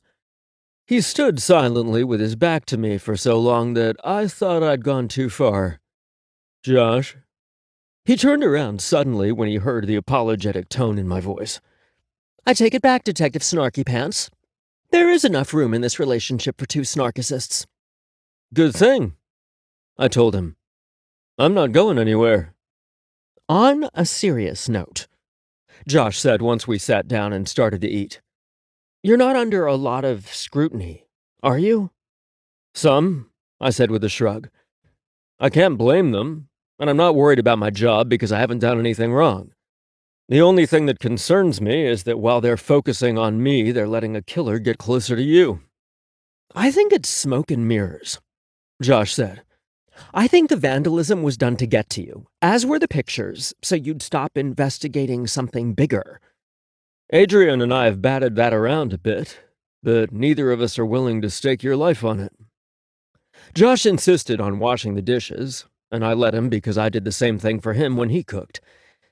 That's the way it worked in my house growing up, and I was glad to see it was working for Josh and me. I was on him the minute the last dish was dried and put away. I gently threw him over my shoulder. He did just eat, after all, and carried him to the door that led to the attic. He fussed and put up a little fight, but settled down when I swatted him on his plump ass cheek. I flipped on the light switch at the top of the stairs and stood in awe of his studio. One wall was nothing but mirrors, and the rest were painted a medium shade of gray. Huge, vibrant watercolor paintings of male ballet dancers were hung on the walls. It appeared that ballet was another one of Josh's loves, and I wondered if he ever took lessons or just loved it from afar. Regardless, it was another nuance of his personality that I stored in my heart. Then my eyes feasted on the pole in the center of the room. I had never in my life seen one of them before, except in movies. I'd never seen a man pole dancing anywhere except in my imagination after Josh told me about his hobby. Will you put me down now? He asked. Will you promise not to run? I put him down without waiting for his answer because I knew in my heart he was done running from me. I also knew Josh liked to do things on his terms and timeline. He wasn't just Josh anymore. He was part of an us. I wanted to wear something sexier, or... I don't need sexy outfits, scented air, candles, or anything else except you. Hell, I don't even need the pole. But I'd sure like to see what you can do. He studied me closely for several long moments while he chewed on his bottom lip. I hated the insecurity I saw in his eyes and was about to call the whole thing off when he stood taller and straightened his shoulders. Prepare to be wowed. Josh said about lighting candles and adjusting the lights in his studio anyway. He pulled a chair over for me to sit at directly in front of the pole, but far enough away that I couldn't touch him. Josh took a deep breath and then stripped down to his underwear, which happened to be the aqua jockstrap that I loved. You can bet both my dick and I perked right up when I feasted my eyes on his firm bubble butt. Josh pushed play on a remote, then slid it across the floor so it was out of his way. My mouth fell open when the sexy, bluesy music from Eric Church's Like a Wrecking Ball began to play. If I was going to create a soundtrack to make love to, that song would be my first pick. I watched as Josh mounted the pole and began to perform a routine of spins and moves that were both beautiful in their execution and perfectly timed to the sultry beat of the music. I watched in complete awe as he appeared to be walking on air at times, or supporting the entire weight of his body with one hand. Every move he made was flawless and appeared to be effortless, but I saw the way his abdominal muscles flexed beneath his skin. My need for him grew with every sexy beat of the music until I couldn't take it anymore. Josh ended his routine when I rose from my chair. He stood with his back pressed to the pole and watched as I stalked the rest of the way to him. "You're so beautiful and sexy," I said, "and all mine." I didn't give him a chance to respond, but I didn't need his words to know he was as turned on as I was. He shook in my arms, his lips trembled beneath mine, and he dug his fingers in my ass to pull me closer. I knew the way he panted into my mouth had nothing to do with the physical exertion and everything to do with his hunger to have me inside of him. It wasn't arrogance on my part for saying that, because he pulled his mouth away from mine and directed me to where he hid condoms and lube for my big night. I retrieved the items like he asked me to, but I didn't just lube up and fuck him like he expected. I turned him around to face the pole, then dropped down behind him to get at his sexy ass. I took my time teasing the crinkled flesh that Josh had teasingly called my pleasure portal more than once. At the time I had snorted because it sounded corny, but hell if it wasn't true. I teased his ass with my tongue and took my time stretching him open with my tongue and 2 fingers until he begged me to fill him. His body shook with anticipation when I rolled the condom on and added more lube. I rose to my feet, then turned Josh to face me. I lifted him up and wrapped his legs around my waist. Then I pressed his back against the pole. Josh hooked his arms around my neck and pulled my face to his for a hot, searing kiss. I captured his gasp in my mouth when I entered him. The music he danced to was on repeat, and I showed him that he wasn't the only one who could perform to music. Yup, it was the perfect song for making love. Josh dug his nails into my scalp to get me to fuck him harder, but the tempo I set felt so fucking good that I never wanted to stop. I ignored his attempts and pinned him tighter against the pole to prevent him from fucking himself on my dick, and continued with the pace that, although he fought, made him moan and whimper in pleasure. "I've got you, Josh." I needed him to know that no matter what, I had him covered regardless of the pace life set or the obstacles it threw at us. "I need—" His words came out in pants. He wanted to take control because the things I made him feel scared him. If he could just take control, then he'd feel grounded.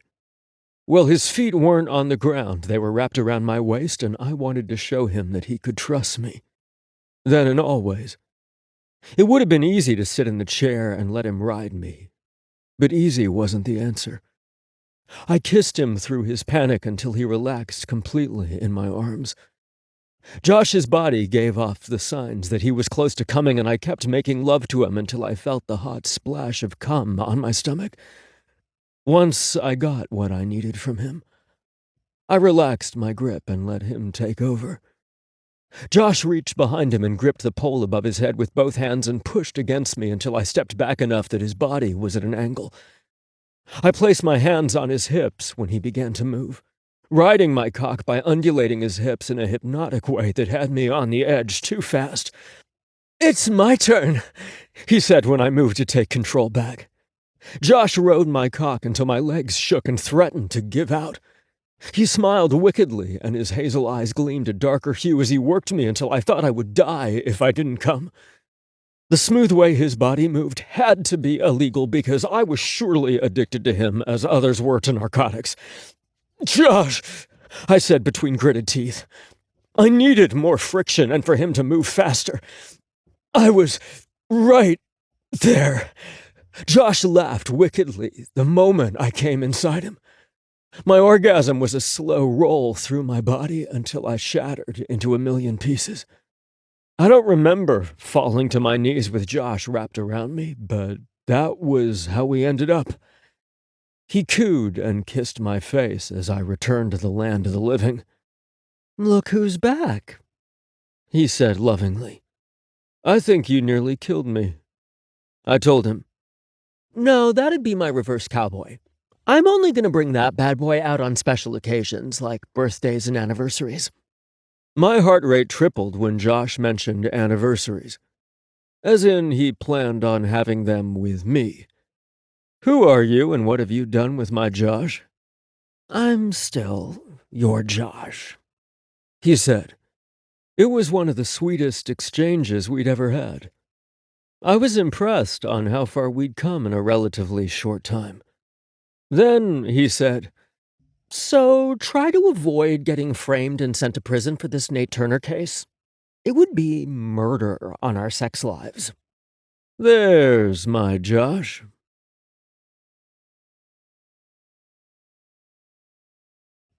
"16. Josh. Before I knew it, Gabe and I were boarding a plane to Miami for Meet the Parents Week. An itty-bitty part of me expected internal affairs to ban Gabe from traveling due to his shady past in Miami. Okay, that was a huge exaggeration on my part because I had no clue what the deal was in Miami. A few months ago, I would have taken it personally that Gabe didn't trust me with the story. I knew him enough to know that he did trust me and would tell me if he could. Gabe was a man with a lot of integrity. If he was told not to discuss the case, then he wouldn't discuss the case. I wasn't thrilled with the early departure time because the guy beside me in seat 11A kept me up half the night before our trip. Apparently, vacations, or the fact that I was meeting his folks, made Detective Sex on a Stick very horny. Limping up to meet his parents after a night of Gabe liberally using my ass wasn't my idea of a fun time. Luckily for him, and my sore ass too, he splurged and bought first-class seats for us so I could stretch out and be as comfortable as one could be on a plane. I enjoyed the convenience of flying. I loved taxiing down the runway and lifting off, but I didn't like air turbulence or landing. The flight was quick and devoid of much air turbulence, which made me happy because I was already anxious about meeting Gabe's mom and dad. I didn't want anything to amplify my tension and turn me into some spastic version of me for when the big moment came. My spirits soared the minute we grabbed our luggage from the little spinning thing. I could never remember the correct name, and headed towards the airport exit because I could see through the windows that the weather was glorious. Gabe promised me that both the air and water temperatures in Miami in February would be in the 70s. I expected Gabe to veer over to the rental car agencies, but he kept walking toward the exit. There they are. His exuberant announcement had me looking around for a celebrity or something. Who was it? Britney? Cher? Beyoncé? My heart rate was already accelerated from anxiety, and I worried that I'd have a heart attack or stroke out before I got to meet Mom and Pop Wyatt. Next thing I knew, Gabe power walked his sexy ass over to an African American man and a Hispanic woman with their arms open wide to embrace him. "My baby," the woman said when she wrapped her arms about Gabe. Welcome home, son. The declaration was followed up with a hearty backslap.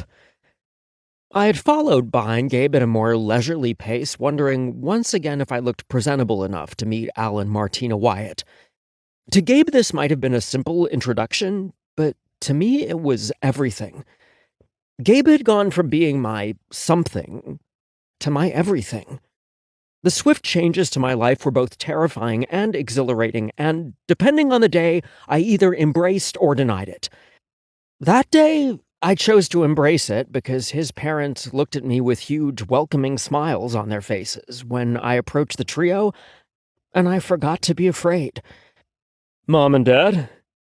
Gabe said reverently. This is Josh. The Wyatts didn't bother with formal things like handshakes. They were huggers. Martina snatched me up first and smelled like cinnamon, sugar, and love. Her hug was equally as warm. Al smelled like sunshine and strength when he pulled me in against him. His hug was equally as firm. I was happy that the slap on my back wasn't as sharp as the one Gabe received. "We are so excited to meet you," Martina said. Her smiling lips trembled for a second before she bit them. He looks surprised to meet us, Al said. I bet Gabe neglected to mention he was adopted again. It shouldn't matter what race my parents are, Gabe told his father.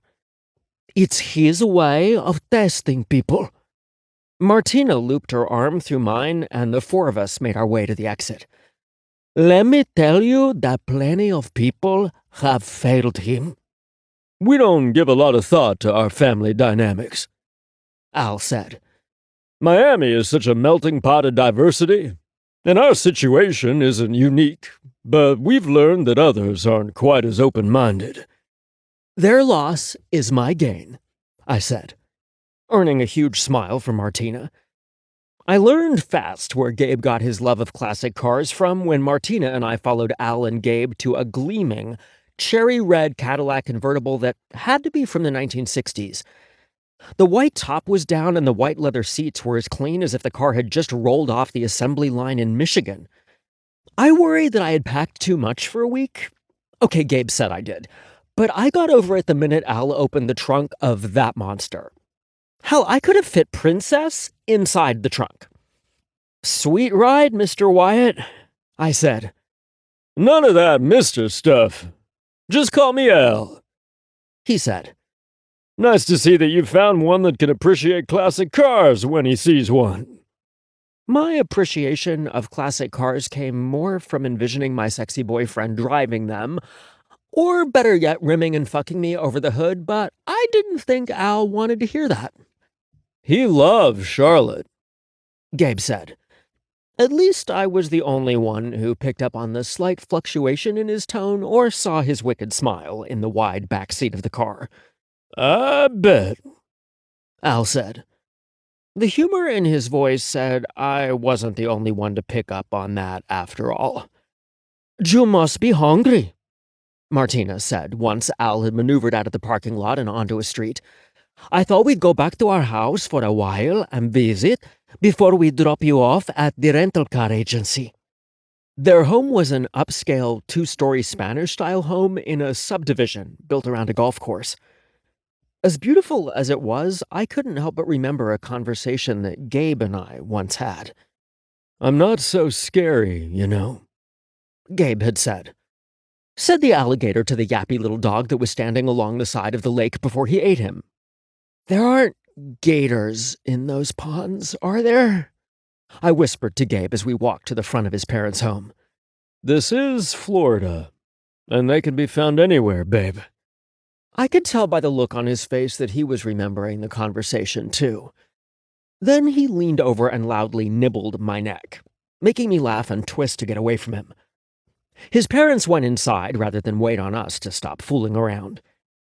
Gabe pulled me to him for a long, lingering kiss before he linked our fingers and led me inside.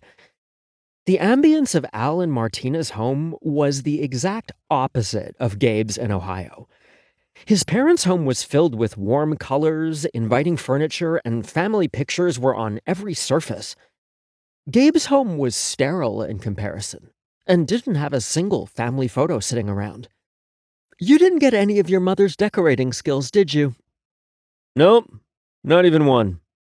I admire a home that's put together well, but I don't have the first clue how to make it happen. You remind me a lot of my mom, Gabe said. I could tell by the reverent tone of voice that he meant that as a compliment, but comparing anyone to your mother is a recipe for disaster. Babe, that's just wrong on so many levels. I wasn't saying that because... I know, I said, cutting him off. I knew he wasn't saying that I was feminine in any way. I meant that our relationship shouldn't resemble anything you have with a parent. That's just gross. I was only referring to your effortless cooking and decorating. You make having a warm and inviting home seem so easy. You're forgiven. I stood up on my tiptoes and gave him a kiss before we continued to the kitchen. Jesus, you two, Gabe said when we found his mom and dad kissing in the kitchen. See, what did I tell you? He asked me. On our very first date, although I didn't call it that at the time, Gabe told me that his parents still acted like newlyweds between bites of country fried steak. That I later put to shame. His revelation was the first thing, other than sex, that we had in common. What he thought was gross about his parents, I found completely charming. Of course, I suspected that we'd have the exact reverse situation when he met my parents in the middle of the week. It's our house, Al told him, and we'll neck if we want to. Al gave Martina one last peck on the lips and then waved for his son to follow him out to the garage. I want to show you the next purchase I'm planning on making. I learned from Gabe that Al not only had a successful auto repair shop, he restored and rebuilt classic cars that had been abandoned. Some he kept for himself, and others he sold for a considerable profit. I too was curious about the next project, but I could see that Martina wanted some alone time to talk to me one-on-one. Do you want to try to help me fix brunch? She asked.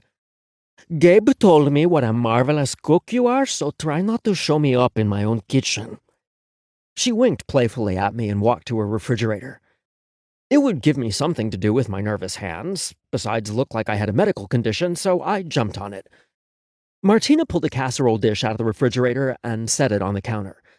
It appeared to be some type of French toast that you make the day before and let sit overnight. It looked scrumptious, and I made a mental note to get the recipe from her later, especially if Gabe liked it, because I suspected that swapping recipes wasn't on her mind right then.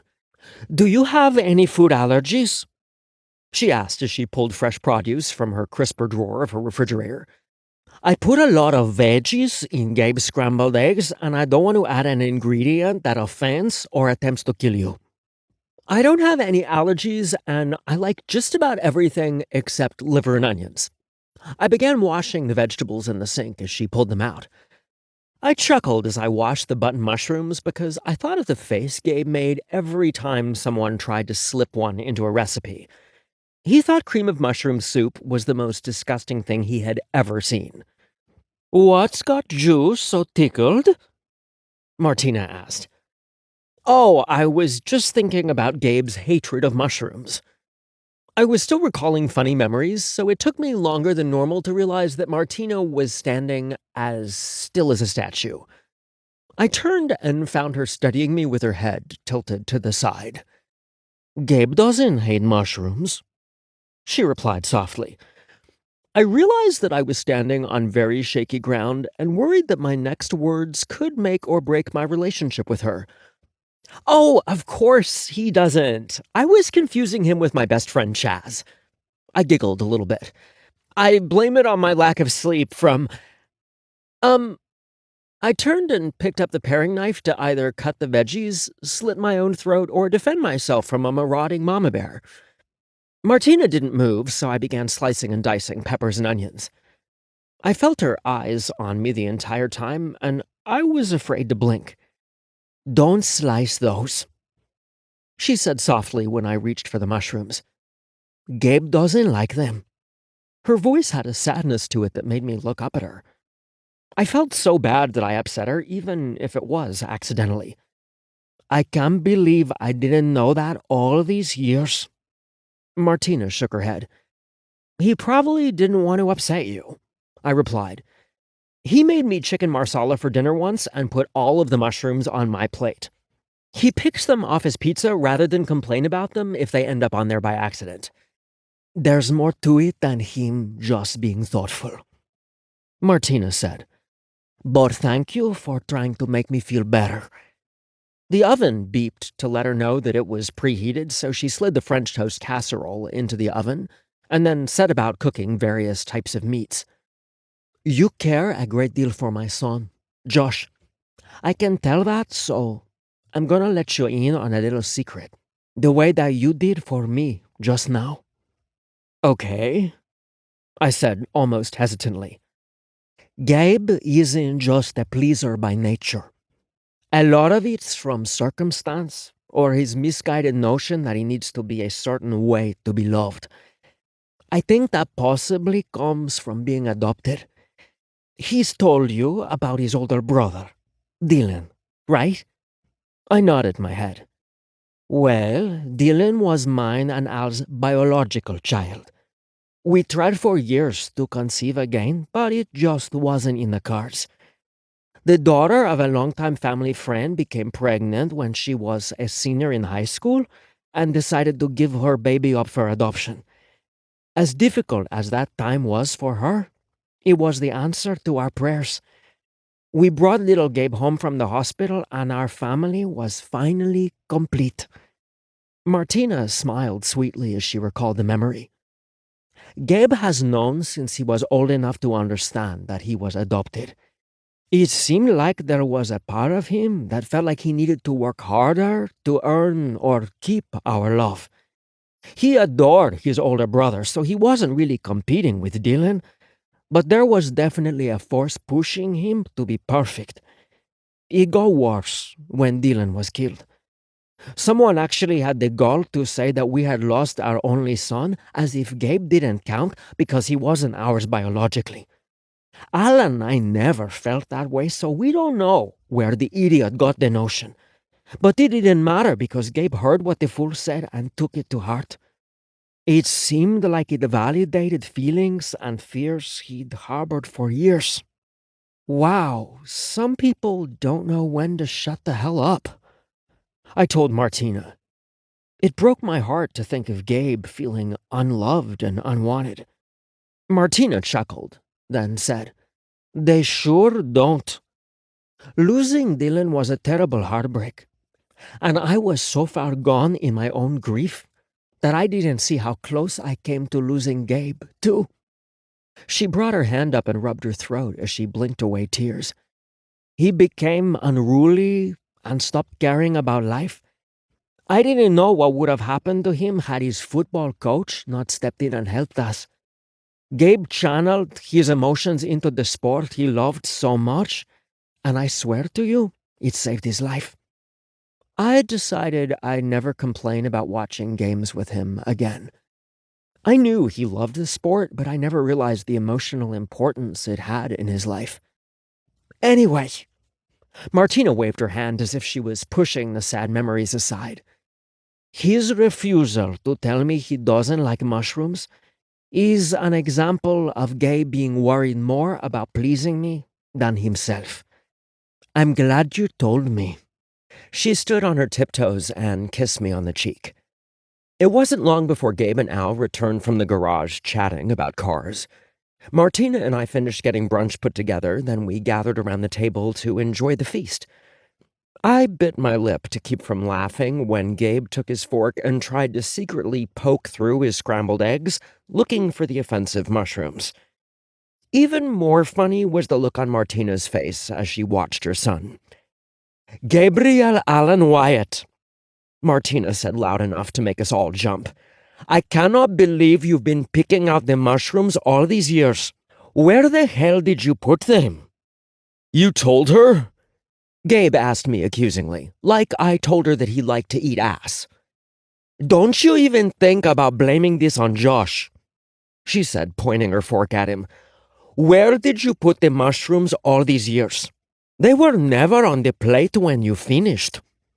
He fed them to the dog when he thought we weren't looking or hid them in his napkin, Al said. "What?" He asked when his wife stared at him in shock. "You knew?"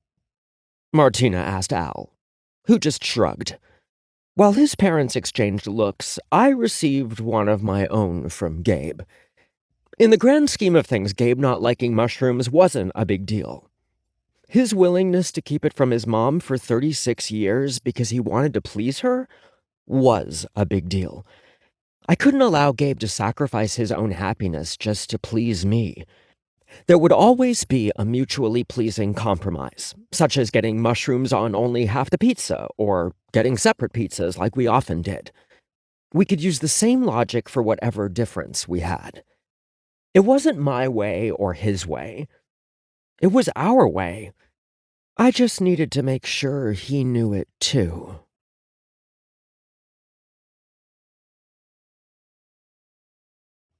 "17. Gabe. Other than the mushroom confession from Josh, our visit with my parents went even better than I expected. While Josh was giving away my secrets, I spent time with my dad in his garage. He showed me the car he was hoping to buy and the plans he had to restore it, if everything fell into place. "Josh is really different than the other guys you brought home," Dad said once we finished the car talk. Two things happened.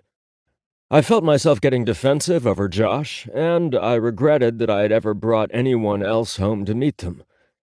Josh wasn't just another guy. He was the guy. Dad must have sensed that what he'd said upset me because he was quick to set me straight. "I meant that in a very good way, son." My ire turned to curiosity in a flash. "Why?"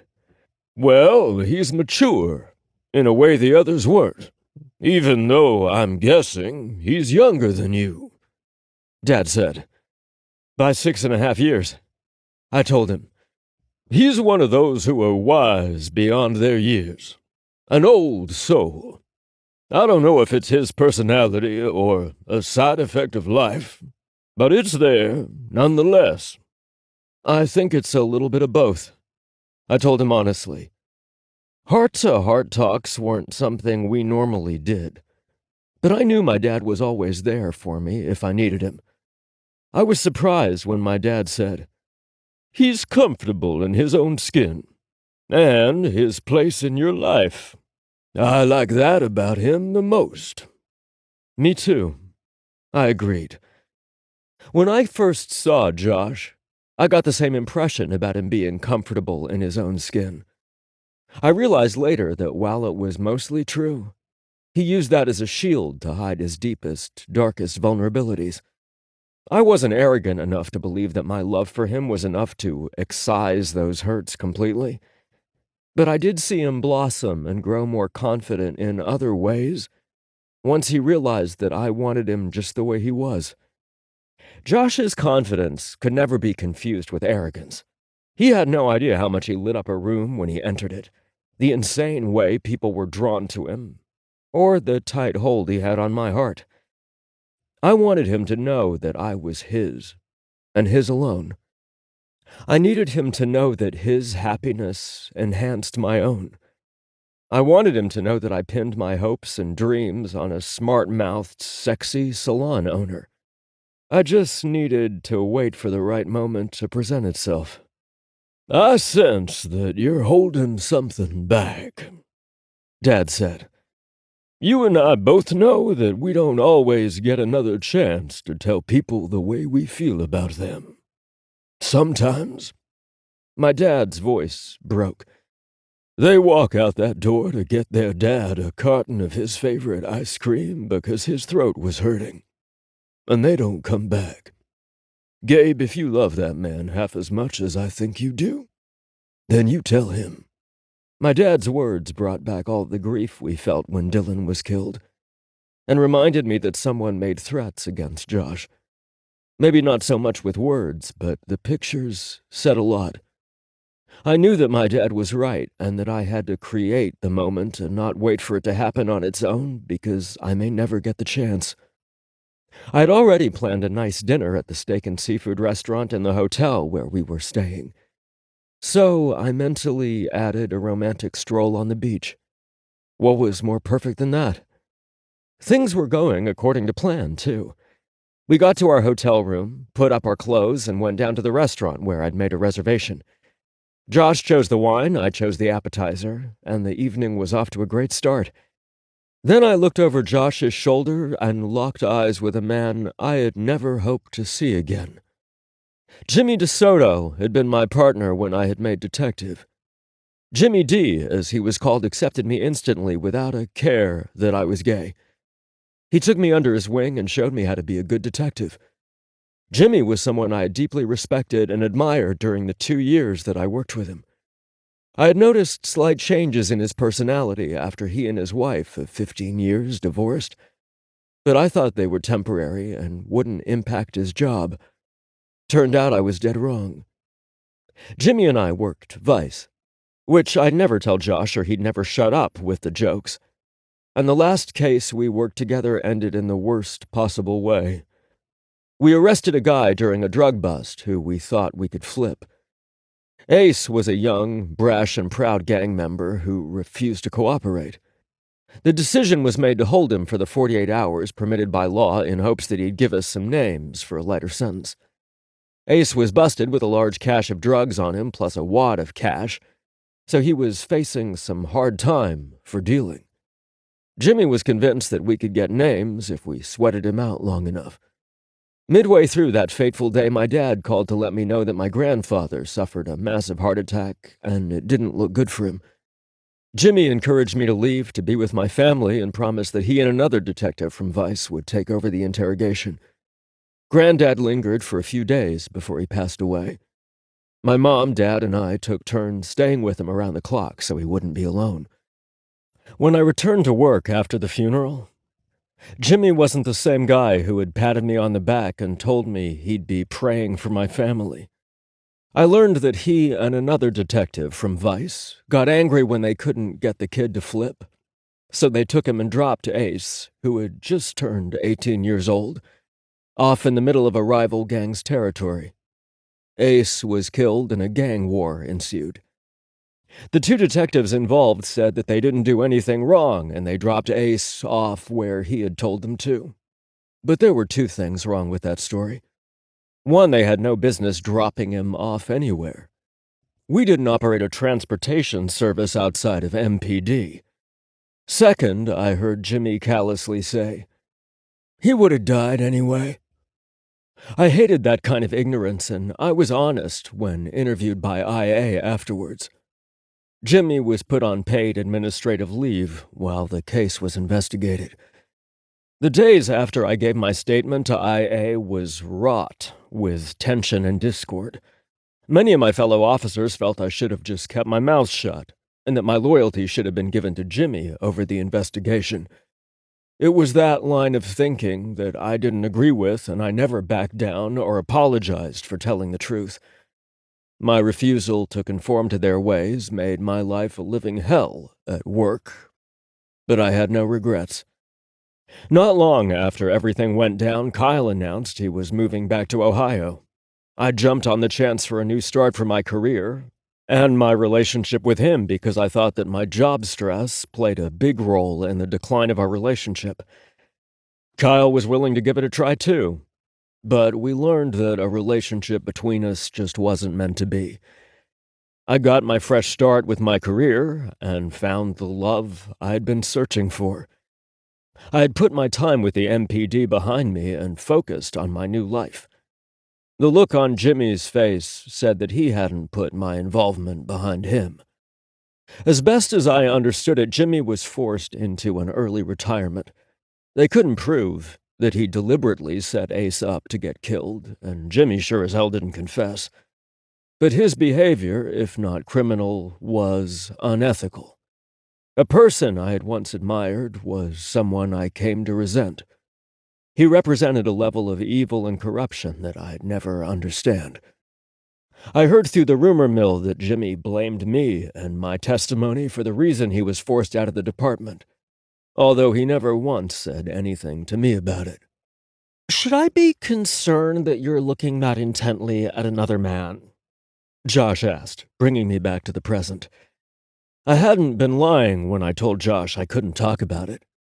Criminal charges were never filed against Jimmy, and I figured it was part of his retirement deal. Ace's family sued the city of Miami and won a settlement.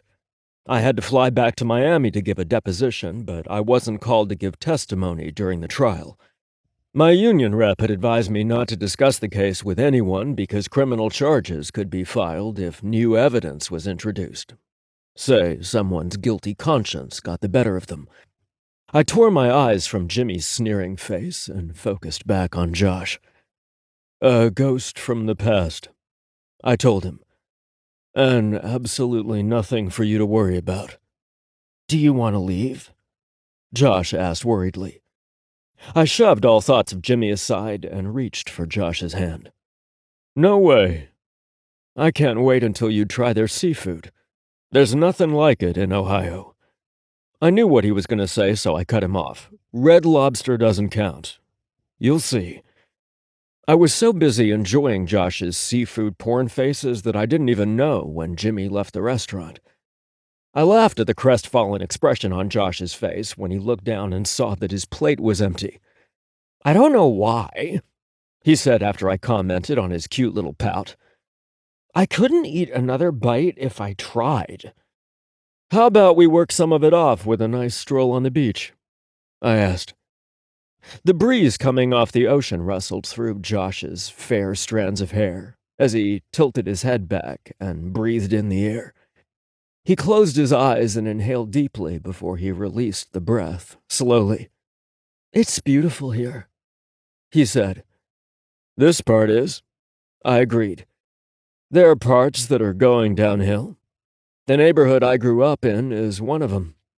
I can't speak for everywhere, but the middle class is getting smaller and smaller here. I wish I could say it was because they were moving up, but that's not the truth. I hate seeing empty buildings where thriving businesses used to be, and neighborhoods where kids can no longer safely play in their yards." "I think that's happening everywhere," Josh said. "Politicians are too busy fighting each other instead of fighting hunger and poverty." "True," I said. "How the hell did we get onto such morose subjects on a beautiful night like this?" I asked.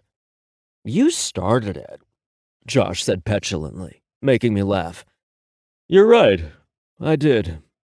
"So, can I assume that the old ghost in the restaurant has something to do with the things you can't talk about? Because I don't see that guy being an old boyfriend." "You assumed correctly, even though I'm not sure how you did it," I replied. "He's not your type," Josh said with an arrogant lift of his chin. "Look who's stereotyping now," I admonished, then playfully nudged him with my shoulder. "I thought you weren't my type once upon a time." "You were dumb then," Josh quipped. "Besides, I don't care what you say, Mr. Rogers was never going to be your type, regardless of his neighborhood." I laughed when I realized Jimmy did somewhat look like the guy from the kids show that ran for decades on PBS. "You got me," I confessed. "But will I keep you?" Josh asked playfully. "I guess time will tell." Josh pulled his hand from mine, rolled up the legs of his jeans to mid-calf, and removed his shoes. "I've been here for an entire day and haven't gotten my toes wet yet." I waited until he was ankle-deep in the water before I hollered, "Look out for the alligators!" "What?" he shrieked. "Jackass!" he yelled when I threw my head back and laughed at him.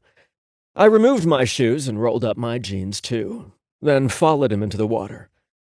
It was a beautiful time of night with the sun going down and most of the beachgoers looking for something to eat after being in the sun all day. It didn't seem like I had to force the moment, because it was upon me. Josh jumped into my arms, wrapped his legs around my waist and his arms around my neck. I didn't even care that my clothes were getting soaked from his wet legs and feet. All I cared about was the look of happiness in his eyes, and the pride I felt because I put that look in them.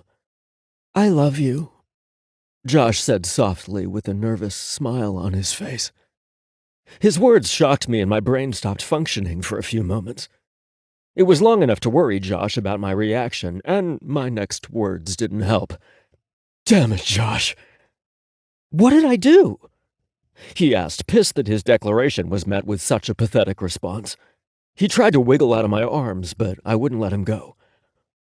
"I was just about to say the same thing," I told him. "You were going to announce that you were in love with you?" he asked, but I could tell by the smile on his face. He knew exactly what I'd meant. "I was going to tell you that I am in love with you." I shook my head in disbelief. "You always want to be in control, don't you? Always trying to outdo me. I brought you out here for a romantic declaration, and BAM! The last part was shouted loudly. You have to say it first." "So say it now," he suggested. "I'm out of the mood now," I teased. "Oh, I know how to fix that, Josh said proudly, wiggling his crotch against mine. I knew there was something special about you the minute we met. I fought it. I denied it, and then I owned up to it. I am so in love with you, Josh. Wow, he whispered thickly. I saw tears form in his eyes as he struggled to grasp the reality of the moment. Do not pinch me, I warned him. Oh my God, you're reading my mind now, he said, then burst into laughter. The unshed tears lost their battle with gravity and ran down his cheeks. What am I thinking now? Easy. I am not.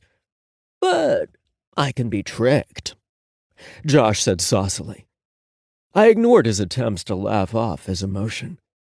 You're thinking you want me to take you back to our hotel room, lay you down on that big bed, and make love to you until the sun comes up.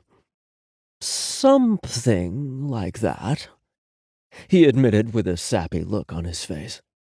So, that was exactly what I did.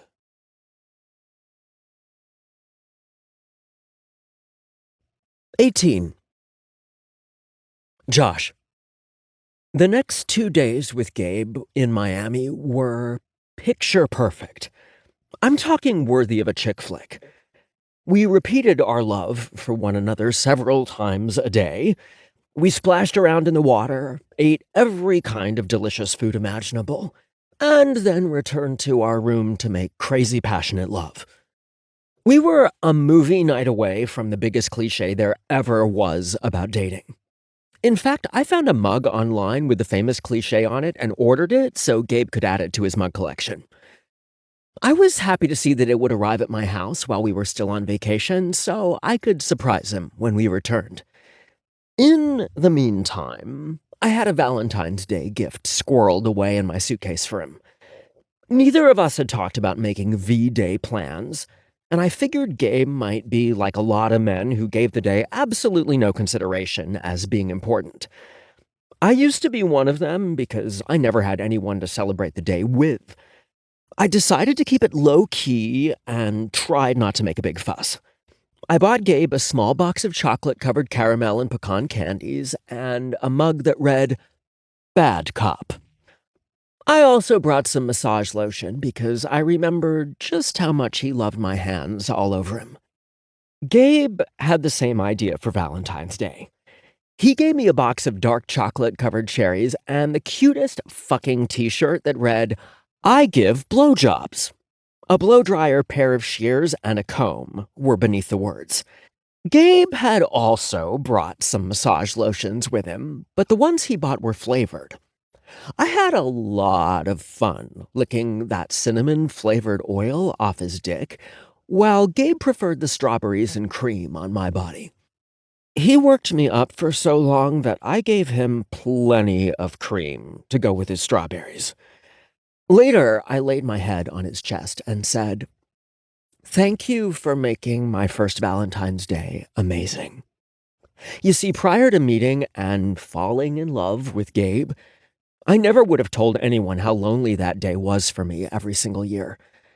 I worried that I sounded too pathetic and was always afraid someone would reaffirm that love wasn't in the cards for me. Gabe gave me the courage to be myself and to say what was on my mind without fear of rejection. That was the greatest gift to me, and one I plan to cherish for the rest of my life. Gabe was silent for a long time, so I raised my head to look at him. His brow was furrowed, and he looked angry. Gabe turned his face to look at me, and his expression softened immediately. Fucking idiots was what they were. It's hard for me to be mad at them when their stupidity made you available when I came into your life. I realized that his anger the moments before wasn't directed at me, but at the people in my past who had hurt me. I enjoyed the time we spent with his folks, too. They were a lot of fun to be around, and I saw why Gabe turned out to be the amazing man that he had. The funniest moment of the trip had to be when Al recommended we play some poker one night after dinner. Gabe's eyes almost bugged out of his head in fear that I'd lose every dime I had. Ha! He silently shook his head no, but I readily accepted the offer. I was the one who had the last laugh when I ended up with all the chips that night. I smiled at each of their shocked faces, especially Gabe's, because it was obvious he was seeing me in a new light. Looks to me like you're dating a card shark, Al said to his son. I saw the gleam of approval in his dark eyes as he smiled broadly at me. Well done, son. Dad, Gabe said in a warning tone, you're not taking him to poker night at the American Legion. Why not? Al and I both asked. It's just not a good idea, Gabe said. It turned out that poker night was the same night I planned to introduce Gabe to my parents. I promised Al that he and I would whip some ass the next time I came for a visit. Away from our everyday lives, Gabe and I had time to get to know one another more, delve deeper into our pasts, and share things that we'd never told anyone else. I asked things like, did you ever get caught masturbating by your parents? Not so much in the act, Gabe said. More like they noticed that my hot showers were getting longer. You? Same, except it wasn't the length of the shower that tipped my mom off. I told Gabe. What was it?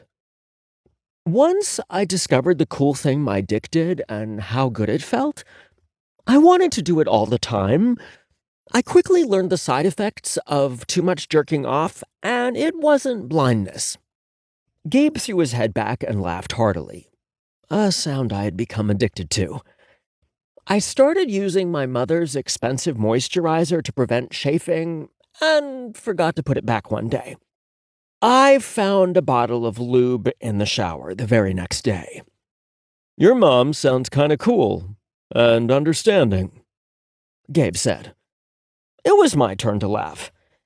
She is cool and understanding, but she takes things to the extreme. Remind me to tell you about my coming out after you meet her. Why can't you tell me now? Gabe asked. It will mean more to you after you meet her. Just trust me, babe. He did, and on that fateful Wednesday evening, Gabe got to see exactly what I was referring to when I said my mom took things to the extreme. Now, lesser men might have been embarrassed about their mother's level of excitement for their happiness, but I had come to terms with Bertie's personality quirks long ago. Oh, wow, Gabe said in awe as he looked around the living room of my parents' condo. I've never seen anything like it.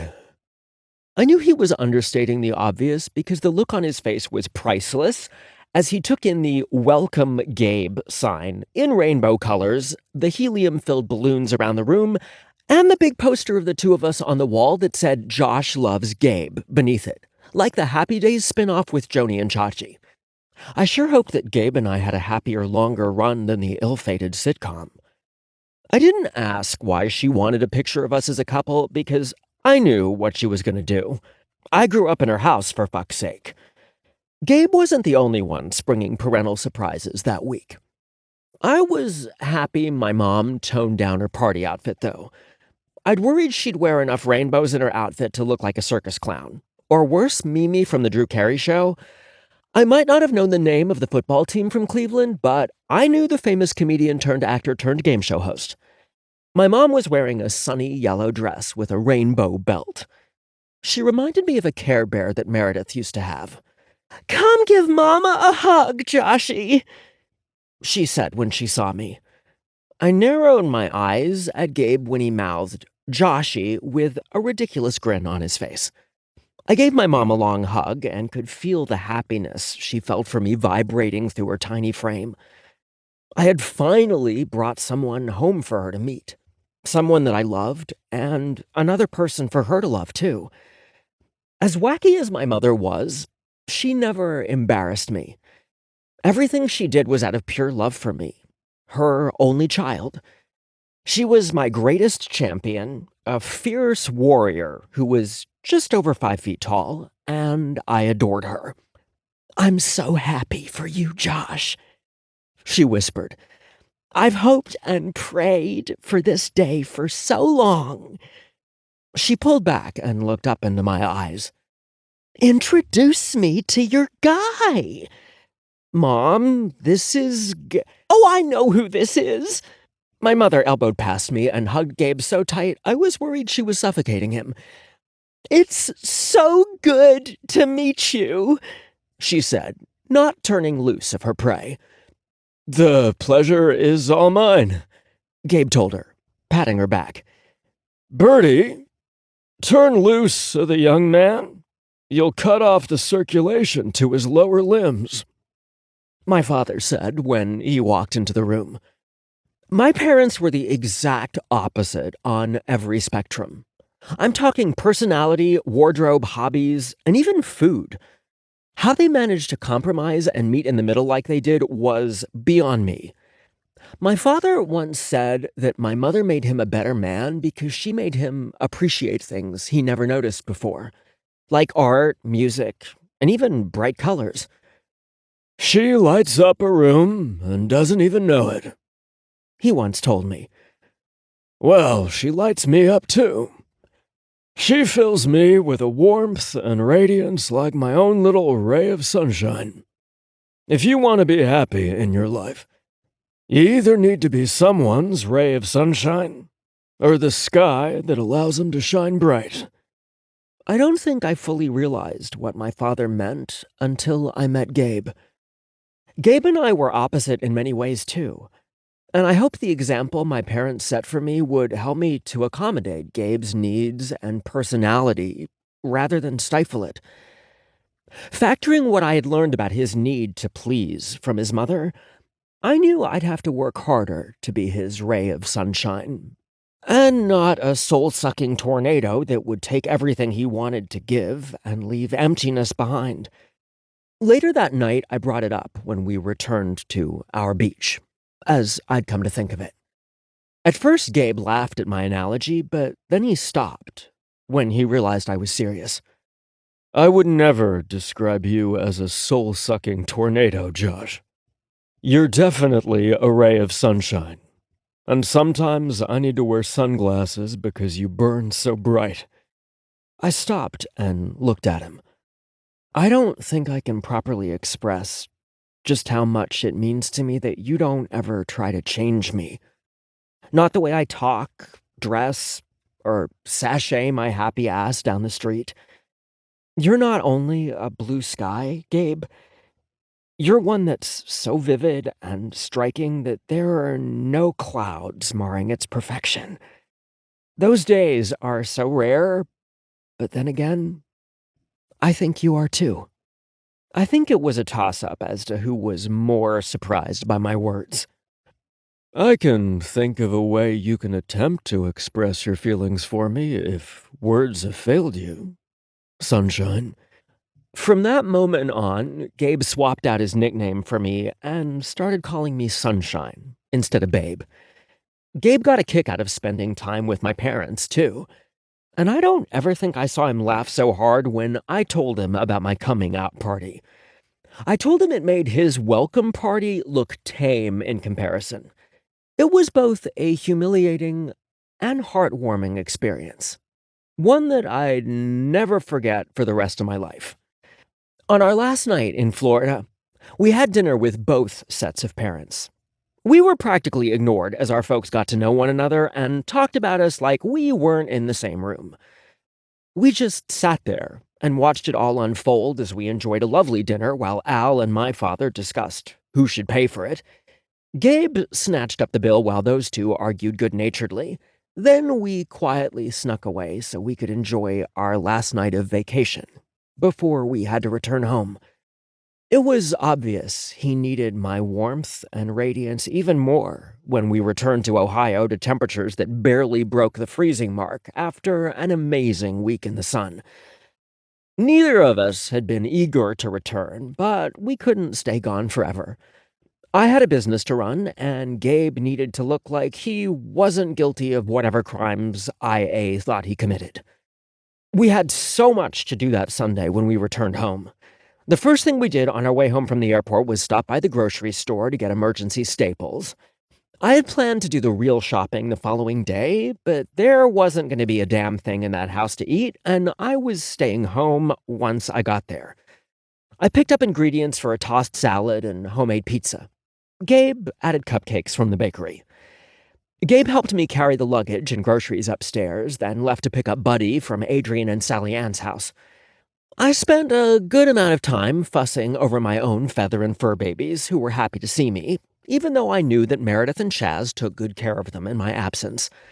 I let Jazzy out of her cage to run and play while Diva weaved in and out of my legs. Savage squawked happily, "Frog Nugget! Frog Nugget!" I had worried that Savage would revert back to his destructive habits while I was gone, but Meredith assured me that she would keep a close eye on him and even stay over if he looked to be freaking out over being left alone at night. The way he bopped his head when he moved from side to side told me that he had done just fine.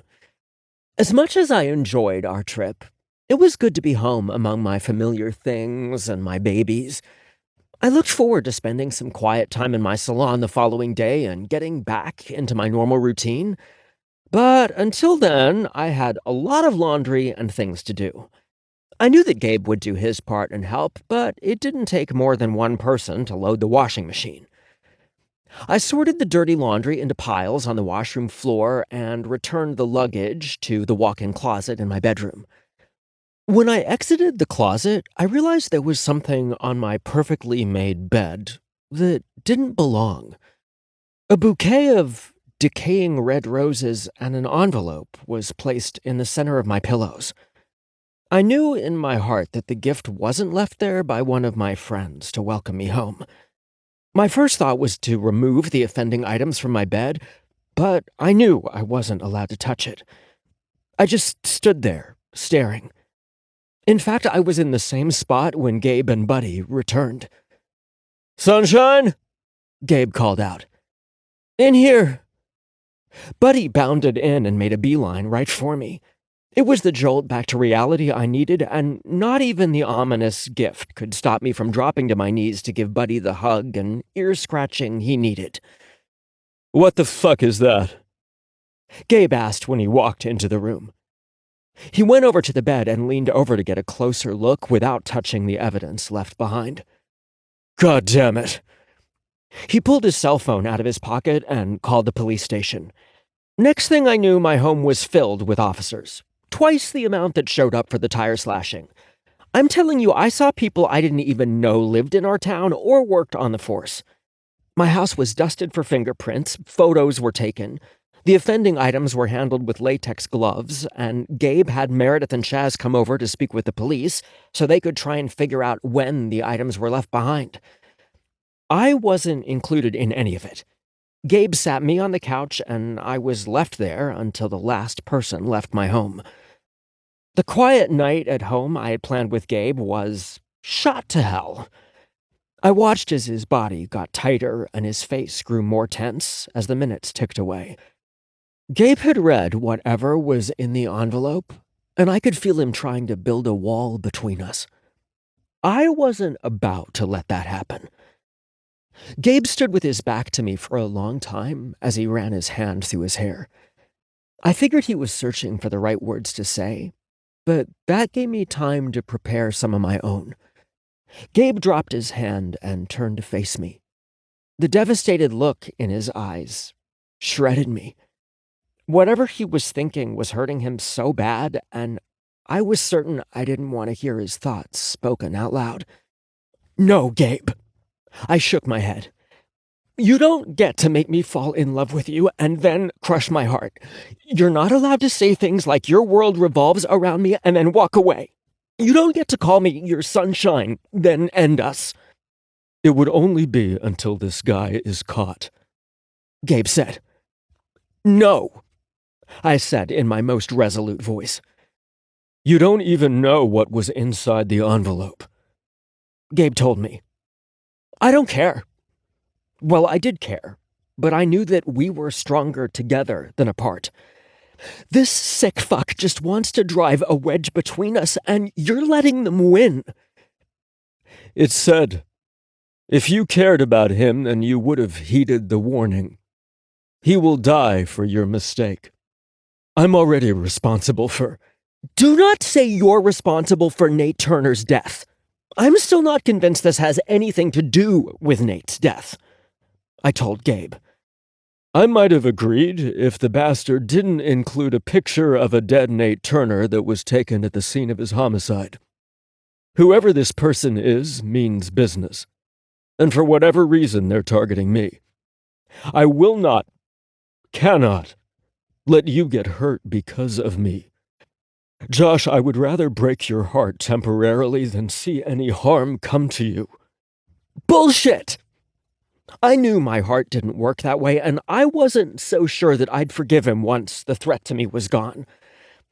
Listen very carefully to what I have to say, Gabe, because I'm not playing around here. I've been bullied my whole life, and this right here is just a scarier, more intense form of bullying. I will not have it. Sunshine?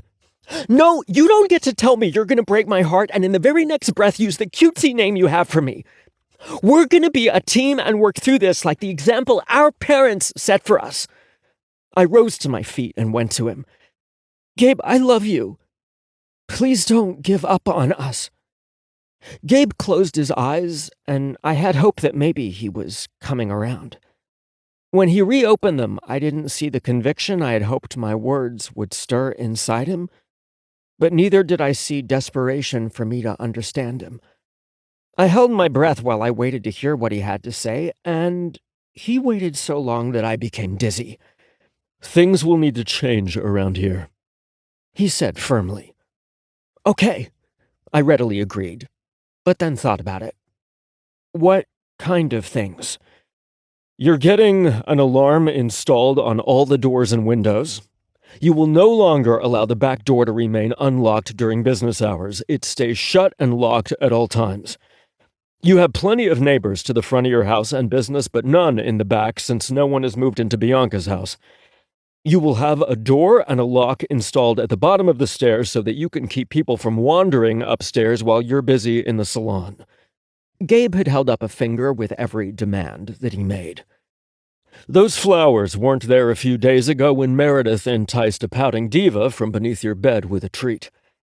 I think the flowers were already dead and were brought up during salon hours yesterday since Saturday is your busiest day. Someone probably came through the back door and headed right up the steps to your home.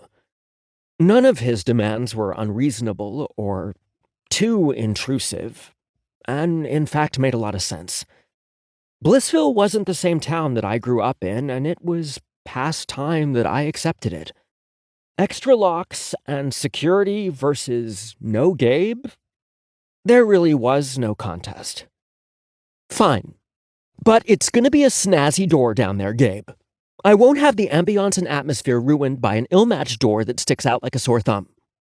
Gabe pulled me to him, wrapped his arms around me, and held me tight. God, I love you, Sunshine.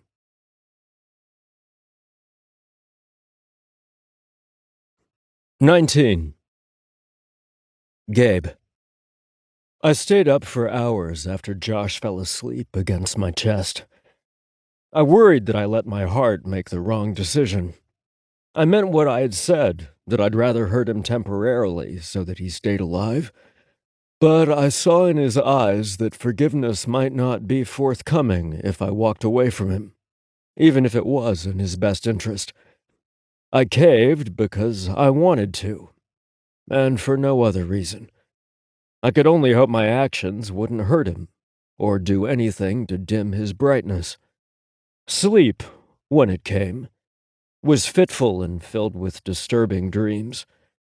I saw Josh's beautiful face marred with blood and a bullet wound instead of Nate's. I saw Josh yelling my name and reaching for help that would never come in time to save him.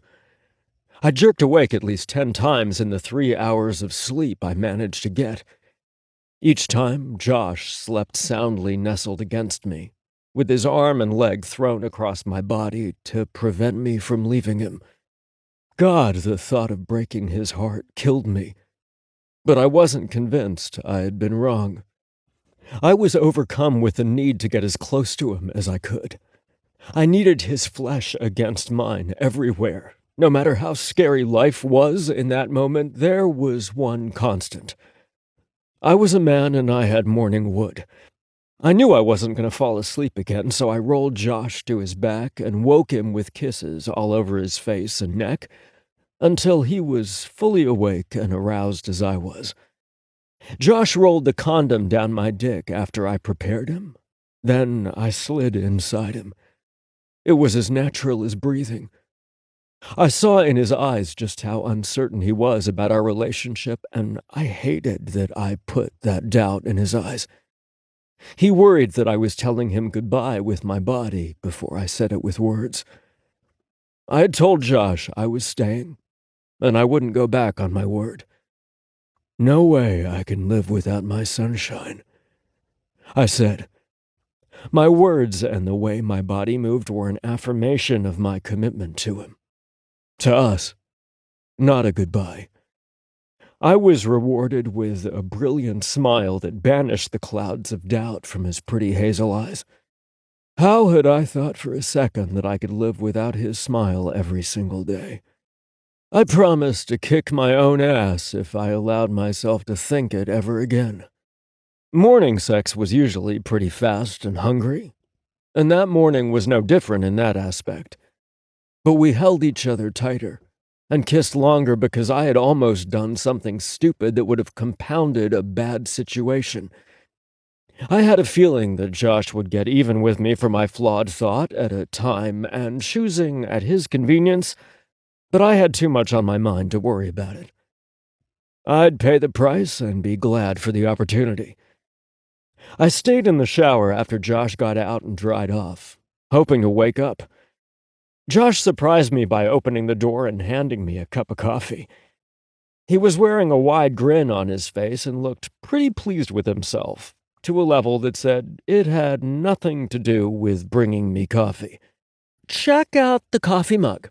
I ordered it while we were on vacation, and it arrived already, he said. I looked down at the mug, and it said, I enjoy movie nights, long walks on the beach, and cuddling. Oh my God. Our vacation was a movie night away from a cliché, I told him. I know. He leaned in his head for a quick kiss. It was absolutely perfect. It was, too. I had never enjoyed myself more than I did with him that week. We laughed and had some great times, which made what happened yesterday so much harder to swallow.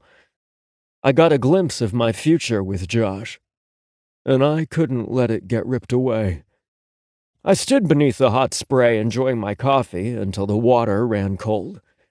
Josh was already on the phone with an alarm company by the time I got out, dried and dressed. It must be my lucky day, he said when I came to him for my goodbye kiss. They had a cancellation and will be here to install the system today. Having someone threatening to kill him didn't make him lucky, but it was fortunate that the appointment was open. Keep the doors locked and text me your grocery demands, I said, then thought about it. Better yet, I'll be home at a decent time and we can go together. You'll protect me at all costs, even if someone tries to take the produce I want. Josh held his hands in front of him to form a pistol and playfully hit a pose that made him look like a modern-day Charlie's Angels. It was exactly the lighthearted thing I needed to put a smile on my face and remind me just what I was fighting for. Adrian arrived the same time as me, and he pulled me to the side before we went into the station. Damn, Gabe. I heard about the threat left at Josh's house. Even though I hadn't called him, it was possible someone else on the force did. But I was betting he heard about it at the diner. So help me God, nothing was a secret in Blissville. What did you hear at the diner this morning? I asked. That someone killed his cat and left it for dead for him to find on his bed. Adrian said, confirming my suspicions were correct. How come you didn't say anything when you picked up Buddy last night? First, it wasn't a dead cat. It was a bouquet of decaying flowers, a note, and a picture of a dead Nate Turner. I told Adrian. Second, I didn't know about it until after I got home. I made one call to dispatch, and the next thing I knew, everybody and their brother, minus you, was in our home dusting for fingerprints and stuff. Home? Adrian said, then smiled. You said home, not Josh's house. It was the second time I said it that morning, but Adrian was the first to point it out. Either Josh didn't hear it, or he ignored me when I told him I'd return home from work early. I wasn't sure how to respond to Adrian, so I just shrugged my shoulders. Another random thought occurred to me while I stood in the frigid temperature with Adrian. Josh was meticulous about his home and salon, particularly with cleanliness. Under normal circumstances, he wouldn't have gone to bed until the last black smudge from the fingerprint dusting had been eliminated. It just showed how much I had upset him the night before that he ignored the mess. It was a mistake I wouldn't make again, and I wished I was home helping him clean. Adrian, something really bad is going on, and I honestly can't wrap my head around it. I told my partner about the photo of Nate, the note in the envelope, and the gut feeling that whoever killed Nate thought I knew a hell of a lot more than I did. But why? That's a damn good question, Adrian said. Maybe Captain Reardon will get some answers for us. It would sure help to know what the hell Nate was caught up in. The captain wasn't in yet, which was unusual but not unheard of. We had some open cases to work, the largest being the cache of drugs found at the high school, so I tried to focus on them until Captain Reardon showed up. As the minutes ticked by, however, I found it harder to concentrate because the captain was never late to the station. It was almost noon before he walked through the front doors of the station. A gust of wind caught the bottom of his long trench coat and parted the fabric to reveal the captain had worn his dress blues. He looked at Adrian and me and jerked his head toward his office. We rose to our feet and followed immediately. "Have a seat," he said firmly, hanging up his coat.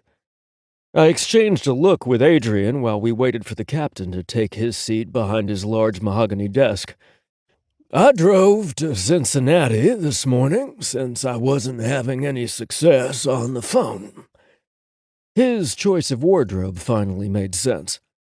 Someone who looked as powerful and commanding as he did would be hard to ignore. "What did you learn?" I asked, hopeful it was something that would bust our case wide open. "I learned a lot of little things, but I'm not sure yet how they all tie together. If they even do," the captain said. I could tell he didn't want to get my hopes up, but I needed something to put my mind at ease. "Let's start with the biggest piece of the puzzle, which is whatever Nate might have been tied up in that instigated this mess.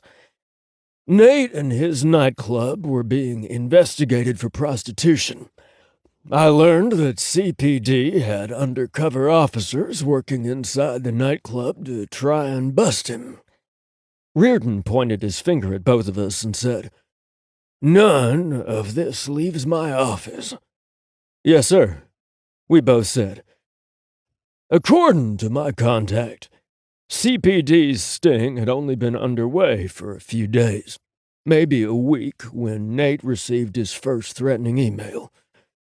Whatever illegal operations he might have been running in there stopped immediately. The cops were removed after a week or so of no activity. In fact, they were gone by the time he called you." "Okay. So why did Nate think that calling the cops made things worse, as if they were involved?" I asked. "I'm only speculating here, because Nate's not here to confirm or deny," Captain Reardon said. "My contact said that the detectives assigned to the case tried to squeeze information out of Nate. They made it known that he had been under an investigation and said they would protect him if he gave some names. CPD got the impression that Nate was taking money from someone to allow the illegal acts to take place in one of his back rooms. They believed that Nate was a small player in the prostitution ring syndicate. They hoped he would turn on the guy next higher up than him, and that guy would do the same until they got to the top. Nate denied the allegations of prostitution and said he didn't know anything about a syndicate. A few days later, he called the detectives and requested to close his case. There was approximately 2 months between the time I met with Nate in his office and the time he was killed. Do we know if threats were stepped up during that time? Was his home searched? I asked. There's a bit of a battle between the Cincinnati Police Department and the Carter County Sheriff's Department over who should be investigating this homicide. CPD said it's their case because they said Nate was killed because of the threats that they were still investigating. CCSD said the incident happened in their jurisdiction, so it was their case. CPD did search his home and business, but nothing was found. His business partner... Business partner? I asked. He had a silent business partner, a Mr. Marlon Bando. Mr. Bando is a member of a very conservative family and didn't want his involvement in the gay nightclub made public.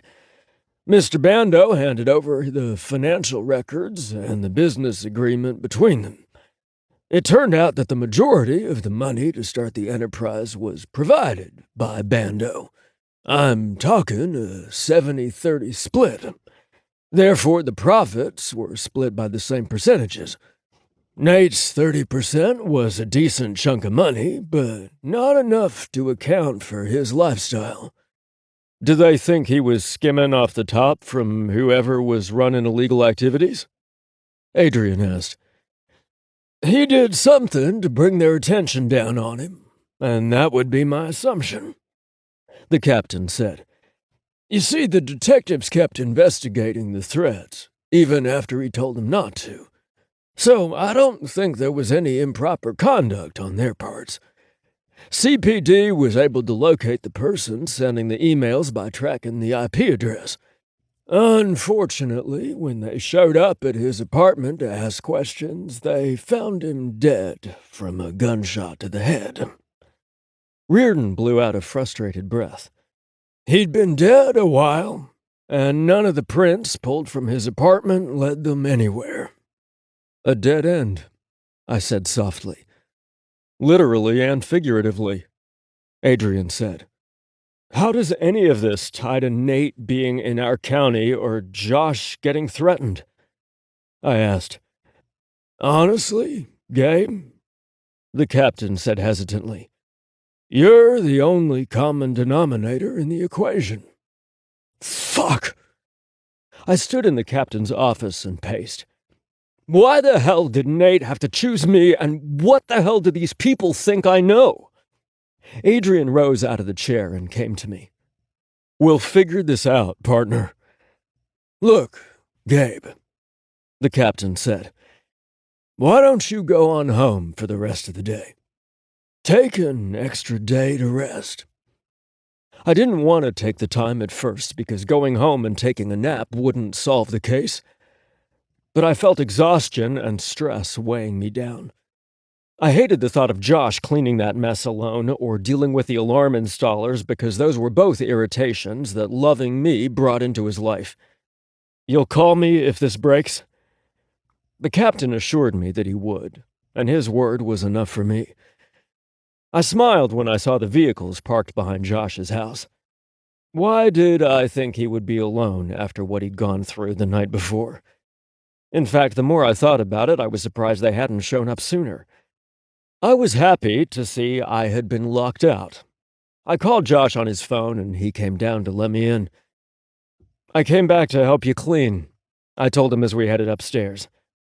I should have known the cavalry would be here already. When I got upstairs, I saw that Willa was there with Chaz and Meredith.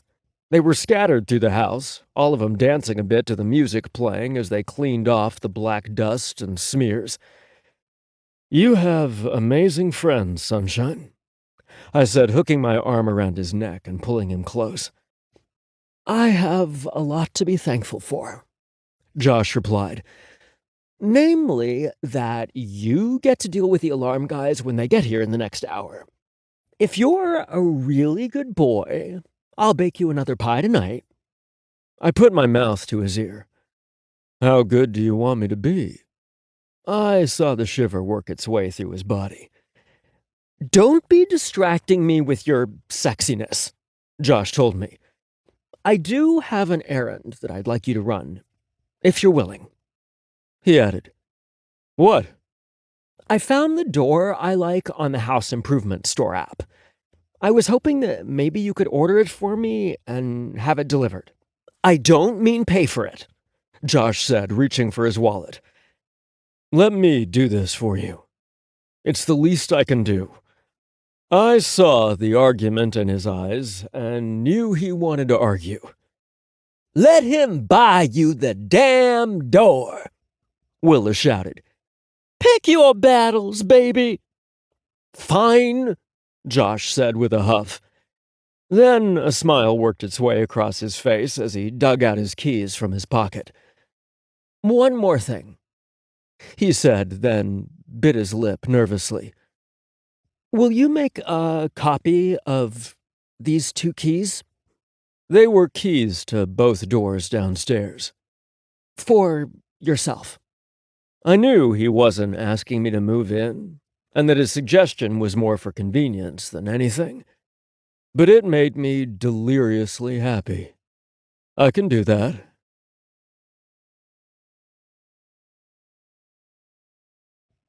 "20. Josh. Not that I wanted it to become a habit, but trying to kill me, bringing me in for questioning, or threatening to kill me was great for my business. I had the ladies lining up for days in the guise of buying products in the hopes of finding out the juicy details of my late-night visit from Blissville's finest. Well, the police department. My late-night activities with Blissville's finest, my Gabe, was gonna stay private. "I'm starting to see a trend here," Meredith said one night after the salon closed. "This keeps up, you might want to stock up on some extra inventory. Hell, you might even want to rent a storage unit to keep it in." "Girl, you know it. Not that I want you to get threatened or hurt. It's just you might as well make a little profit out of the madness." Some might think it was wrong for me to capitalize on the town's curiosity, but I thought they were wrong for being nosy. Besides, I wasn't the only one to make some cash off the townsfolk. I sold out of every single item that Maribeth made specially for me. It was so exciting to call her and let her know that I sold completely out of the Jazz's Spice and Sass line she had created for my salon. Better yet were the people who came in a few days after their first purchase looking to buy items in the line they passed over on their first visit. It was an arrangement that benefited both Maribeth and me very well. The changes Gabe insisted on were a bit of a nuisance at first, but I adapted. It was doubtful I would confess just how much I liked the ornately carved door at the bottom of the staircase that led to my home, though. I liked having some kind of advantage over Gabe. I thought it would make the sitting area look closed in, but the fancy-ass door I chose looked like it had been there since the home was built.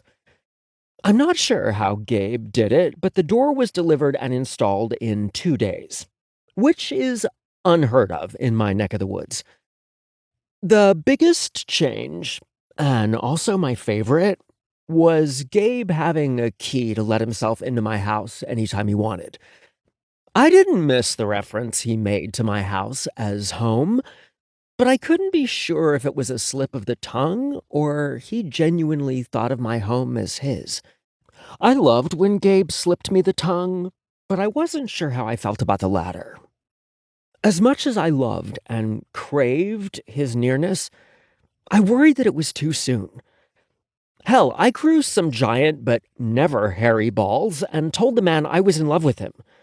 That was a huge step for me and all that I was ready for at the moment, but I acknowledge that the time for me wanting to take the next step with him was getting nearer every day. Besides, I wanted Gabe by my side because he wanted to be there, not because he thought it was necessary. That wasn't very romantic. And I'd call anyone a liar if they accused me of it, but I was starting to get pretty sappy when it came to Gabe. I even went so far as to put an aqua blue streak in the front of my hair to match the pair of underwear that he favored the most. Not only did he like the colored streaks I sometimes wore in my hair, but he'd reminded me of how much he liked taking those sexy little undies off me. It was no coincidence that I was wearing the exact pair of briefs when Gabe saw the streak for the first time. I like it, Gabe said, running his hand through my hair. It's the same color as those Andrew Christians I like so much. Really? I unbuttoned my jeans and opened the fly to reveal the bright color I wore underneath. Huh. I guess you're right. My little stunt had the desired effect, and we were much later getting to the diner than originally planned. I learned that as high maintenance as I was, compromising and adjusting actually came easy to me. Gabe was extremely easy to please and very cooperative, but I had to remind myself not to take advantage of his pleaser personality.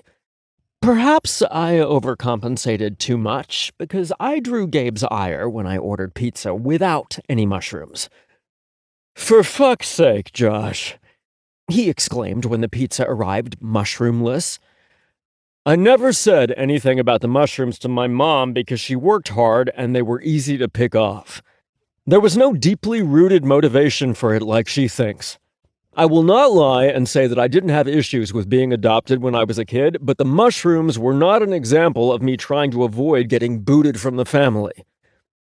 If you say so, I said complacently, just wanting to eat my pizza in peace by that time. I had to admit it sounded awfully similar to the "yes, dear" my father used on my mother in similar circumstances. Gabe was just as pissed as my mother had been. Gabe threw up his hands in frustration. I made you chicken marsala, and one of the key ingredients is mushrooms. I put my pizza down on my plate and turned to face him. I was new Josh, and I didn't have knee-jerk reactions to things like little fights over mushrooms. I took in the pinched and tired expression on Gabe's face and realized that our little tiff had nothing to do with mushrooms. I removed his plate from his hand, then set it beside mine. "Gabe," I said, crawling on his lap, "maybe you tell me what's really upsetting you. And don't tell me it's about the mushrooms or anything else. I know you're not really mad that I didn't put mushrooms on the pizza. Even though I knew I was correct, I thought it might not hurt to be so obvious next time. So, what's going on with my man today?" I slipped my hands in his dark hair and massaged his scalp, and just like that, he melted into the couch and gave up all his secrets. There's been no new break in either case, and Rocky Beaumont is threatening to sue the department if Nadine finds out he's been sleeping with Commissioner Wallace. I don't know why he thinks we... Wait a damn minute. I waited for Gabe to open his eyes and focus them on me. Are you saying Rocky likes the D? I could tell the wheels were spinning as he tried to come up with a way to backtrack or imply I misunderstood. No, nuh-uh, I heard exactly what you said. I dropped my hands from his head to my waist as I sat in disbelief of what he just said. You never told me? You know I can't talk about open cases, I interrupted again. Wanda confessed to trying to kill Rocky, so his case is closed. I still couldn't believe my Sunday school teacher was capable of murder and attempted murder. Why didn't you tell me? I know it's not because you think he's a swell guy. You practically growl and snarl whenever you see him around town. Then it felt like a crushing blow to my heart when I realized why he hadn't told me. "You still don't trust me," I whispered softly. I moved to slide off his lap, but he grabbed my hips and held me to him. "Not true," he argued. "I do trust you, and I know damn well outing a guy, even someone as vile as Rocky, isn't something you would do. There's an open case that could involve Rocky, and I should never have said anything to you." "What case?" Then I thought about it. "Oh, you mean George's house getting broken into and ransacked?" "Yes, that one. Rocky had a lot to lose if those photos ever came out. Perhaps he did hire someone to look for them while he was safely out of town. It's doubtful, but I had no business saying what I did. I won't ask you to keep quiet because I know that you will." "Damn straight," I replied, feeling mollified. "You better not let anyone rub your scalp around town because you sing like a damn canary," I said, joking. "Hey, I know," I said with wide eyes. "Maybe the police department can hire me to come in during interrogations and give head massages until the perp confesses." I could feel Gabe's muscles tightening around my body, and it was obvious he was getting jealous thinking about my hands in other men's hair. "I don't think so, Josh. I'm the only one who gets scalp massages from now on." "My clients will have a big problem with that, babe. I'm famous for my massages." The leering grin he gave me said he was remembering the special massage I gave him in my salon. "Not that kind of massage," I clarified. "That one only belongs to you. I was referring to the massages I give while I shampoo hair." Well, I wouldn't want to upset the ladies. "And Kyle," I amended. "Excuse me?" Gabe asked angrily. "I cut Kyle's hair, too," I told him. "Sometimes he comes in for a quick dry trim in the morning, and other times he wants the shampoo and scalp massage thrown in." "I just bet he does." Gabe snapped. "Hey!" I threw up my hands. "It's not like that. There's never been a spark of anything there." "Wait," I said as I realized something. "Didn't you know I cut Kyle's hair?" "No," Gabe admitted softly. he never said, and I never asked." I thought his lack of knowledge about his ex was kind of sad, but I wasn't going to bring it up. They were exes for a reason, and I was the beneficiary of that fact. Instead, I shifted my mind onto something else that had been on my mind involving Gabe and hair. "I don't suppose you'll let me cut your hair," I said to Gabe. His eyes widened, and I quickly amended, "Trim. I meant to say trim your hair."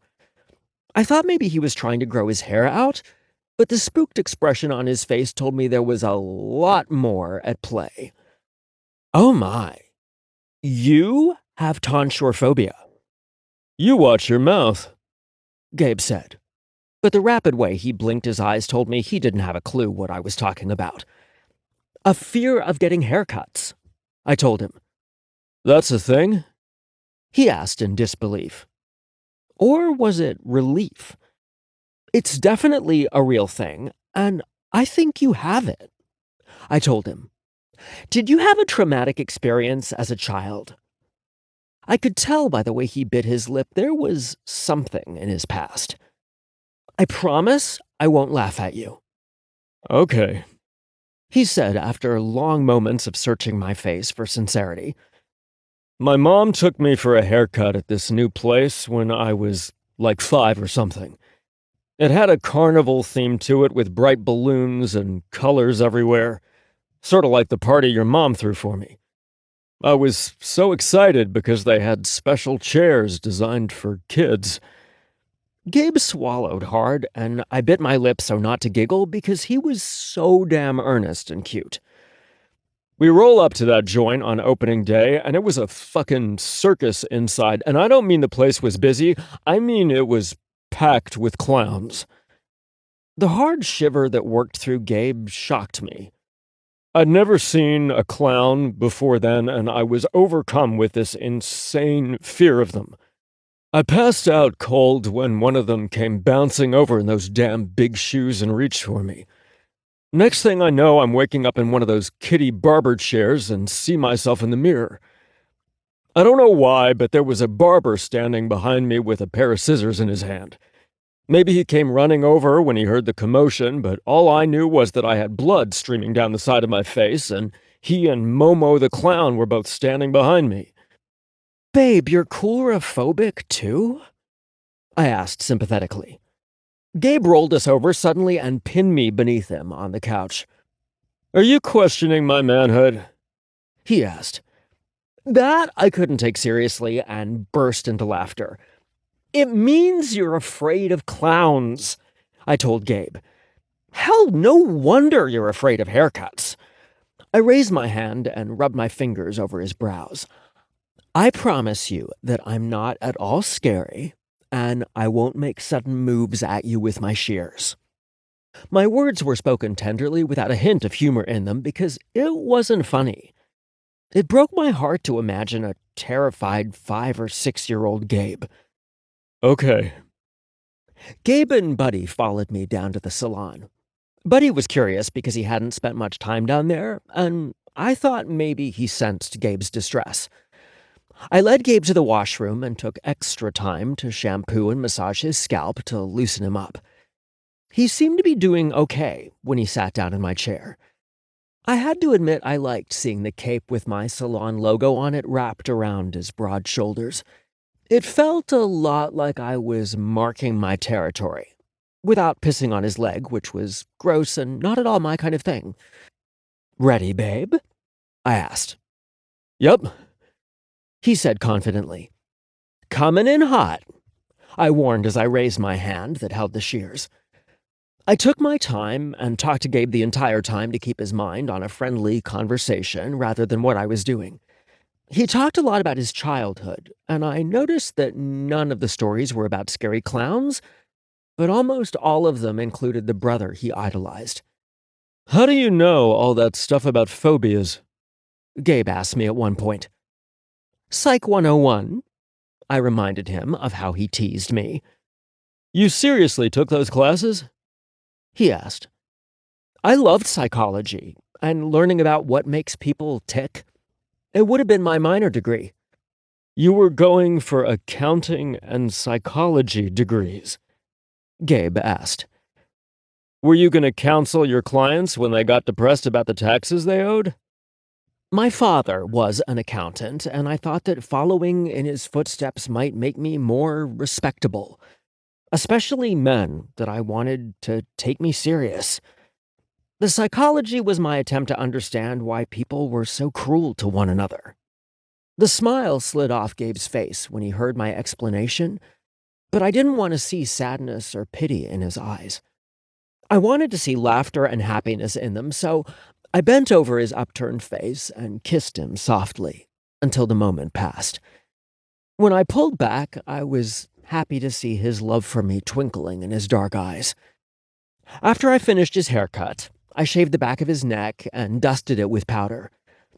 "I don't suppose you'd let me shave your face, would you?" I asked. He looked up at me with such trust in his eyes and said, "I'd almost let you shave my balls, sunshine." "Almost?" I asked, but laughed hysterically. That wasn't a privilege a man gave lightly, if at all. I was madly in love with Gabe, but I wouldn't let him near my boys with a razor. I left him in my chair so I could get the shaving supplies that I hardly ever got to use. I gently placed a warm, hot towel on Gabe's face so it would open his pores. I could tell by the happy humming that came from his throat that he was enjoying it. Once I had the shaving cream lathered up, I removed the towel and spread it on his face. I was so proud of myself for not cracking jokes about my cream all over his face, although I was certain I would bring it up at some point. I had been trained in the art of straight razor shaving, but I hadn't done it in many years, so I used a standard razor on Gabe's handsome face. It was something I would love to do for him in the future, though. Look at that. I thought of Gabe and the word future in the same sentence and didn't freak out. I took my time and gave him a close shave, loving that I would feel the softness on his face against mine when we got upstairs. Gabe rose from his chair when I was finished and pulled me into his arms. "Thank you, Sunshine. I love my haircut and shave." "That'll be $45, I told him. His eyes widened and he said, "Uh-oh, I forgot my wallet. Can I work it off somehow?" "Absolutely." I turned and put an extra sway in my hips as I made my way to the door that led upstairs. "There's dishes you can do." I started to run when I heard him coming after me, but I didn't run too fast or too far. Sometimes it was much better to be caught than to keep running.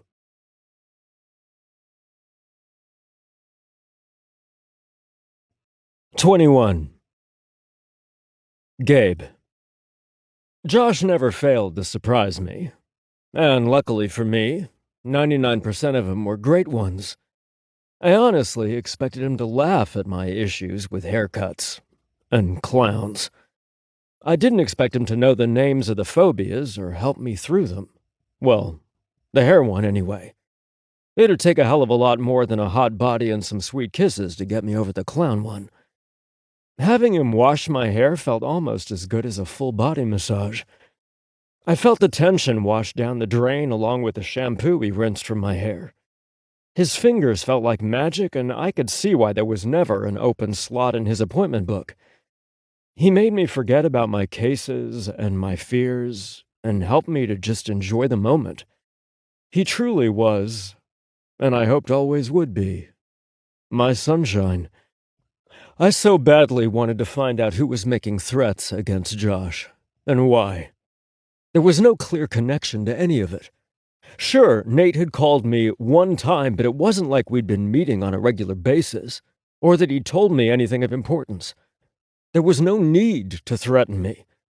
Unless they thought I knew more than I did because Nate told them so. To what end? Buy him more time? But to do what? He didn't escape, he ended up dead in my county. I felt like the idea had merit, but I wasn't sure what to do with it. I imagine the CPD has scrubbed his computer clean, and the sheriff may or may not have obtained copies. Adrian said when I mentioned it the following morning while we made ourselves coffee. "Nice haircut, by the way. You get that at the Clip and Save?" "Is that a real place, Adrian? It sounds a lot like a coupon-cutting group instead of a barber," I told him skeptically. I pretended to hand him a coupon. "Here's 50 cents off peanut butter. Do you have any for toothpaste?" "You're gonna need one for boot retrieval out of your smart ass," Adrian countered. He fought to keep the smile off his face, but lost. "You're sounding an awful lot like your boyfriend these days." "And that's a good thing," I replied, because it was true. "You're quoting Martha Stewart now?" Adrian asked. "What's a straight guy like you know about Martha Stewart?" Teasing Adrian was one of my favorite parts of the job, and although I harassed him long before I met Josh, the barbs had gotten sharper. "The kind who has a wife who adores the woman." "Hey," Adrian said, puffing up his chest. "I'm a modern man. I'm in touch with my feelings. I'll watch cooking shows with my wife, and I'm not afraid to cry." "Cry later," said a firm voice behind us. Adrian and I spun around to face our captain. His expression was moderately softer than his tone of voice. "I need you two in my office. Now." We set our cups down and followed behind him without another word. We would make a fresh cup later, but whatever the captain had to say couldn't wait.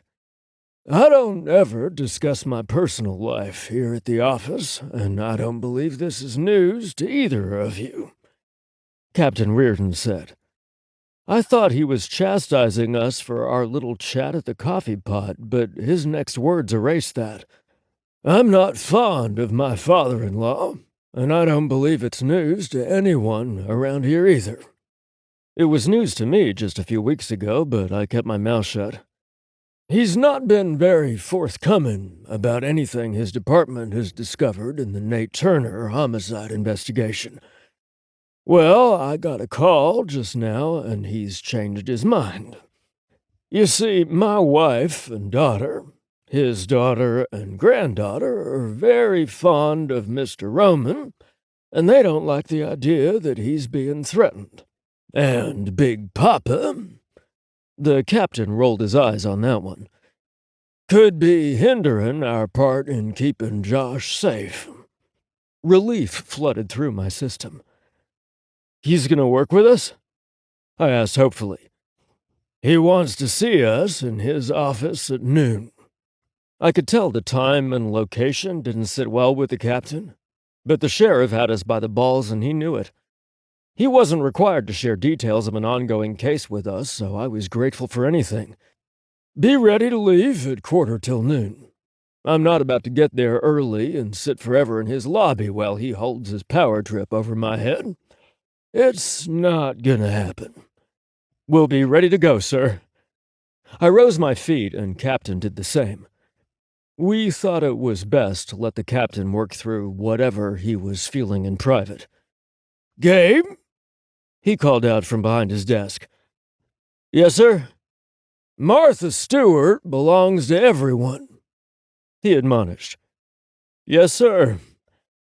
We hadn't been in Captain Reardon's office for very long, so our coffee was salvageable. I took a big swig and nearly spit it out. Who the fuck put salt in my coffee? No one looked up from their desks to confess or rat out anyone else. "Paybacks," I called out as I poured the remaining coffee in the sink, then made a fresh cup.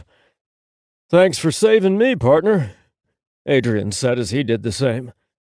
I had just sat down at my desk when the phone rang. "Detective Wyatt?" I said into the phone. Detective, this is Myrna Evans calling. I'm the editor-in-chief with the Blissville Daily News, and I'm calling about a disturbing package that was dropped off through our mail receptacle. I sat up straighter in my chair.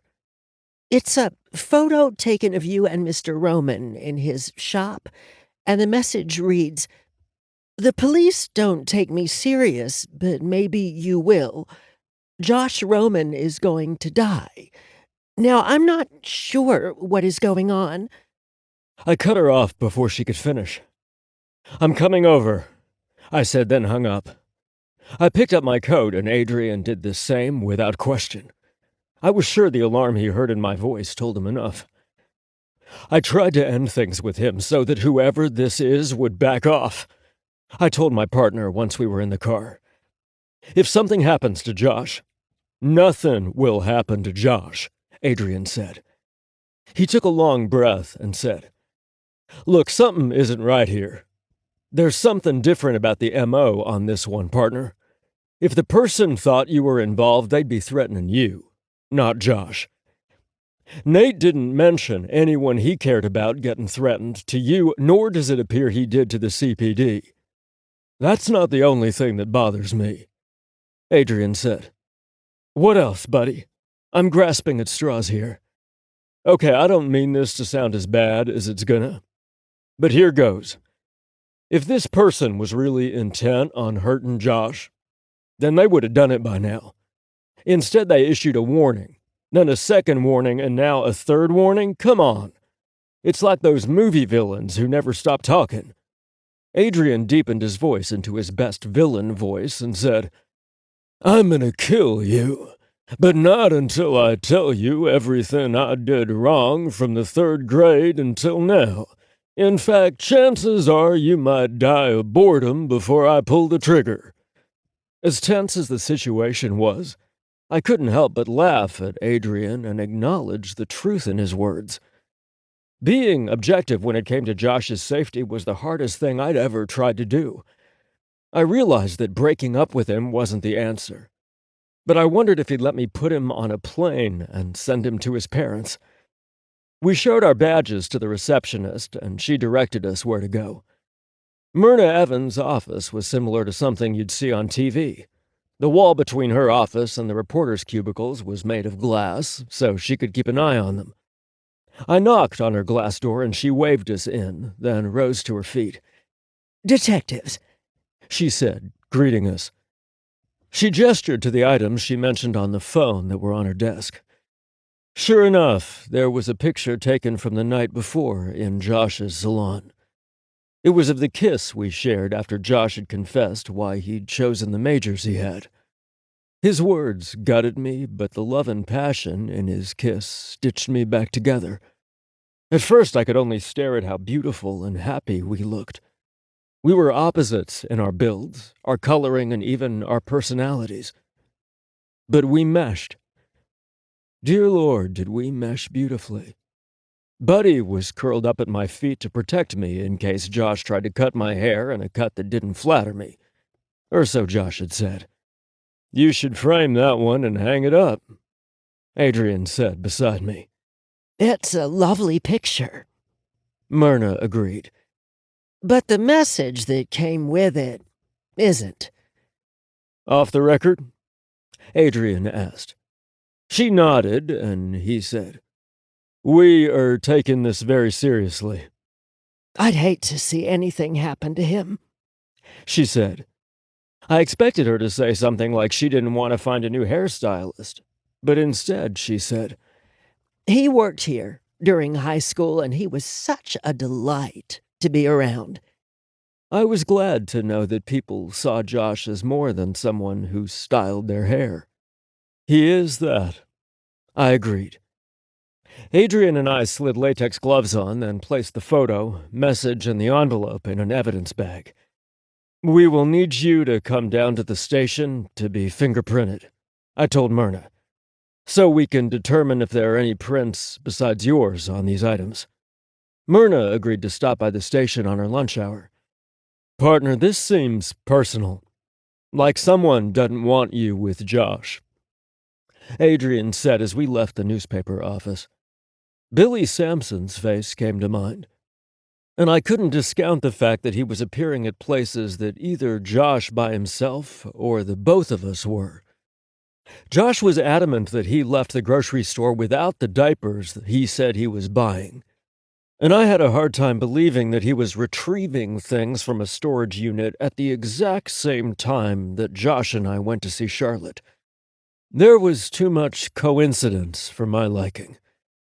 I'm going to call the newspapers in Cincinnati to see if any of them received threats about Nate's life, I told Adrian. I silently made a note to call the office manager of the storage unit and find out if Billy did own a unit there or he followed us. I could pretend to be him and ask when my next bill was due and see if I got a response. The captain was waiting for us when we got back to the station, coat on and ready to go. He surprised both Adrian and me by getting in the back seat of my car. Adrian shrugged and rode up front with me out to the sheriff's department. Once we arrived, the captain's countenance changed completely. He'd always been very professional, but he looked like a total hard-ass when we walked in. I'm here to see Sheriff Tucker, he announced crisply to the desk sergeant. Hell, I was ready to salute him. "He's been expecting you," she said politely. "I'm sure you know the way." I heard a buzzing, followed by the sound of the door unlocking. The captain pushed the door open and we followed behind him like little chicks to the back of the department. Before we reached the sheriff's door, it flew open, and the somewhat jovial guy I had met weeks ago was replaced by a brittle, angry man. Wow, these two had serious family issues. You're late, Sheriff Tucker declared. We're right on time, sir, Captain Reardon replied. The growled emphasis on the word sir made it obvious he wasn't feeling the respect the word implied. If you're not 15 minutes early, then you're late. That was something my daughter knew before you came along. The older man snarled. I figured his daughter's supposed tardiness might have more to do with being a busy working mom, but I wasn't going to open my mouth. We're here to talk about what you know, if anything, about Nate Turner's homicide and how it might relate to the threats being made against Josh Roman, Captain said. I liked his no-nonsense attitude because I wasn't in the mood for a pissing contest. I heard a loud ruckus and shouting in the main room and opened the door to look out. I was a cop. It was automatic to look into situations involving angry voices. I saw Billy Sampson dressed in street clothing heading to the front door with a cardboard box in his arms. "Fuck you all!" he yelled as he left the station. "What's that all about with Detective Sampson?" I asked the sheriff, careful to keep the disdain from my voice. "Former deputy," he corrected. "He'd been acting erratic lately, missing work and being belligerent. I suspected drug use, but I didn't know for sure until his random drug test came back positive." I nearly snorted out loud. Random drug test my ass. "What kind of drugs?" I asked. "He tested positive for quite a few of them," the sheriff said. "We offered to put him on leave until he completed a rehab program, but he refused. He denied he'd had the drugs in his system and said we were trying to railroad him out of the department, but couldn't say why we would want to do that." He shook his head. "It's really sad." "Sir," I said kindly, "we have an evidence locker full of drugs that were found in the school system where his mother works. I think that's a tad too coincidental. Perhaps we'll find that these drugs came from the same batches if we test our drugs against the ones in his system." Sheriff Tucker thought about it for a long time before he said, "Okay, we can do that." "Now, what about the Turner case?" Adrian asked. "Well, boys, I'd like to be able to tell you that we had something to go on, but we really don't," Tucker said. I noticed that we got more out of him than snarled responses if Adrian or I asked a question, rather than the captain. "No fingerprints other than Nate's were in the car. We sent a sample of the paint transfer left on the bumper from where the other car struck his to the state lab in Columbus for analysis, but nothing has come back yet. The CPD didn't have any leads for us. I hate to say it, but unless something breaks loose for us, Nate Turner might end up as a cold case." As the brother of someone whose killer was never brought to justice, that didn't sit well with me. We thanked him for the information, and he promised to email a copy of Billy's drug test results to us so we could compare. None of us wanted to think an officer of the law was involved in a drug ring, but we couldn't rule anyone or anything out. "Sir, can I ask you a personal question?" Adrian asked once we returned to my car. I glanced up in the rearview mirror and saw the captain sneer, but he groused, "Yes?" "What the hell did you ever do to make the sheriff dislike you so damn much?" Adrian asked. It took the captain a few seconds to acknowledge the question, but then he said, "I went to the University of Michigan." I recalled seeing Sheriff Tucker's large Ohio State University diploma hanging on the wall, and smiled. "Oh, that explains it," I said.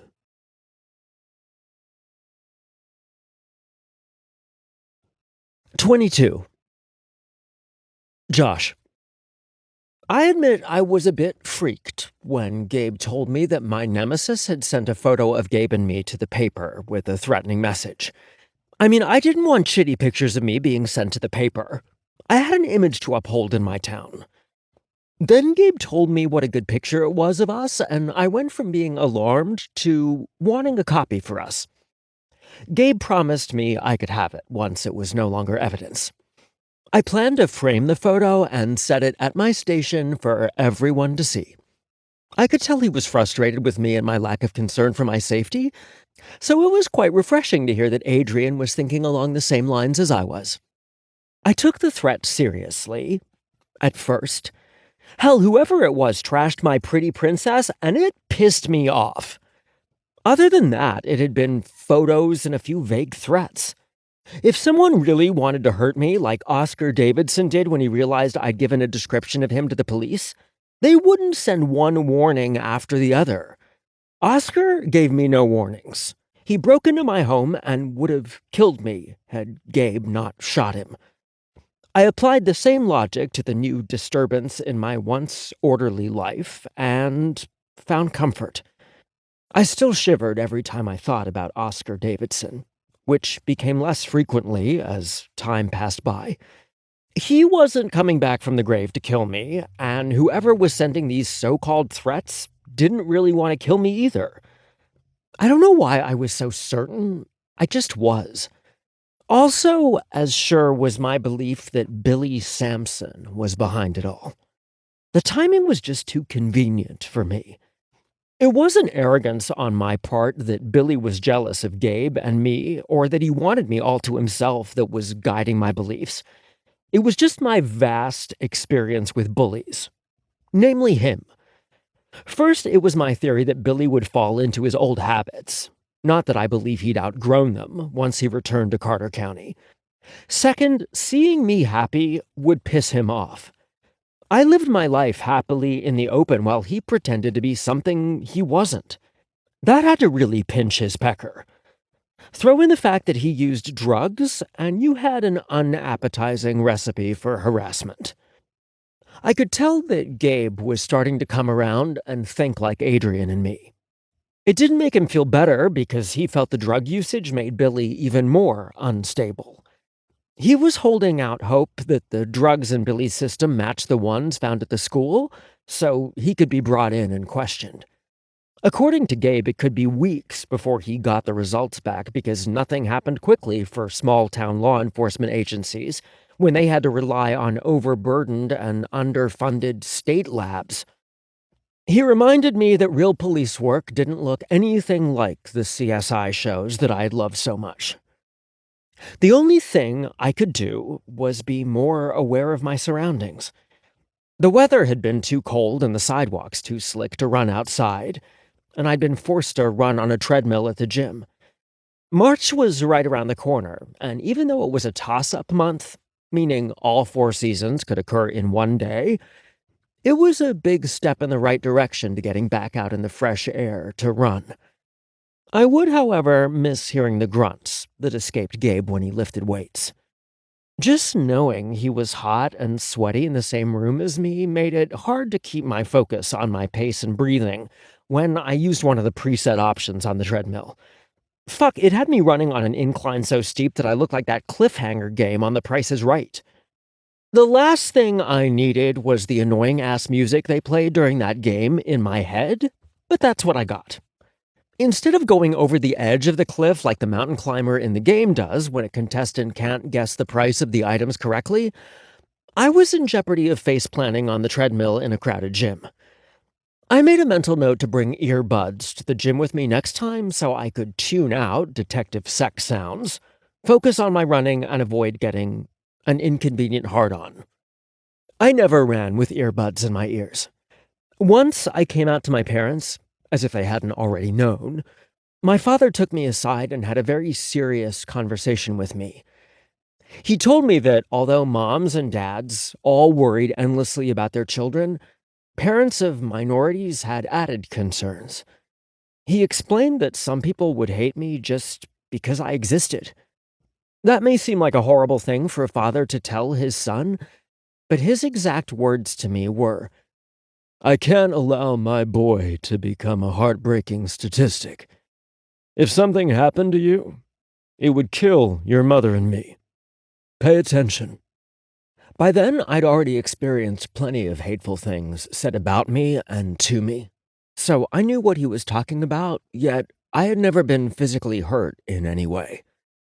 It took me years to understand that verbal abuse was equally as damaging, if not more than physical abuse. I took my dad's words to heart that day. Some people might have had the impression that I was a flighty person without a care in the world, but that was the furthest thing from the truth. I was usually hyper aware of my surroundings and had developed a Danger Will Robinson radar. It was going crazy one night when I took the trash out after the salon closed. Gabe normally insisted on doing it, but he was on the phone with his mom, and I wanted to get it over with so I could go upstairs and enjoy the rest of my night. I wasn't scared when I felt Billy's presence, because I knew that Gabe was a loud scream away. Even so, I wanted to deal with Billy on my own once and for all. The motion detector lights that Gabe installed on the corners of the garage came on as I was putting a lid on the trash can. My heart sped up, but my mind remained calm. "He must not really give a shit about you," Billy snarled from behind me.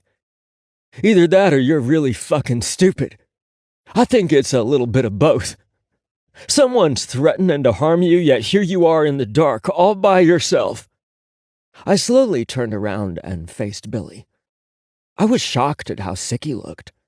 There were large bags under his eyes, his pupils were blown, and he shook all over like he couldn't wait for his next fix. "Let me guess, you were just in the neighborhood?" I asked sarcastically. We both knew better. "You might say that," he told me. The sneering smile slipped from his face, and all I saw was unbridled rage. "I never knew you were such an exhibitionist, Josh. Do you like leaving your bedroom curtain open for people in the neighborhood to watch you and your detective having sex? Is that part of your gay agenda?" There was so much wrong with what he had said that I wasn't sure what to address first. I decided to take them in order so that I didn't miss anything.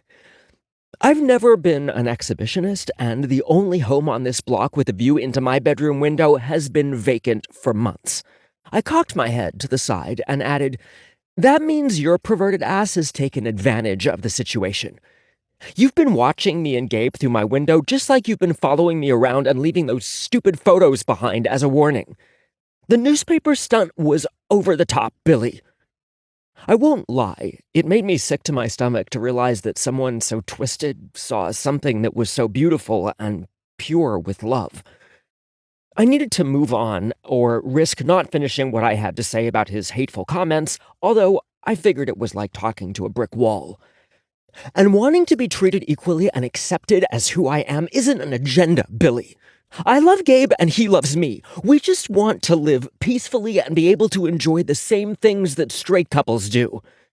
"You're disgusting and I hate you," Billy snarled, taking 2 steps closer to me. "Oh, I don't think you hate me at all. I think you hate yourself. It's too bad that you hide behind lies and drugs. Besides, if you hated me so much, then you wouldn't be trying to break Gabe and me up with your stupid Nate Turner copycat shit. No one is falling for that stunt. We were just waiting for you to fuck up and tip your hand. Sorta like right now." "Shut up," Billy said between gritted teeth. "You don't know anything about me." "Oh, I know plenty. I hate to break this to you, but you're not that special or unique. You're no different than any other guy who's ashamed of who he is and who he loves." I'd been accused of not knowing when to shut my mouth once I started slinging snark everywhere, and that could probably be classified as one of those times. "I said shut the fuck up!" Billy screamed the words. I knew it was loud enough to get Gabe's attention, but I couldn't be distracted by that. I saw in his eyes that he was ready to act on his aggression, and I was ready for him. Billy took a step toward me when he reached for me. I brought my knee up and racked his balls hard enough to send them bouncing off his internal organs like a pinball game. "Fuck!" he roared. When he doubled over to grab his nuts, I brought my knee up to his nose. I heard the sickening crunch of cartilage breaking, followed by the gush of his hot blood all over the knee of my pants before I was able to pull back. Billy fell to the ground, howling and writhing in pain, unsure where to grab, his aching nuts or his gushing nose. Gabe came running out of the house with his gun drawn, but holstered it immediately when he saw that Billy was prone on the ground. He reached for his next best weapon instead. His cell phone. I need a car sent to Josh's house, he told the dispatcher. One car, he clarified. And probably an EMT. Luckily, only one squad car and one ambulance responded like Gabe requested. The EMTs stayed long enough to staunch the flow of blood from Billy's nose, then he was hauled away in the back of a squad car, crying and snotting about the pain he was in. I had zero sympathies for him. Remember how Laura told me that Billy had disappeared for a few days? I asked Gabe, after we were alone again in the warmth of my home. Yeah? Gabe replied, looking me over. Get these jeans off, he said, rather forcefully. I'm not really in the mood right now, I said sardonically. Josh, you have his blood all over you, Gabe said. In all the excitement, I had forgotten that he bled on me. I followed Gabe to the bathroom and peeled my clothes off before stepping inside the shower. Can we get back to the bombshell Billy dropped before I kicked his ass? I asked Gabe. His nuts, Gabe corrected absently as he began washing me. It was obvious that Gabe was focused on fussing over me, and I wasn't about to refuse his soapy hands on my body. I still knocked him on his ass, I argued. True. The hot water and Gabe's hands melted the last bit of tension that remained in my body. I knew that a heavy exhaustion would follow when the adrenaline from Billy's failed assault faded. I needed to tell Gabe what I learned before I fell asleep because I didn't want him to be caught by surprise if it came out later when Billy was being questioned. Billy's been watching us, I told him. I'm glad you were right about him being the one behind the pictures. As disturbing as it was, he's not nearly as dangerous as whoever killed Nate. They weren't playing around, Gabe said. It's worse than you realize, Gabe. He's been squatting at Bianca's and watching us through my bedroom window. That son of a bitch, Gabe growled. He balled his fists at his side and his chest bellowed as he breathed hard with fury. I wasn't worried he would hurt me, but I thought my carefully chosen bathroom tiles were in jeopardy of getting punched. I covered his fists with my hands in an attempt to calm him and save my tiled wall. It's my fault, I told Gabe.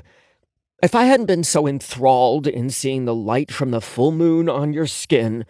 Stop, Gabe said, shaking his head. I wasn't sure what he wanted me to stop until he spoke again.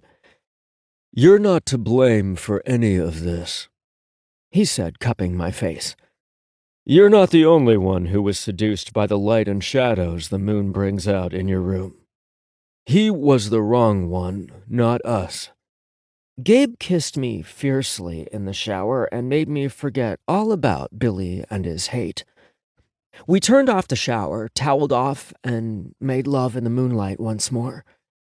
I held tight to Gabe's body as he moved inside me, loving every expression that crossed his face and word of devotion that left his lips. What we shared was the greatest of gifts a person could ever receive in his life. Later, a thought occurred to me as I laid my head on his chest and listened to the comforting sounds of his steady heartbeat. Gabe? Yeah, sunshine?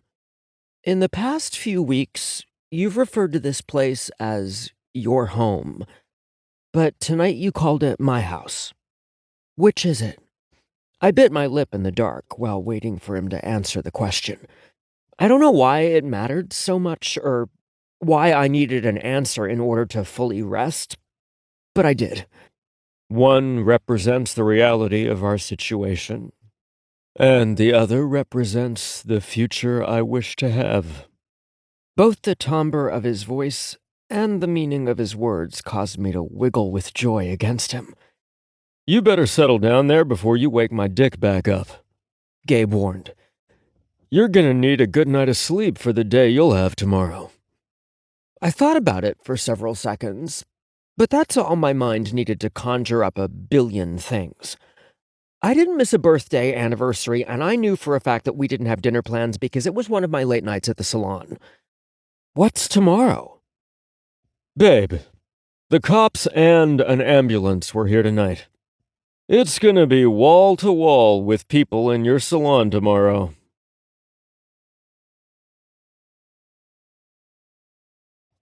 "23. Gabe." Relief didn't begin to describe the emotion I felt when I found Billy crumpled on the ground from the beatdown Josh gave him. I felt even better when I learned from Josh that Billy basically admitted in a roundabout way that he was the one behind the pictures. He didn't come right out and say it, but he didn't deny it when Josh confronted him either. All of that faded when Josh told me about Billy squatting in Bianca's house and watching us through the bedroom window. Josh had tried to blow it off like it didn't bother him, but I knew better. Billy was a hurtful reminder of his past, and someone he wouldn't want to spoil something that we cherished together. Damn that Billy! I fucking hated that he saw Josh in a light that I was positive others had never seen. Especially not him. With me, Josh was free to be himself without fear of judgment or scorn. With me, Josh let down his guard and showed everything he felt.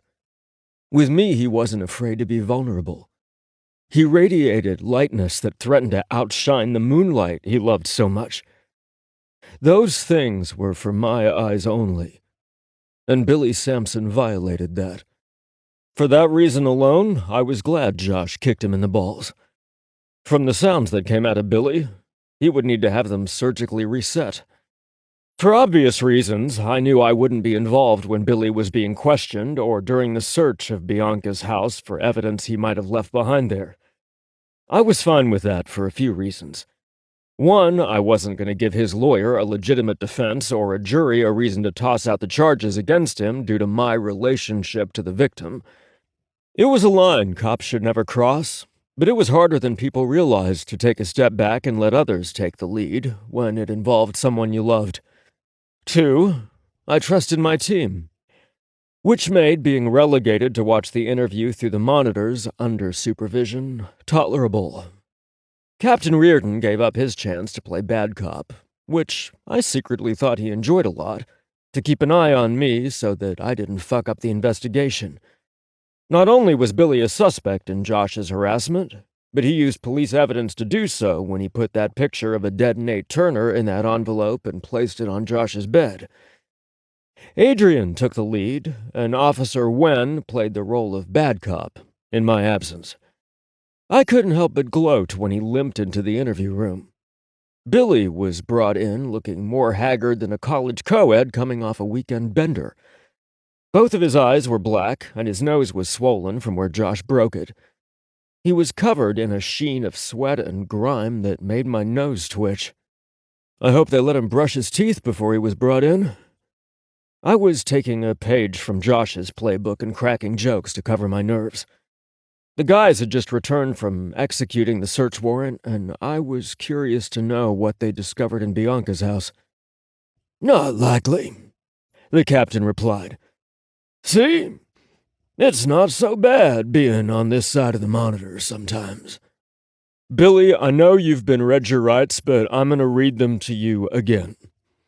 I listened to Adrian read them off to Billy and then sat a little closer when Billy waved off his rights to an attorney. You're being arrested for the stalking and harassment of Joshua James Roman, breaking and entering at the residence located at 225 Elm Street. Adrian took a pause and looked down at his notes. You're also being arrested with tampering with evidence and impeding an investigation. The DEA will be here later this afternoon to formally charge you with possession of drugs with intent to distribute and suspicion of drug trafficking. Are you sure you don't want a lawyer present? Holy fuck, I said in disbelief. I looked over at the captain. That's fucking bullshit, Billy roared. He tried to pull free from his bonds, but he didn't get very far. His hand and ankle cuffs were connected to a chain that was anchored in concrete. What drugs? The huge stash of drugs we found with your personal belongings in the house on Elm Street, Officer Wen said. Forget about the drugs for now because the DEA will be asking about them. We want to question you about your harassment of Josh Roman and find out what you know about Nate Turner's death. What? Billy sounded honestly shocked. We're not playing around here, Billy. Okay, Adrian was playing bad cop too. You were the person who discovered Nate's disabled car along the side of the highway. We just want to make sure you weren't the one who put a bullet in his head. I didn't kill anyone, Billy said with his hands up. It seemed as if all the fight had drained from him. So we're not going to find the gun that killed Nate Turner in your truck, home, or storage unit? Wen asked. No, Billy said. Do you admit to stalking and harassing Josh Roman? Wen asked. I do, but not for the reasons he thinks, Billy said defensively. I only did it to cast doubt about Detective Wyatt's character once I learned about his history with the dead guy. I hate that dickhead. The feeling was mutual. There was no way that Billy would admit to being obsessed with Josh. But I knew differently.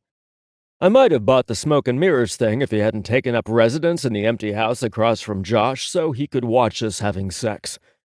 I saw the possessive gleam in his eye the time I found him standing in Josh's kitchenette. I suspected the investigators knew the truth, but chose not to call him on it. He'd be more likely to cooperate because of that decision. So, for my benefit, I want to recap what you've said to us this morning, and you tell me if I misunderstood you, Adrian said. The feds will be here soon, so I want to wrap things up on my end before they take you away. They weren't my illegal drugs, Billy said defensively. The panic he must have felt was making his voice rise in pitch. I know fucking well this is some kind of conspiracy. There's no fucking way I tested positive for drugs on my random drug test, and I never had any drugs in my possession when I was in the house at Elm Street. Those drugs were planted there after I was arrested. Someone is making me the fall guy for their drug business. He might have been more convincing had his body not betrayed the obvious signs of withdrawal. You'll need to tell that to the feds, Wen told Billy. Billy, I need you to focus on what I'm asking, Adrian told him. Did you begin harassing and stalking Josh Roman to put attention on Detective Wyatt's connection to Nate Turner? And did you make it look like it was the same person who stalked and later killed Nate Turner? Yes. Those are all the questions we have for you at this time, Detective Wen said. He motioned for the guards to come get him and take him back to his holding cell. What's the situation with the DEA? I asked the captain when the interview was over. The drugs found on Elm Street and the ones found in the school were packaged in the exact same way. I am positive once the feds run tests that they'll confirm they're from the same batch, Captain Reardon said. Do you think it's at all possible that Billy and Nate were trafficking the drugs together, and it had something to do with Nate's death? Is Billy Nate's killer? The only thing we can do is talk to the CPD and find out what they know, if anything, about drugs being trafficked through Nate's club. If the guy was into prostitution to make extra cash, then I don't think drug running is too far-fetched. The two often go hand in hand. The more we know about Nate, the more it'll help us find his killer, Captain Reardon replied. I realized that Nate's club was on the river, which would be appealing for trafficking. But there's something this county has that makes it even more enticing, I said. Think about how many major interstates and highways run near here. I need to dig deeper into Billy's past to know what he's been up to before he returned to Blissville. You can't be involved in that investigation, the captain reminded me. I've already talked to the sheriff, and we're going to pool resources and form a task force between us and CPD to solve Nate's homicide. There's nothing that truly ties Nate to the drugs. We're going to go with the assumption that the two incidents are separate. So, you're going to lead our task force unless we do find a connection to Samson. I'm going to let the DEA handle the investigation regarding the drugs found in Billy's possession and the school locker. They have resources that we don't have. Billy can scream that they aren't his drugs all he wants, but the DEA is gonna see his connection to a woman who has access to the school. Yes, sir. Captain Reardon rose to his feet, but before he could leave, I asked, "Can I ask you something, sir?" Yes, Gabe. For my own sanity and assurance, can I see the evidence that was collected from Bianca's home on Elm Street? The captain thought about it for a minute and then nodded. You can see pictures of the evidence, he amended. It twisted my guts to see how obsessed Billy really was with Josh. There were 24 photos taken of him, but luckily none of them were of the two of us having sex. It was doubtful Billy wanted a photographic reminder of just how far Josh had moved on. In the solo pictures of Josh, he could convince himself that he was just waiting for them to resume whatever fucked up relationship they'd had in the past.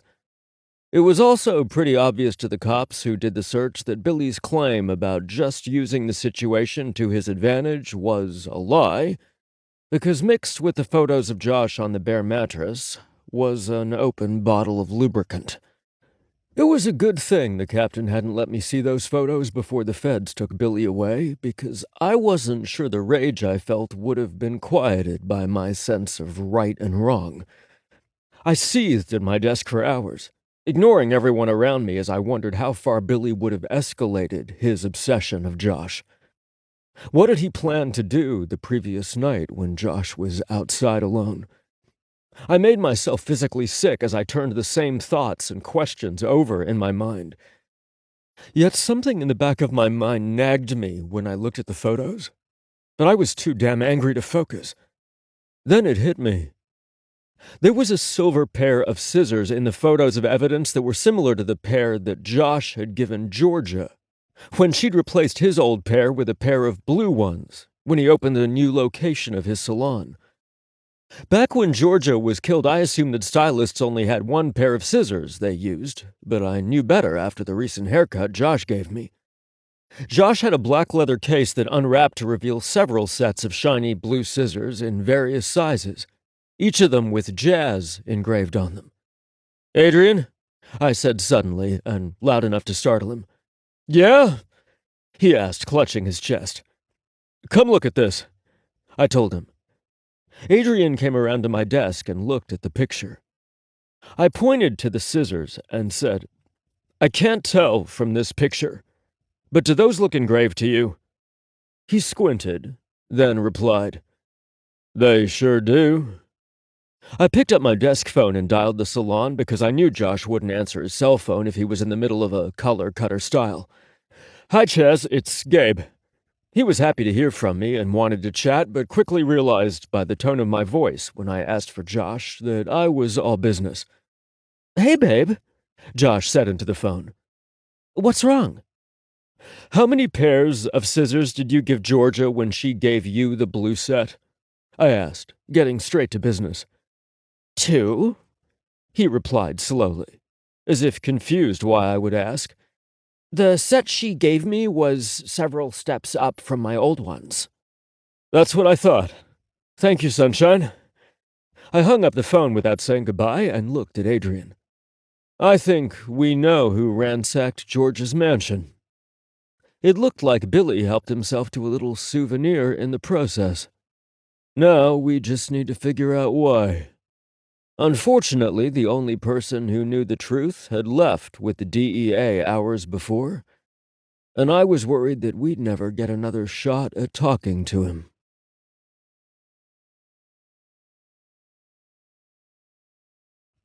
"24. Josh." I looked at my cordless salon phone in disbelief when I heard a click followed by a dial tone. How dare he call me up, get me excited with the sound of his voice, call me by my special name, and then hang up without a goodbye? I wasn't having any part of that rudeness, and my mind began spinning a plan that would make him think twice before he hung up on me again. Sexy music, my sexy beast handcuffed to a chair, and a seductive torture he'd never forget. Ooh, the possibilities were endless. I handed the phone to Chaz, who raised a brow that I could only answer with a shrug because I had no idea what was going on, but he could bet his ass that I would find out. My ears picked up bits and pieces of the conversation going on between the 4 clients in the salon. I stopped what I was doing and stared in shock at what I heard. "It's more about the texture for me than the actual taste," Esther said, sitting in Meredith's chair. "Yes, Esther," Jessica said from Marcy's chair. "Not to mention how thick it is, no matter how much I whip it before I put it in my mouth." "I know.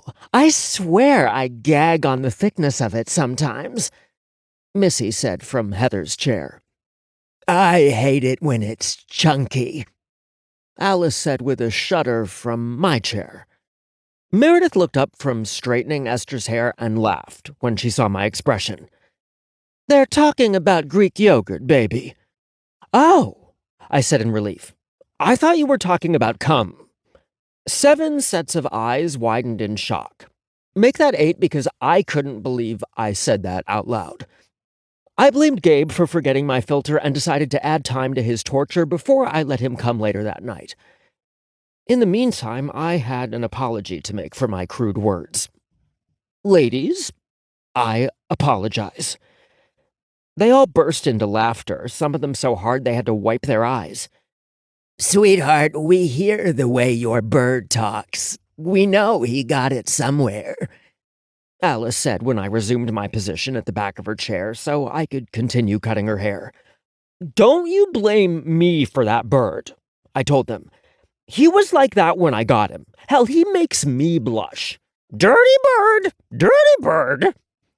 It was like he knew the exact time to chime in. "See," I said to my clients, "he's confessing to corrupting me, not the other way around." I could tell they weren't convinced, but that was fine by me. I was just happy I didn't offend anyone with my body talk about cum. I felt the little hum of anticipation throughout my body as I silently strategized exactly what I was going to do to Gabe. In fact, by the time it came to put my plan into action, I felt like I was the one who'd been tortured all day. I feared that I'd embarrass myself by coming too soon. I went up to my attic studio and set everything up and waited for my man to come home. "Sunshine, where are you?" I heard Gabe call when he got home. "Up here," I called out. "Lose some layers before you come up." "All right," I heard Gabe say excitedly. "And here I thought I would be in trouble for hanging up so abruptly." Yeah, I couldn't keep the smile off my face as I heard him charging up the steps. He skidded to a halt when he saw me standing there in the beam of light I had aimed at the pole. The jockstrap I had chosen was black mesh, and the way his mouth popped open said he liked what he saw. I raised my arm so he could get a good look at the handcuffs I held in my hand. "Oh, damn," he whispered huskily. "I might not survive this night." "Have a seat," I said, pointing to the chair. Gabe did as he was instructed, then I walked behind him to secure his hands with the flimsy cuffs I'd received as a party favor or some shit. I walked around to stand in front of him, and I felt his eyes all over my body as surely as if he touched me with his hands.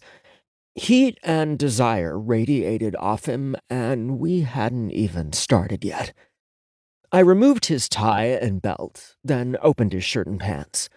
I didn't release his cock from his underwear because I was worried that I wouldn't finish my plans for torture, but I did revel in how hard he was for me already.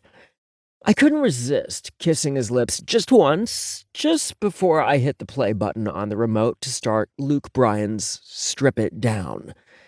I figured I'd spin on my pole and tease him a while, before I rode his cock to the same rhythm.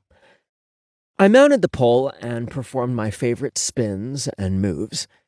Feeling his sexy eyes on me, and knowing how turned on he was, only spurred me on more. It made me more daring with my spins to go higher and hold on longer. I found myself doing sexy dances using the pole that I'd never dream of performing for anyone other than him. Through it all was the smug awareness that the best was yet to come when I had him deep inside me. Unwilling to wait any longer, I sauntered over to the drawer where I stored the supplies the last time we visited the attic. I could see his pulse hammering in his throat as I neared him, but he looked too stunned to speak. "Take these cuffs off me," he said gruffly, proving me wrong. "Not yet, baby." I leaned over and bit Gabe's bottom lip, then gave it a good tug. "I am being punished," he growled. I turned my back on Gabe and lowered myself until I straddled his thick thighs. "You call this punishment?" I asked, rubbing my ass against his erection. "It's torture when I can't touch you," he replied. We both knew he could break loose of those cheap cuffs if he wanted to. I wiggled against his groin until I felt the dampness of his pre-cum on my bare ass cheeks. Then I knew it was time to crank up the cruelty. I leaned forward and balanced myself with one hand on his knee while I reached around and stretched my ass with 2 fingers from the other hand. The growls and snarls that rumbled from Gabe's chest told me how badly he wanted to grab me and fuck me. Yet he kept his hands to himself and let me have my way. I didn't think it was possible to love him any more than I did in that moment.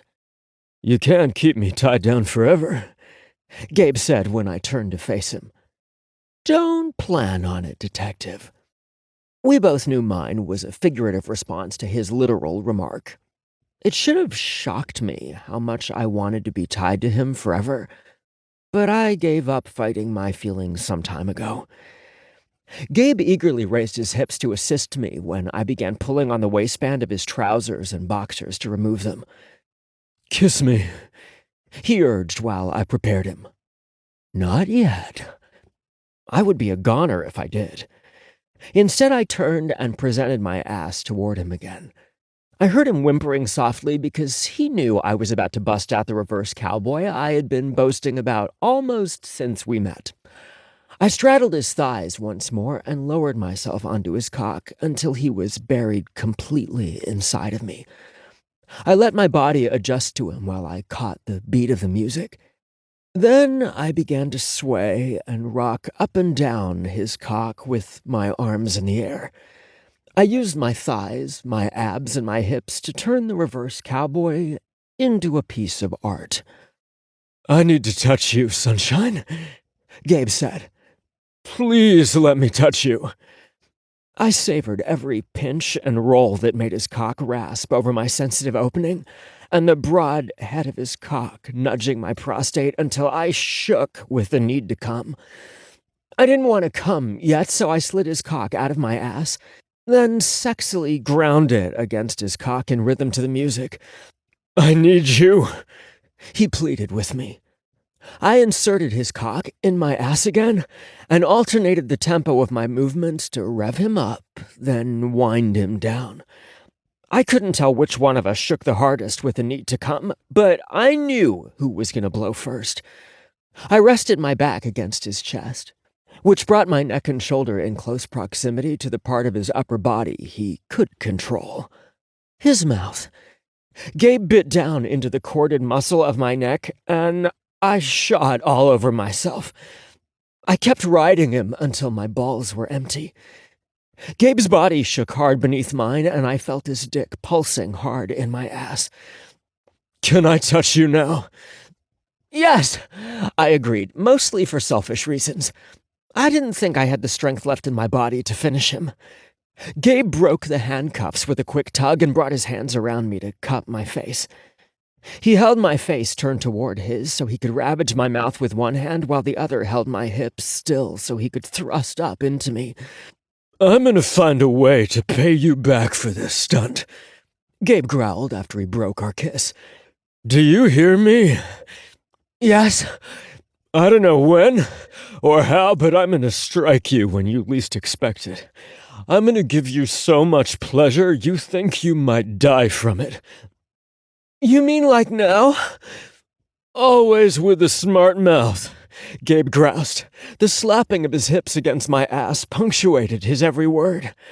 He rose to his feet like I weighed nothing, then gingerly pulled his dick from my ass before he turned me around to face him.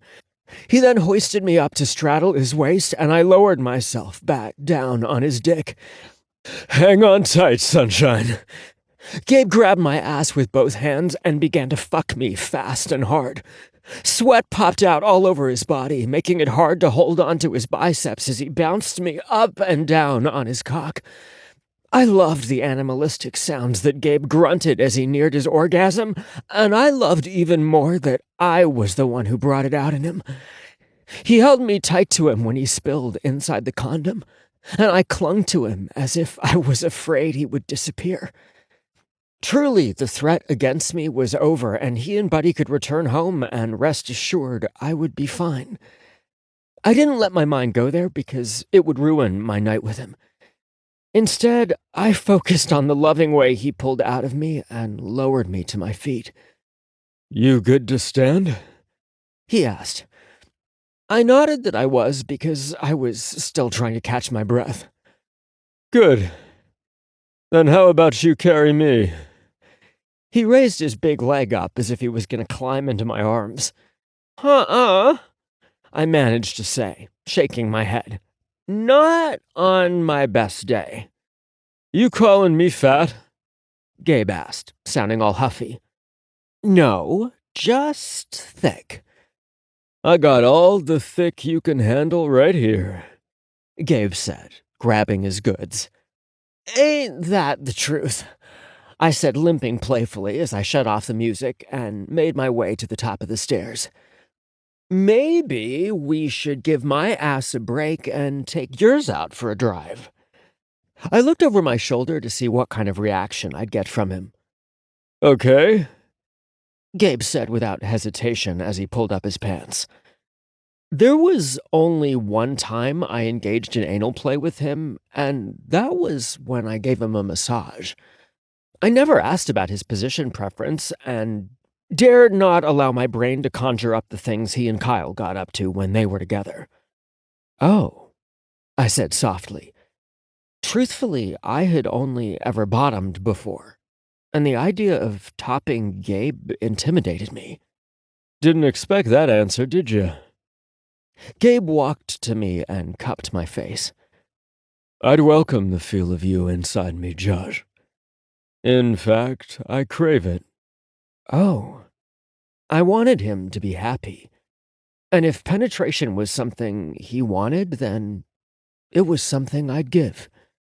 You look panicked, Gabe said, a tender smile spreading across his face. I'll never ask you to do something that makes you feel uncomfortable. No, I said hurriedly. It's not that. It's just... I thought about how I could express what I was feeling without sounding pathetic. No one has ever wanted me in that way. I'm not like anyone you've ever known before, Gabe said, causing me to snort. You can say that again. I'm not like anyone you've ever known before, he repeated. Thank God for that, I said, wrapping my arms around him. Let's get cleaned up and we'll order pizza. Don't you dare leave the mushrooms off, Gabe warned. Triple mushrooms, I declared, walking ahead of him. 30 minutes later, we were cuddled on the couch, eating pizza and watching the next biggest sporting thing on television. There was always some kind of major sporting event going on. Tell me again about this big, exciting event that's coming up, I told him. March Mania or something? March Madness. Gabe looked at me like I had 7 heads. Right now, it's the conference tournaments, but March Madness is right around the corner. Oh, boy, I said dryly. I decided I would need a television in the bedroom once Gabe moved in. Once, not if. Joshy boy was growing up. My eyes must have widened because Gabe looked at me worriedly. "What's the matter? Did you remember something important you wanted to watch?" he asked. "No," I said. "I was just remembering our abrupt conversation earlier and wanted to know why you asked about the shears." That wasn't really what I'd been thinking, but it must have seemed reasonable to Gabe. Gabe told me everything that he could, which wasn't much at all. I just knew Billy confessed to stalking and harassing us, and he'd been arrested by the DEA for serious drug charges. Those were things that the police would release to the paper, so I was just learning them a few hours early. Gabe shocked the fuck out of me when he finally got around to answering my question. "Mine? Are you sure?" I asked. "Adrian and Captain Reardon looked at the scissors, and they definitely have your name engraved on them. They're identical to the ones used to kill Georgia, but they're a little shorter." "Fuck me!" "I'm chest-thumping proud you think I could go another round after what we just did, but I'm out, sunshine." He tapped the armrest on the couch. "I gave you everything I had." Lord Gabe had been hanging around me too much. But I sure as hell wasn't complaining, and I definitely didn't want to change it. What the hell was he doing with the shears I gave Georgia? "Well, I think he was truly obsessed with you, and kept them as a souvenir when he found them while ransacking George's mansion," Gabe told me. The idea that Billy was somehow obsessed with me was something I just couldn't wrap my head around, even though the evidence supported the theory. Why George's house? What was he looking for? "Our theory is that Rocky and Jack weren't the only ones Georgia had pictures of and was attempting to blackmail." Gabe rubbed the back of his neck with his other hand and let out a deep sigh. "Guessing is one thing, and proving it is another." I sat quietly thinking about what Gabe said. Georgia had been my friend, and I truly missed her, but I was learning things about her that I never suspected. When had that part of Georgia's life started? And why? Was she bored? Did she want to hurt others like she'd been hurt? A misery loves company type of thing? I thought back to the conversations we'd had during the last year of her life, and nothing about her blackmailing attempts slipped out. Not even a hint of anything sinister stuck out in my mind. The only thing I can even think of that ties Georgia to the Sampsons is Georgia's failed run at being elected to the school board. This dates back a while, but she was convinced that Delaney Sampson sabotaged her because she caught her husband checking Georgia out during a board meeting. Delaney was best friends with the woman that Rocky dumped so he could chase after Georgia. Delaney didn't want to find herself in the same boat, I told Gabe. "So you think that Georgia was looking for dirt on Delaney and discovered what Billy was up to?" Gabe asked. He nodded his head after he thought it over. "Nothing surprises me around here." I did. I reminded him. "You were the best kind of surprise there is, sunshine." After the game was over, Gabe made no mention of returning to his home, and I sure as hell wasn't bringing it up. I snuggled back into his spoon and was grateful to be in his arms, whether it be for a night or forever.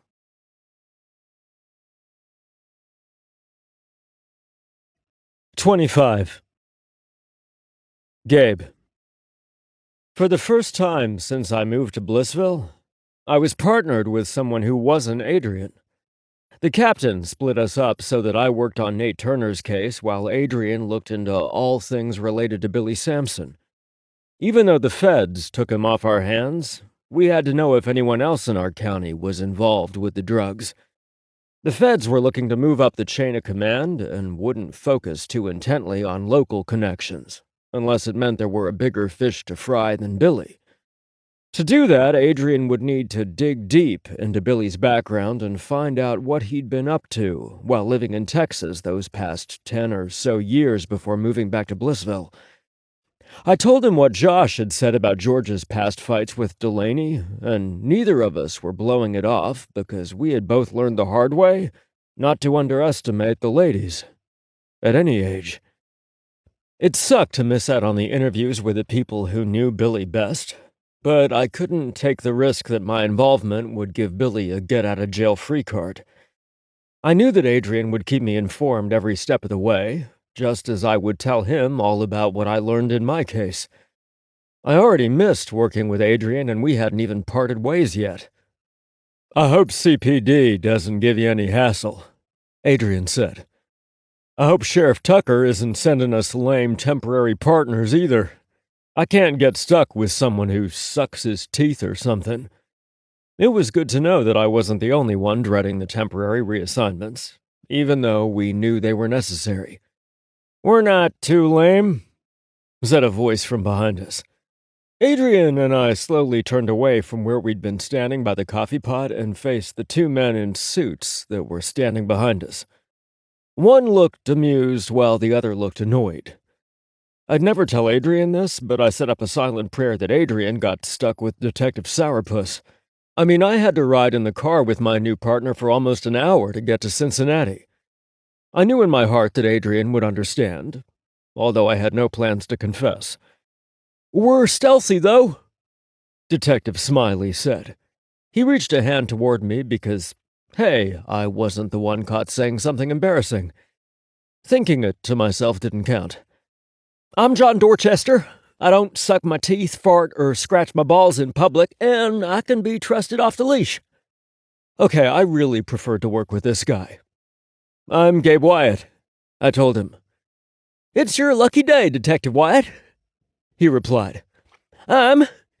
He pointed at his chest with both thumbs. "Your new partner." I could have clapped in joy, but instead I said, "Temporary partner. David Whitworth," Detective Grimm said before he sucked obnoxiously on his teeth. He didn't bother to extend his hand, and neither did Adrian. "Adrian Good," my partner said flatly. I was grateful that Adrian didn't try to one-up him by scratching his nuts or farting. "Does that mean that you can't be trusted off the leash, or that you like it on the leash?" Adrian asked his new partner. I knew he wasn't going to let that comment pass. "Neither," Whitworth deadpanned. "Well," Dorchester said, "I think it's time for us to get moving." "1 minute," I told him. I tipped my head for Adrian to follow me out of earshot. Once he did, I said, "Don't let this guy drag you down." I paused when Adrian's phone chimed with an incoming text. Adrian chuckled when he read the message and typed out a quick response, then put his phone in his pocket before he turned his attention back to me. "Don't worry about me, partner. You're gonna have your own uphill battle." I thought about Dorchester's personality and was confused about what Adrian was referring to. I'd assumed that he had received a text from his wife, but maybe it was something concerning my new partner. "What's wrong with Dorchester? He seems fine to me." "He is fine," which is exactly what I told Josh when he texted me just now wanting to know if your partner is cute. Adrian laughed hard at my wide-eyed expression. "Are you fucking kidding me? You're gonna start trouble between me and my guy because you got the jerk for a partner?" I whispered angrily. "I heard that subtle sigh of relief when you realized you got the good one," Adrian whispered angrily back. "Just for that, I'm not naming my baby after you." "You already said that," I reminded him. "Well, now it's for sure. You can't blame me for being relieved. I have to ride all the way to Cincy and back with my partner. Forgive me if I don't want to be stuck with a dud," I told Adrian. "You'd feel the same way." Being stuck in a car with someone was an intimate experience. Not the same as sharing a bed, but you were trapped in a small space with them with very little in the way of entertainment to distract you if they were horrible to be around. My phone chimed in my pocket with an incoming text, and Adrian and I both knew who it was from. "You're an asshole, Adrian." I couldn't keep the smile off my face as I read Josh's message. "Behave. Don't make me piss on your leg before you leave the house each morning. Love you." He wouldn't have a moment's doubt if he fully accepted how crazy in love I was with him. He knew I loved him, but I doubt he grasped the depth of it. Hell, I was still coming to terms with it. The text I sent back was short and sincere. "No one can replace my sunshine. Love you more." Adrian and I exchanged a bro hug and went on our separate ways, but I knew I'd be texting or speaking to him throughout the day. I wondered if we were going to have a debate as to who drove, but it was solved pretty quickly when he saw my Charger in the parking lot. "You drive your own vehicle?" he asked once we hit the road. "Yeah, but I get compensated for mileage, oil changes, and tire rotations," I replied. "I typically don't rack up a lot of mileage under normal circumstances." "Yeah, these are anything but normal," he commented. "I was sorry to hear that Samson was harassing you and your boyfriend." "It's not your fault," I told him, but something in his voice told me he felt that way. "I should have gone to the sheriff when I heard him making homophobic comments about you after Nate was found dead," Dorchester said.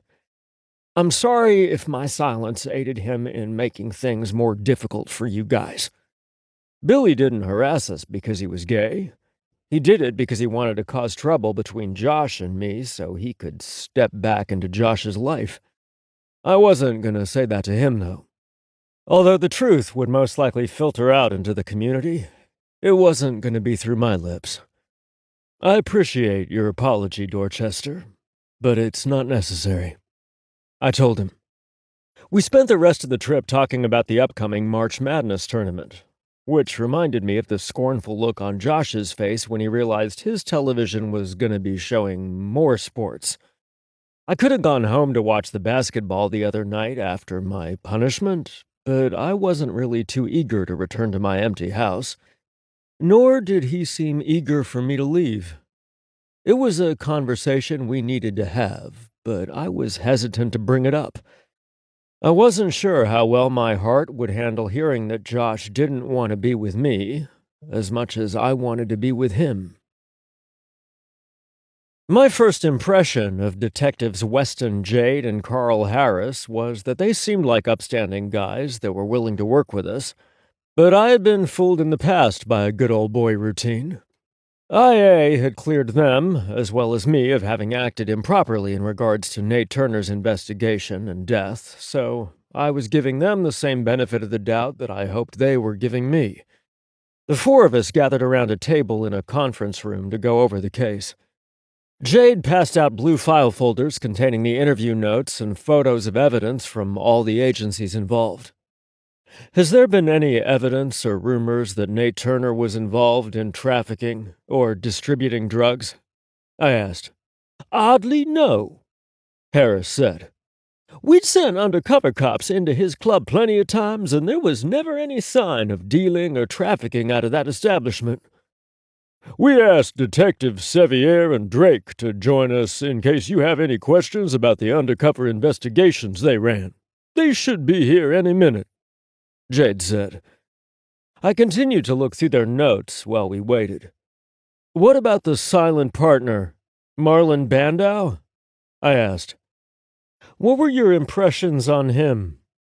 I noted there wasn't much written about the man in the notes, which could mean that he just didn't leave much of an impression, or these guys weren't as thorough as I would have preferred.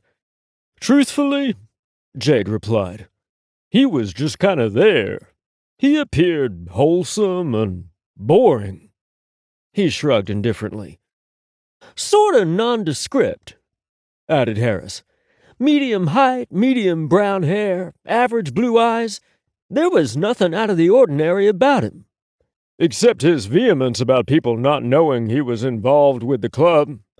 He kept saying that he had only fronted the startup money and wasn't involved in the operation of the business," Jade added. "Do you think he felt strongly enough about it to kill or hire a killer?" Dorchester added. It seemed to me that Nate's killing was very personal, and it didn't seem like he was the type to build personal relationships. If he wasn't running drugs or prostitution, then why was he being threatened? Better yet, why avoid the police if he had nothing to hide? All things we ask ourselves daily, Jade admitted. There are no solid clues to anyone. What about his family background? I asked. Well, he was the only child of Charles and Marie Turner. They're both deceased. Adopted child, Harris added. The Turners were already in their late 40s or early 50s when Nate was adopted. They were fairly well off, and Nate enjoyed a privileged country club and private school life. So that explains why his home and personal belongings speak of a larger income than what he earned from the nightclub, Dorchester commented.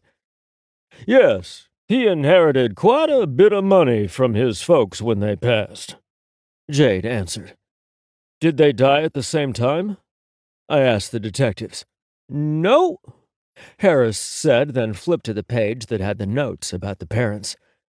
Mrs. Turner died of lung cancer in May of 1999, and Mr. Turner died from a heart attack 5 months later. An online story I found on the couple indicated that he died from a broken heart. So, Nate didn't kill his parents for money. He wasn't peddling drugs from the club, nor was he involved in prostitution. What was he into, then? Someone obviously wanted him dead for reasons he didn't want disclosed. Why? There was a knock on the door and 2 people walked in. First was a tall red-headed woman, and behind her was a man I recognized, even if it had been a year since I last saw him. I swallowed hard when his eyes lit with recognition also. I chewed the inside of my cheek and hoped that working with him wouldn't be awkward. Detectives Allison Drake and Paul Sevier, Jade said in an introduction. Meet Detectives Winchester and Wyatt. A Dorchester? John corrected. Winchesters are the dudes who hunt demons and stuff on a television show. I'm not nearly as cool or badass. Sorry about that, Jade said. I wasn't sure if he was apologizing for the mistake that he made or because Dorchester wasn't as cool or badass as the Winchesters. Drake and Sevier came over and shook both our hands. Nothing was said between Paul, now that I knew his name, and me. What was to discuss, really? We hooked up at a hotel near Vibe one Saturday night a year ago and never saw each other again. It's good to meet you, was exchanged between the 4 of us, and everyone took a seat. Detective Wyatt was someone that Nate Turner reached out to when the threats started arriving via email, Harris said. I listened to him explain to the new arrivals the events that took place between my meeting with Turner and him being killed in my county. So you think he was coming to find you? Detective Drake asked. That was the original theory, I replied, then told them about the drug bust and Billy Sampson's arrest. Was there any serious rumors or hints that he was moving drugs out of the club? We're just trying to see if the 2 cases are tied together somehow. The more information I heard about Nate made me think that they were 2 separate incidents. As much as we wanted to tie everything up with a Billy Sampson bow, we just couldn't. None, Sevier said. Sure, some of the club patrons had their own stash that they brought in, but no one even hinted that there was anything good I could score there. I didn't just show up once or twice and ask, either. I'm talking I was there as a regular club goer for more than 6 months, and nothing. We didn't find anything during the prostitution investigation, Drake said. Nothing. If he was breaking the law, then he was brilliant at it. Knowing what all of you know about the circumstances, how likely do you think it is that Nate Turner is connected to Billy Sampson's drug bust? I asked. Not likely, right? Sevier said, then looked at the rest of the group to see if they agreed. It was a unanimous agreement that we were looking at 2 separate cases.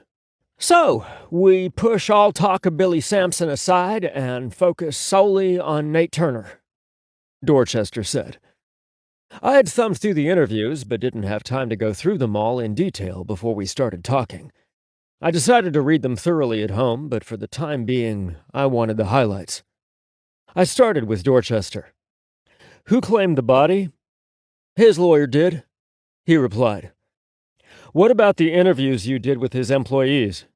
I asked him. Did anyone give any reason why someone would want to kill him? Any fights with vendors, city officials who wanted to close him down, or a religious group who protested the immorality of a gay club? Anything? Nothing, Dorchester said. They all seemed to really like working for him. He had a reputation as a hard ass and a playboy, but his employees didn't see him that way. They spoke highly of him. I asked some follow-up questions as they came to me, but I didn't learn anything new after nearly 2 hours of talking about the case. I blew out a frustrated breath and said, I want to set up interviews with all of them again, but only after I've had a chance to review all of the notes. I'm pretty good at the bad cop thing, I told them. Of course, the last time I played the part, I was knocked unconscious, but they didn't need to know that. Besides, I've been to that club a time or two, and I can promise you that not all of his employees loved him. I'd seen the looks that some of them gave him when he came out of his office. In most instances, people didn't like to speak ill of the dead. In others, they had something to hide. What we needed to determine was if either applied to Nate Turner. Can you tell me where the bathroom is? I asked Jade. It's a long trip back. Sure, it's the... I'm heading that way too, Sevier said, cutting him off. I'll show you. I knew he wanted to have a private word with me, so I wasn't surprised when he said, I'm not out of work. Once he was certain we were alone in the restroom. I have no desire to change that, I assured him. What happened between us was a long time ago and is no one's business. I saw the relief wash over his face before he smiled at me. Very similar to the one he gave me the first night we met. I had a suspicion I knew where his mind was going, and I wanted to make my position clear to avoid any more awkwardness than already existed. I looked at my watch and said, I need to start heading back. I have things to wrap up at the station before my dinner plans with my boyfriend. Oh, I don't want to hold you up. I'm sure we'll see each other again before the case gets wrapped up, he said. Although I appreciated his confidence, I figure it was more like if the case got wrapped up. Dorchester and I got on the road as soon as I finished using the bathroom. I was sure that Adrian would be glad to get a break from his new partner, if he hadn't killed him already. Let's go rescue your partner from mine, Dorchester said, reading my mind. I was once again grateful for the hand that fate dealt me, and hoped that Adrian wouldn't retaliate too terribly.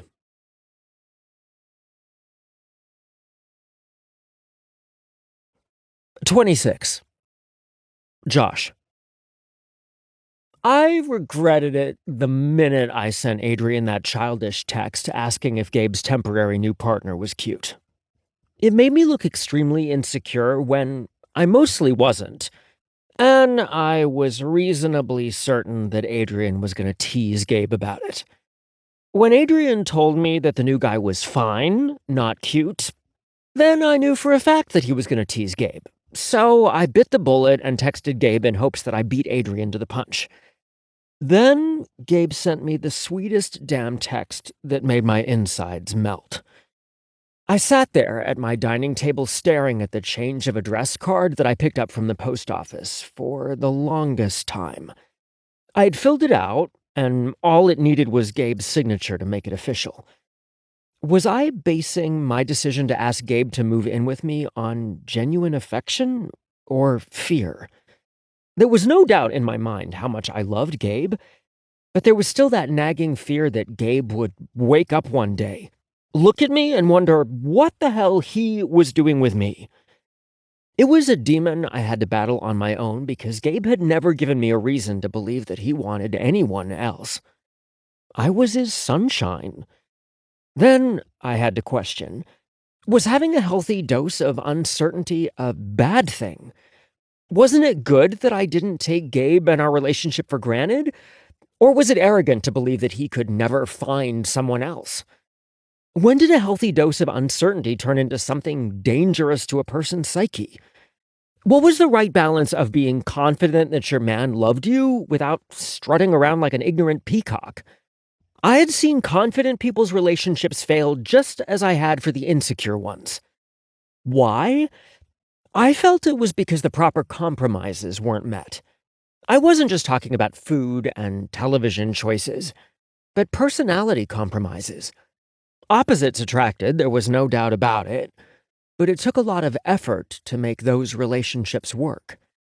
Gabe was worth putting in the time. We were worth putting in the time.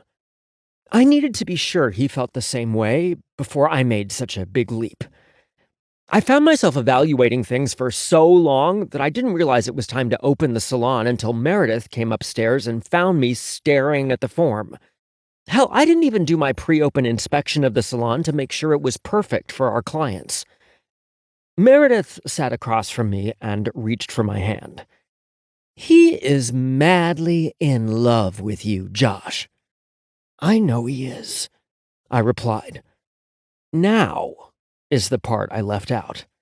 You're just worried that it's too soon? Or are you afraid that you're ready and he's not?" she asked softly. "Both," I replied honestly. "Mare, it'll suck hairy balls if I tell him I want him to move in or I ask him to and he says no." She shook her head like she didn't see it happening. One minute I agreed with her, and the next I was right back to having my doubts cast a huge shadow over my confidence. "I know that you'll find the right words, way, and time to bring it up with Gabe. Even if he says he isn't ready, it doesn't mean that he never will be," she reminded me. I nodded my head in agreement. Then she asked, "Ready to get your day going?" I folded up the completed change of address card and put it in my back pocket to remind me of a decision I wanted and needed to make on a future I wanted and needed to have with Gabe. I picked up Savage's cage and followed Meredith down the steps. I expected him to spew filth, but instead he said, "Big Daddy loves me." I giggled because Gabe had been working to clean up Savage's language, and those 4 little words reminded me how much Gabe wanted to be a part of my life.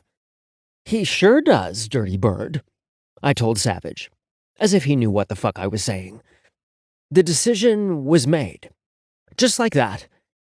If I hadn't been sure, then the list of songs the radio played that day would have convinced me to take a chance to put love first. Holy fuck, I was starting to sound like one of those fortune cookie messages. That day, something happened that never did. I had a cancellation. Gasp. Less confident stylists might have panicked and worried that the end was near, but I accepted it for what it was, a client with the flu. I was actually grateful for a little bit of extra time to treat myself to a delicious lunch at the diner. Oddly, it didn't feel right going there without Gabe. Even though I'd gone there without him for 28 years and only a few months with him. I was starting to feel that way about several places. Most importantly, the place I lay my head down each night. I could quiver in my shoes and worry what would happen when Gabe left me, or I could accept that he was in it for the long haul and take the next step to show him that I was too. My early morning decision was reaffirmed, and I was starved to death. I had just ordered a plate of meatloaf, Brussels sprouts, and baked macaroni and cheese when I was joined by an uninvited, but not altogether unwelcome guest. "What's up, Doc?" "A whole lot of nothing much," Kyle said, taking a seat across from me. I don't know where it came from or why I couldn't stop the words from spilling out of my mouth, but I blurted out, "Were you aware that Gabe didn't know I cut your hair?" "I'm not at all surprised," Kyle said. The crooked grin on his face told me he wasn't too upset about it, but I felt terrible. It sounded like I was rubbing it in. "We didn't connect the way you two did. Not even in the beginning when things were new." Kyle tipped his head and said, "He showed more passion with you in that parking lot kiss than he ever did with me." I knew his receptionist told him all about the kiss Gabe planted on me in his parking lot, but Kyle sounded like he saw it with his own eyes. "How do you know?" "Outside camera," he replied.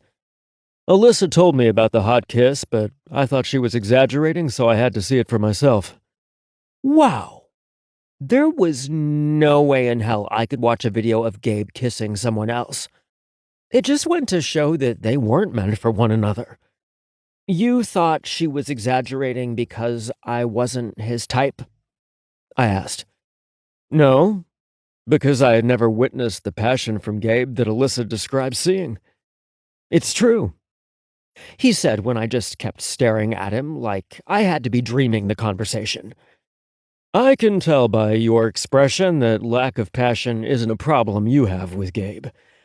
I could also see the difference in him when he was with you in that video. You light up his entire world. And let me tell you something, Josh. There isn't a thing about you he wouldn't notice or a place you could hide that he wouldn't find you." "Wow," I said softly. "I want that for myself someday," he said wistfully, then quickly added, "A relationship, but not with Gabe." I knew what you meant. I debated if I should say something to encourage him to ask a certain guy I knew out. I didn't want to do anything to embarrass my friend, and I didn't know Kyle well enough to know how he'd receive it. I mean, it was much easier to dole out advice than to accept it. I went with, "You'll never find that relationship if you don't take some chances." Kyle tilted his head as if he was giving my suggestion merit. "True," he said noncommittally. "Anyway, I gotta run, but I'll see you around." Kyle left, and I enjoyed my lunch in peace, grateful that people stopped losing their shit when I ordered something different than what I normally would on any given day. I bought 2 pieces of chocolate silk pie to go so I could have a celebration dessert with Gabe later, then headed back to the salon. The weather was a balmy 38 degrees when I left for lunch, so I decided to walk. I heard someone calling my name and turned to find Laura Sampson running to catch up to me. Great. First, I ran into the ex of my current love, and then I ran into the current love of my first crush. "Thanks for waiting for me," Laura said breathlessly once she caught me. "Can you give me a few minutes of your time? I've been meaning to stop by the salon or call you." "I'm glad you didn't stop by the salon because I don't discuss my personal life there," I told her, but not in a harsh way. "You just talk about everyone else's," she fired back. She waved her hand to cut me off when I opened my mouth to respond to her allegation. "I know that you don't act like that, Josh. I'm sorry. I'm just—" "Reeling?" I finished for her. "Shocked, disappointed, and angry too?" I also suggested. Laura gave me a small smile and said, "Yes to all of those things, but none of them are directed at you, despite my barb." I wasn't sure what all Laura had been told by the police, feds, or even Billy himself, so I kept my mouth shut. She had something to say, and I was going to let her say it. If she was wrong about something, I could correct her. "I've known about Billy's feelings for you for a long time. Since the beginning, really." "I wouldn't call them feelings," I replied. So much for letting the woman talk. On the other hand, I did say I would correct her when she was wrong. "He didn't want to admit it then, and he sure as hell doesn't want to admit it now. But I know the truth. You know the truth," she added. "Something's been off with Billy for a long time, and I figured that maybe he was coming to terms with his sexuality. I was even prepared for the conversation and had a response ready to go. I wasn't at all equipped for him to disappear or to find out he'd been using drugs again. And I sure as hell wasn't ready to find out he'd been arrested. I don't know many details.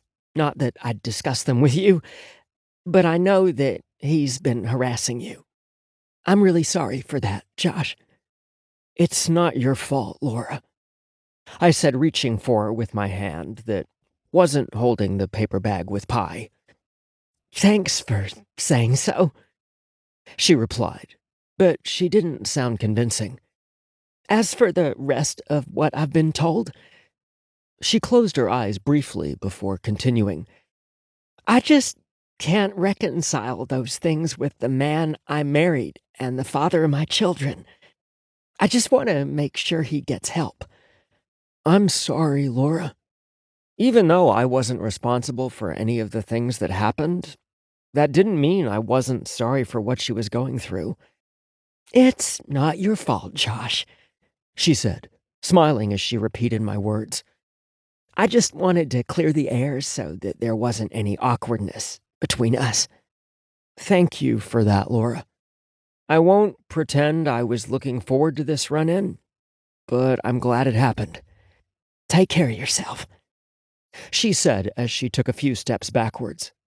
Then she gave me a small wave and turned around to walk away. The interaction stayed on my mind for the rest of the day. There she was, a woman who could have been bitter and taken that bitterness on a rampage to hurt everyone in her path. Instead, she was trying to comfort me and make me feel less awkward about a situation that she wasn't responsible for. She wanted to help Billy rather than hurt him. I hoped I was a big enough person to feel the same way had I been in her shoes, but I wasn't so sure. It wasn't that I wished harm on Billy for what he did to me. I just wished that I didn't have to see him or ever talk to him again. I wasn't in love with Billy, but Laura clearly was. The emotional roller coaster that I had been on since I learned Billy had moved back to town caught up to me. All I wanted to do was go upstairs and crash hard. But that wasn't the card I wanted to play. No, I had a very special card in my pocket that trumped all others. My exhaustion faded the second I heard Gabe's key in the door at the bottom of the steps. Buddy heard it too and pranced around in circles until Gabe knelt down and gave him the loving he wanted. It reminded me of the time that Gabe threw himself down on the floor for a belly rub that led to other things. I launched myself into Gabe's arms and wrapped my legs around his waist as soon as he got up from greeting Buddy. "Hey there, sunshine," Gabe said. "You're looking extra—" He narrowed his eyes as he searched for the proper word. "Sunshiny." "That's because I have something in my pants for you," I replied, waggling my eyebrows. "Oh, baby, I know all about the delights you have in your pants," Gabe said, then nuzzled my neck. I was referring to a particular delight. At least I hope you think so. In my right rear pocket, I told Gabe. I slid to my feet after he pulled the change of address card out of my pocket.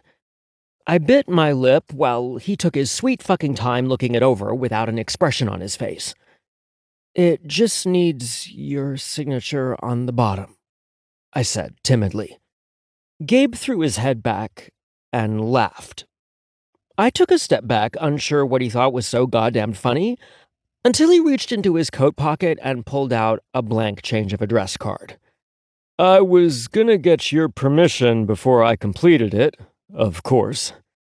I spent the last few hours thinking up cute ways to propose the idea to you, but came up flat. You, on the other hand, came up with a perfect plan. You jumped me and told me to reach inside your pants." I was so relieved that I was speechless, but Savage said it all for me. "Big Daddy's home!"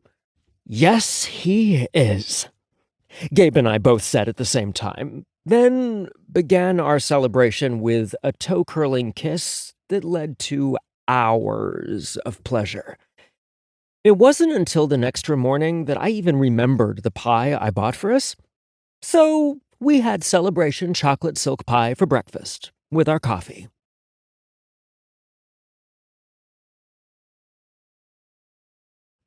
"27. Gabe. It felt like I floated to work the next day. I had just come off of one of the most beautiful moments of my life. I got to eat chocolate pie for breakfast, and it was a Friday. What more could a man want in life? Had Josh been with me on the road to Cincinnati, he would have rattled off a bunch of snarky things had I voiced my thought. But my guy wasn't riding shotgun that morning. Detective Dorchester was, and I kept my thought to myself. "You're looking mighty perky this morning," Dorchester commented. "Must have had a wonderful evening." "Do you really want to hear about my evening?" I asked. "I wasn't really thinking along the lines of something that personal, but do you think the idea of two guys having sex creeps me out?" he asked. I saw him shaking his head out of my peripheral vision. "My sister is gay, so you're not the only person I know from the rainbow community." "Yeah, but most straight guys think two chicks together are hot," I told him. "As long as they don't want equal rights or to raise a family together," I added under my breath. "Lesbian sex isn't hot when it involves your sister." Dorchester's revulsion made me smile, and eased the slight amount of tension that creeped in. Maybe someday I'd do less assuming about people's views on the LGBTQ community, but I wasn't quite there yet. Anyway, I'd like to think I wouldn't be that asshole even if my sister wasn't a rainbow baby. Not everyone is like Samson. "You're right, Dorchester. I'm sorry if I came across like a cynical asshole," I replied. "No apology needed," he told me. "I'm sure your life experience has a lot to do with it." He was right, but I decided to change the subject back to the case. "What are your opinions on the Turner case so far? You think anyone involved might be hiding something?" I had spent hours looking over the interview notes, making a list of new questions I wanted to ask once we returned to the station. "We have a guy who was being threatened, but we don't know what for. He said that going to the cops made it worse, but we don't know why. When he worked with the police, he wasn't forthcoming, so he had something he wanted to hide, or perhaps someone he wanted to protect. He wanted to be saved, but wouldn't do anything to save himself except for maybe his last act of coming to find you," Dorchester said. "By then, it was too late." It still bugged me that Nate appeared to have been looking for me the night he died. It wasn't that I felt responsible, because I felt I acted in the most professional way with the information he presented to me in his office. I never received his email that reached out to me for help because it was captured by our server for review. Still, a man was dead, and just maybe I could have prevented it. I kept those comments to myself because they weren't beneficial to the investigation. That sums up my thoughts exactly. What about the task force? Any opinions on them?" I asked Dorchester. As soon as the words left my mouth, I realized that I hadn't told Josh about my run-in with Paul from the task force, and that we'd hooked up once a year ago. I had planned on telling him when I left Cincinnati, but then I got busy reading the reports and interviews and forgot about it. Then I stopped by the post office on my way home and picked up the change of address card. Once I held that in my hand, my mind was too busy figuring out a way to start the future I wanted, not focus on an incident from my past that was barely a blip on my radar. Paul wasn't even really on the task force. I told him I was in a relationship and nothing else was required to my way of thinking. I mean, Josh hadn't told me about the guy from college that he said treated him worse than Billy Sampson, which was hard to believe. Hell, I was almost afraid for the college guy's safety once I found out how he treated Josh. I reasoned that telling him would cause more harm than not telling him. Where could I go wrong with that kind of logic?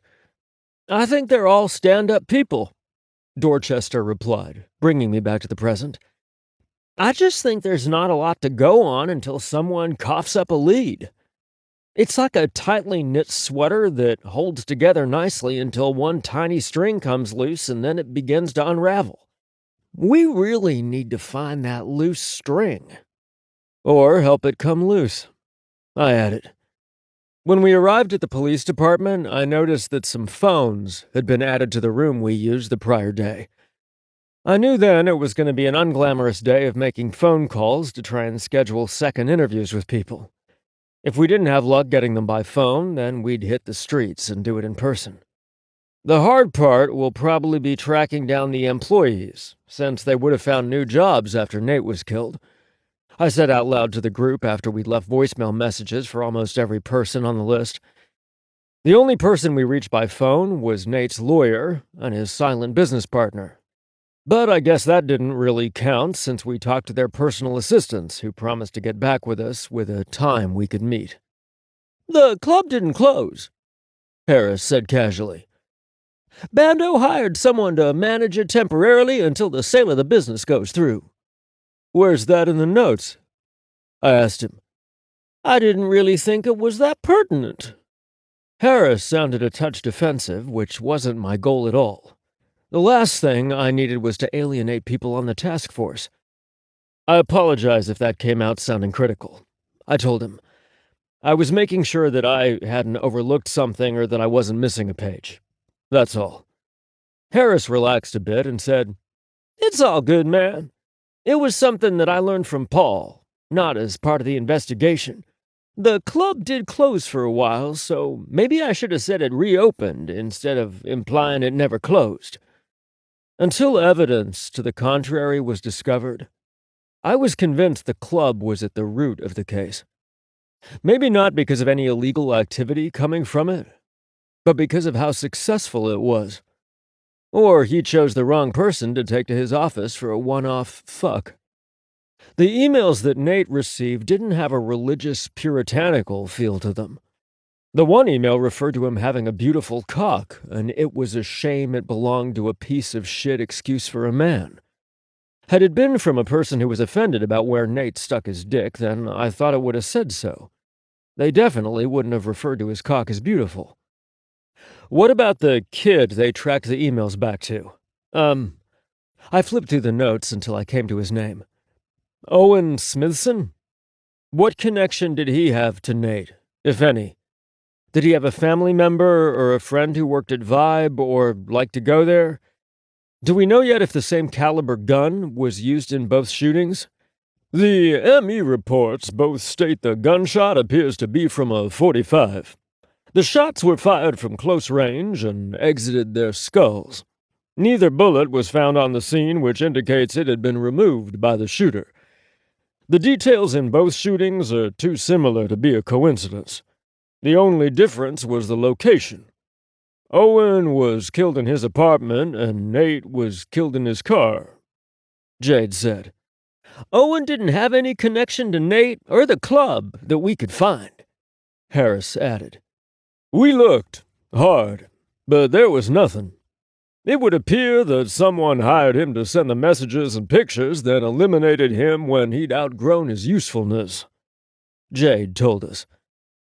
"The only similarity between Nate and Owen was that they were both adopted, but not through the same organization. Nate's adoption was private, where Owen was adopted after spending several years in foster care. Neither of their stories would be considered unique if they hadn't been killed by the same person." "There's something more there," I told him, although I couldn't tell him why I thought so. "Why hire Owen? How'd they find him?" "He hung out at a cyber cafe a lot, and the guy might have found him there." "Or woman," I reminded him. Weaker sex my ass. We hung around the station for a bit longer, waiting on voicemail messages to be returned, then hit the streets to knock on doors when no one called us back. We only caught a few on our list at home and learned absolutely nothing new. The one good thing I took away from the interviews we were able to conduct was that it didn't appear that anyone was trying to hide anything from us. I got the impression that they really did want us to solve Nate's case. I looked at my watch and saw that it was too early for the club employees to show up, but it was late enough that I wanted to start heading back home to Josh. It wasn't that we had anything exciting planned, but I looked forward to our night anyway. I quickly learned to expect the unexpected from Josh, and whatever happened would be wonderful. Then a light bulb went off in my head. The best way to get some questions answered was from the inside. I wondered how Josh would feel about dinner and dancing on a Friday night, or even a Saturday if he was too tired after being on his feet all day. I mentioned it to Dorchester to see what he thought about my idea. I don't see how it could hurt. You can have a fun time with your guy, even if you don't learn anything new, he said. True, I replied. He was right. What could it hurt?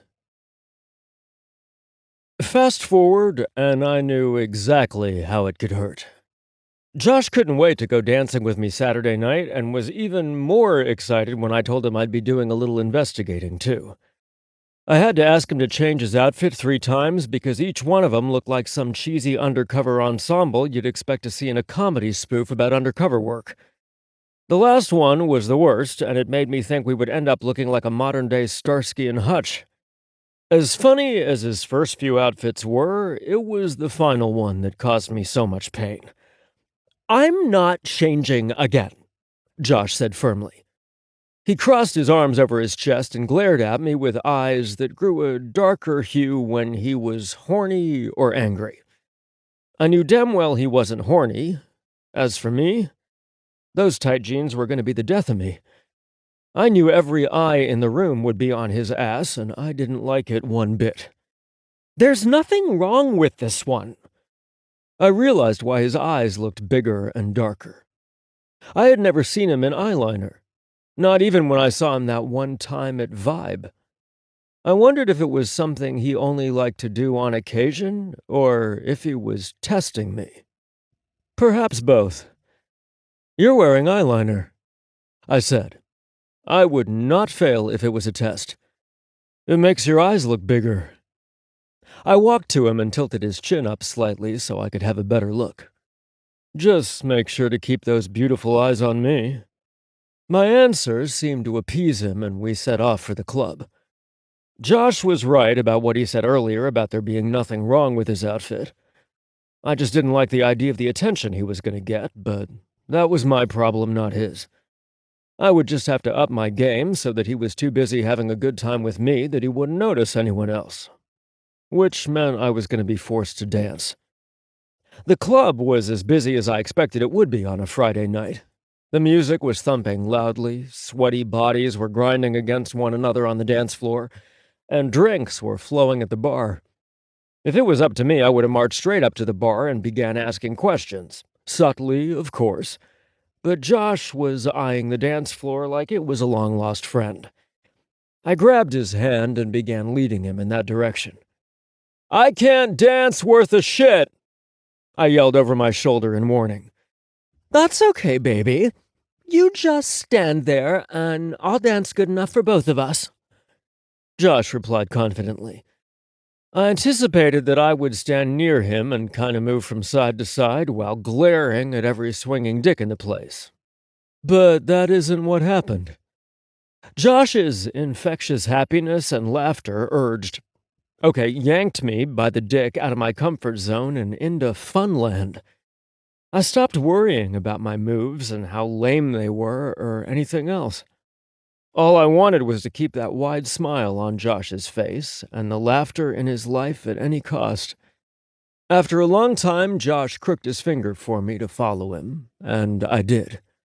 I think it's time we start interrogating the club staff, he told me.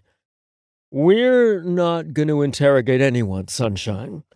I'm going to ask about the new management in a non-threatening way. I wasn't in the mood for bad cop.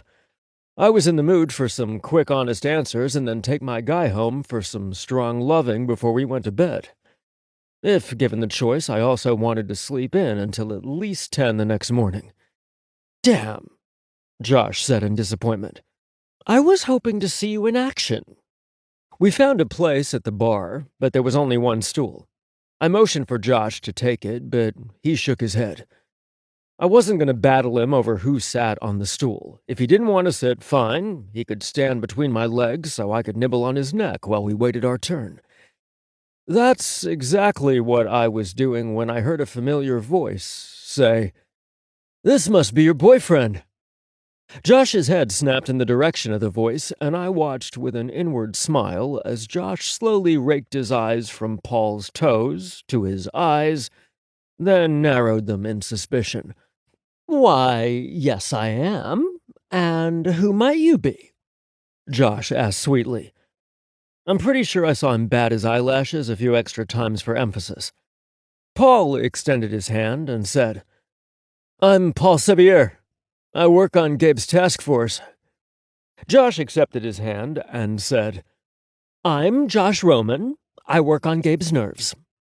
Paul threw his head back and laughed. "I like him," he said when he was finished. "So, are you guys here on a date or checking things out?" "Both," Josh said. "Gabe won't let me interrogate anyone, though. I just want to find out whatever I can about the new management." I told Paul some of my theories, and he nodded his head. "In that case, you might look hard at the former owner/silent partner. The identity of the new owner hasn't been made public, and the employees aren't talking. It's doubtful the interim manager knows much.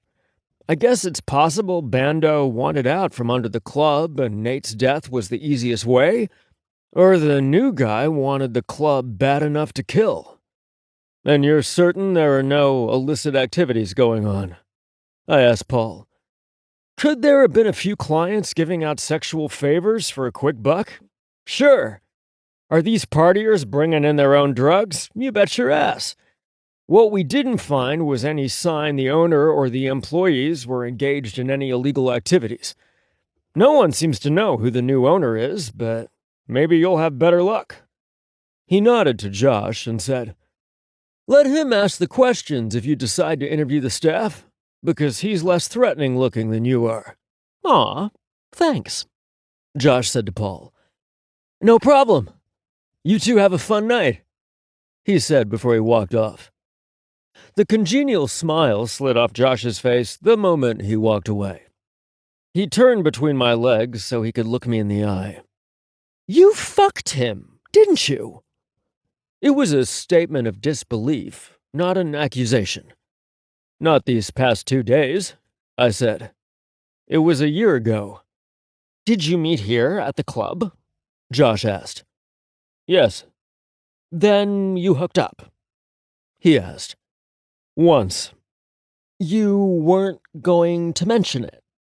Josh wanted to know. I let out a deep sigh and told him all of the things I'd thought about that morning. I was with Josh and told Paul so.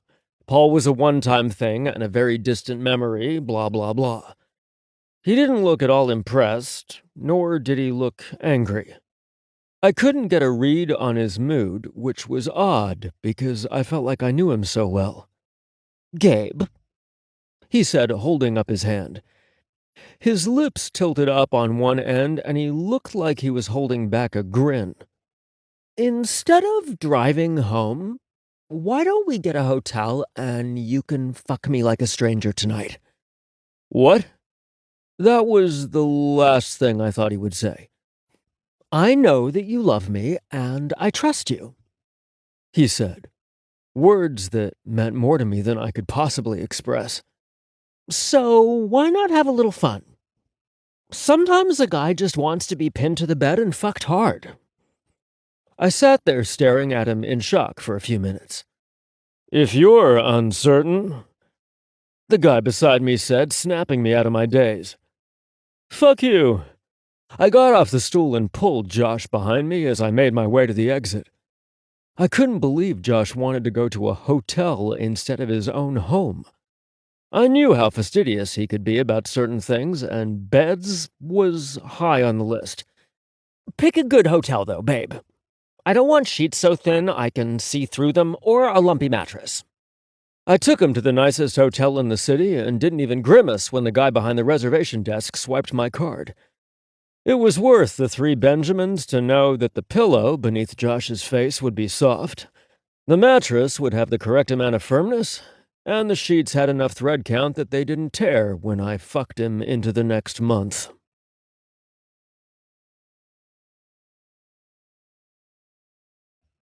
28. Josh. 2 weeks later, I was standing in the middle of Gabe's living room, looking around with my hands on my hips. There wasn't a need to buy another TV because his big monstrosity could go into the living room at our house, and my current TV could go into our bedroom. The rest of his furniture, though. "Don't worry about it, sunshine," Gabe said when he entered the room behind me. "As ugly as the furniture is, it's functional, new-ish, and will fit nicely in the living room." I slowly turned to face him. I did want Gabe to share his life with me, but what I meant was him, his clothes, and his dog move in, while the rest of his things didn't. The clothes and the dog we'd already moved. Gabe asked me to look around to see if there was anything I wanted in the living room and kitchen before he gave it away. "I was just kidding," he said quickly when he saw the look on my face. "I have a box of things in the hall closet upstairs that I want to grab, so why don't you take a look at the movies? And then there's some kind of ancient iron pots and pans that my grandmother passed down to my mom. She gave them to me when I moved, and—" I didn't wait for him to finish. I headed straight to his kitchen cabinets to see if he meant cast iron skillets. I loved cast iron skillets, and finding really good ones was hard to do. It seemed like it took forever to season new cast iron cookware. I opened the cabinets closest to the stove, which was where I'd store the skillets and pots. But not my guy. I searched every cabinet in the amount of time it took him to retrieve the box of stuff from the hall closet. Don't think I wasn't searching that box before I let him put things out and about. There was a balance in my home that I needed to maintain. That was a battle for another hour. Right then, I just wanted to know where the fuck he was keeping the holy grail of cookware. "Don't tease me, man! Where are the cast iron skillets and pots?" Gabe almost looked afraid when he pointed to the oven. He kept them stored in the oven. I released an excited breath as I opened the oven door slowly. There they were, the bastions of true Southern cooking stacked inside the oven. There had to be at least 3 Dutch ovens and 10 skillets in various sizes. "The lids are in the drawer below," Gabe said. "Baby, do you have any idea what I can do with cookware like this? Have you ever had a steak seared and cooked on these badasses?" I saw an image of me in my kitchen spooning butter over perfectly seared meat, while a potato dish was baking in the oven and Brussels sprouts were sautéing in a garlic butter and herb sauce in a separate skillet on the stove. "We need to stop at the store on the way home." "You already have some of those pans, don't you?" Gabe asked. I noticed he ignored my comment about going to the store. I suspected he'd rather undergo a root canal. "God love your heart, Gabe," I said, shaking my head. "They're not the same quality, and these pans have already been seasoned with love for decades. There's just no comparison." I pulled a skillet out of the oven and looked at it.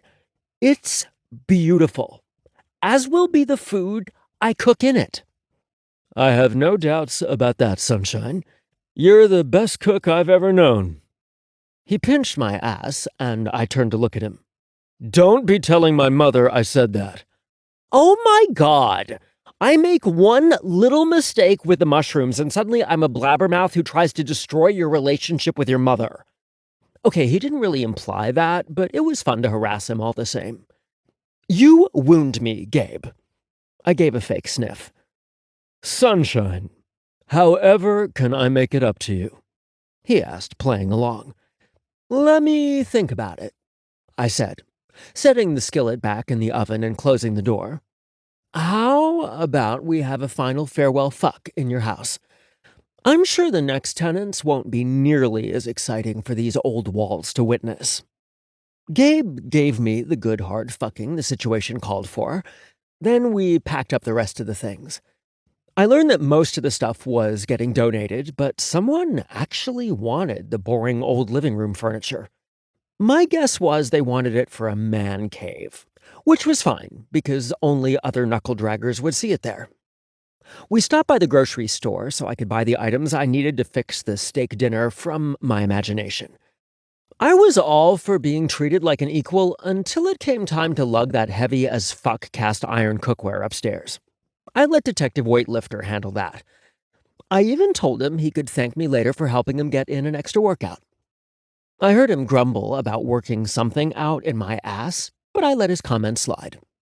What are you gonna do with those apples? Gabe wanted to know. Gonna serve them as a side dish? No, I told him. I'm going to make apple crunch in the oven with our cast iron skillet. Sunshine, you say the sexiest things, he said, pressing himself against me where I stood at the counter slicing apples. You know all of my weaknesses. I'm sure you've hidden one or two, but I'll figure them out. And when I do, I pressed my ass into his groin. I'll own you. You already do, he said gruffly in my ear. The steak, potatoes, and Brussels sprouts turned out better than I imagined. Gabe gave his usual grunts and groans while he ate, which warmed my heart and challenged me to find new recipes to please him. The smell of cinnamon, apple, and butter began to invade all corners of our home by the time Gabe started pulling items out of his box from his house. In all honesty, I would have gladly put out anything Gabe wanted in his home. I wondered how important they could have been since they were in his closet and not on display, though. I was expecting old football trophies or accommodations of some sort. Instead, they were family pictures. My heart ached in my chest when I saw his brother's smiling face in several pictures of the two of them together, eating ice cream cone beneath a big shade tree, riding bikes, or playing in a treehouse. My favorite by far was of them as little kids dressed up as superheroes for Halloween. I noticed that his brother had been dressed as Superman, and I remembered Gabe saying that Dylan had been his hero, his champion. I bit my lip to keep from crying. Once I had a handle on my emotions, I turned to Gabe and asked, "Why didn't you have these beautiful pictures displayed at your house?" It never really felt like a home, Gabe said with a small shrug. The way his voice thickened with emotion told me so much more than his words actually did. In case I didn't pick up on his unspoken meaning, he cupped my face and said, I'm home now. "Big Daddy's home?" Savage squawked. Even the bird knows, Gabe said.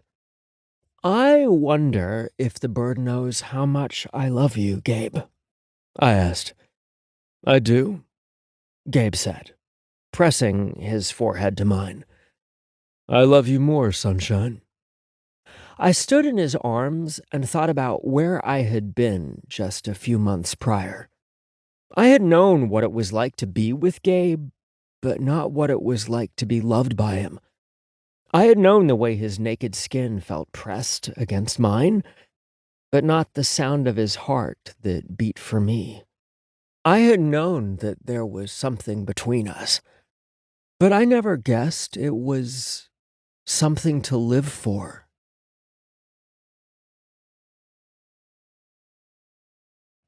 Epilogue. Gabe. 2 weeks later, Josh and I had been invited out to eat with Adrian and Sally Ann. They'd had an ultrasound the day before and wanted to celebrate the upcoming birth of their baby girl with us. Sally Ann chose an upscale steakhouse in northern Kentucky that overlooked the Ohio River. As far as the steaks went, it honestly wasn't as good as the one Josh made for me the night I officially moved in. The smug smile on his face told me he knew it too.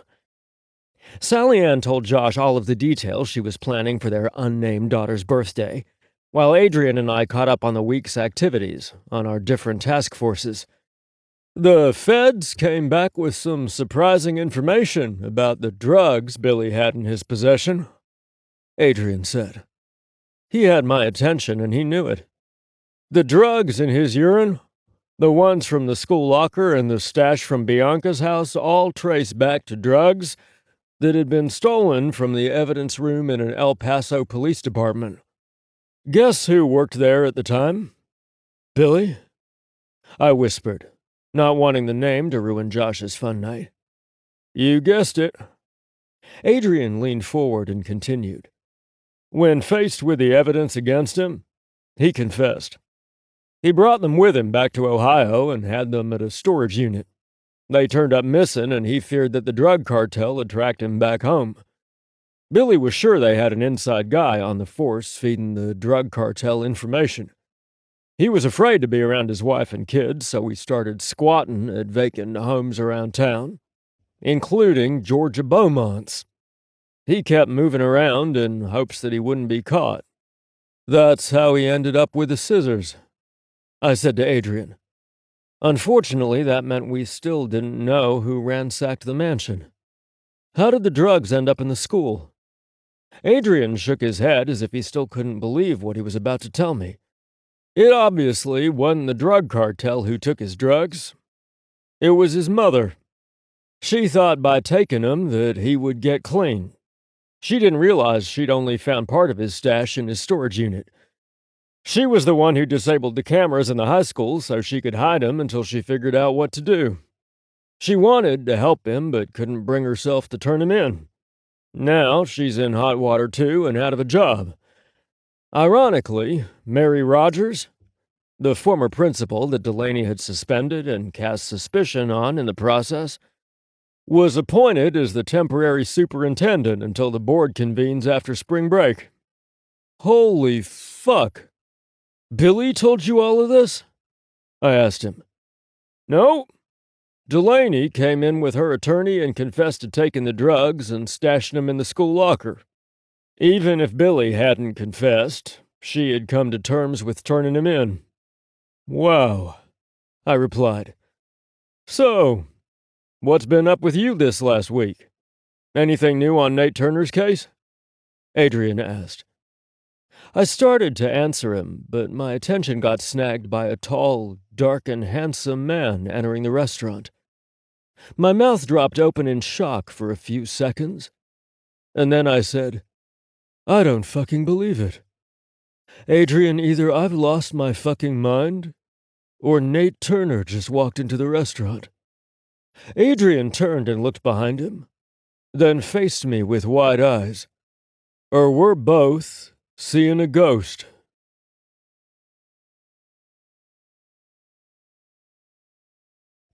This has been Something to Die For. Curl Up and Die Mysteries number 2. Written by Amy Nicole Walker.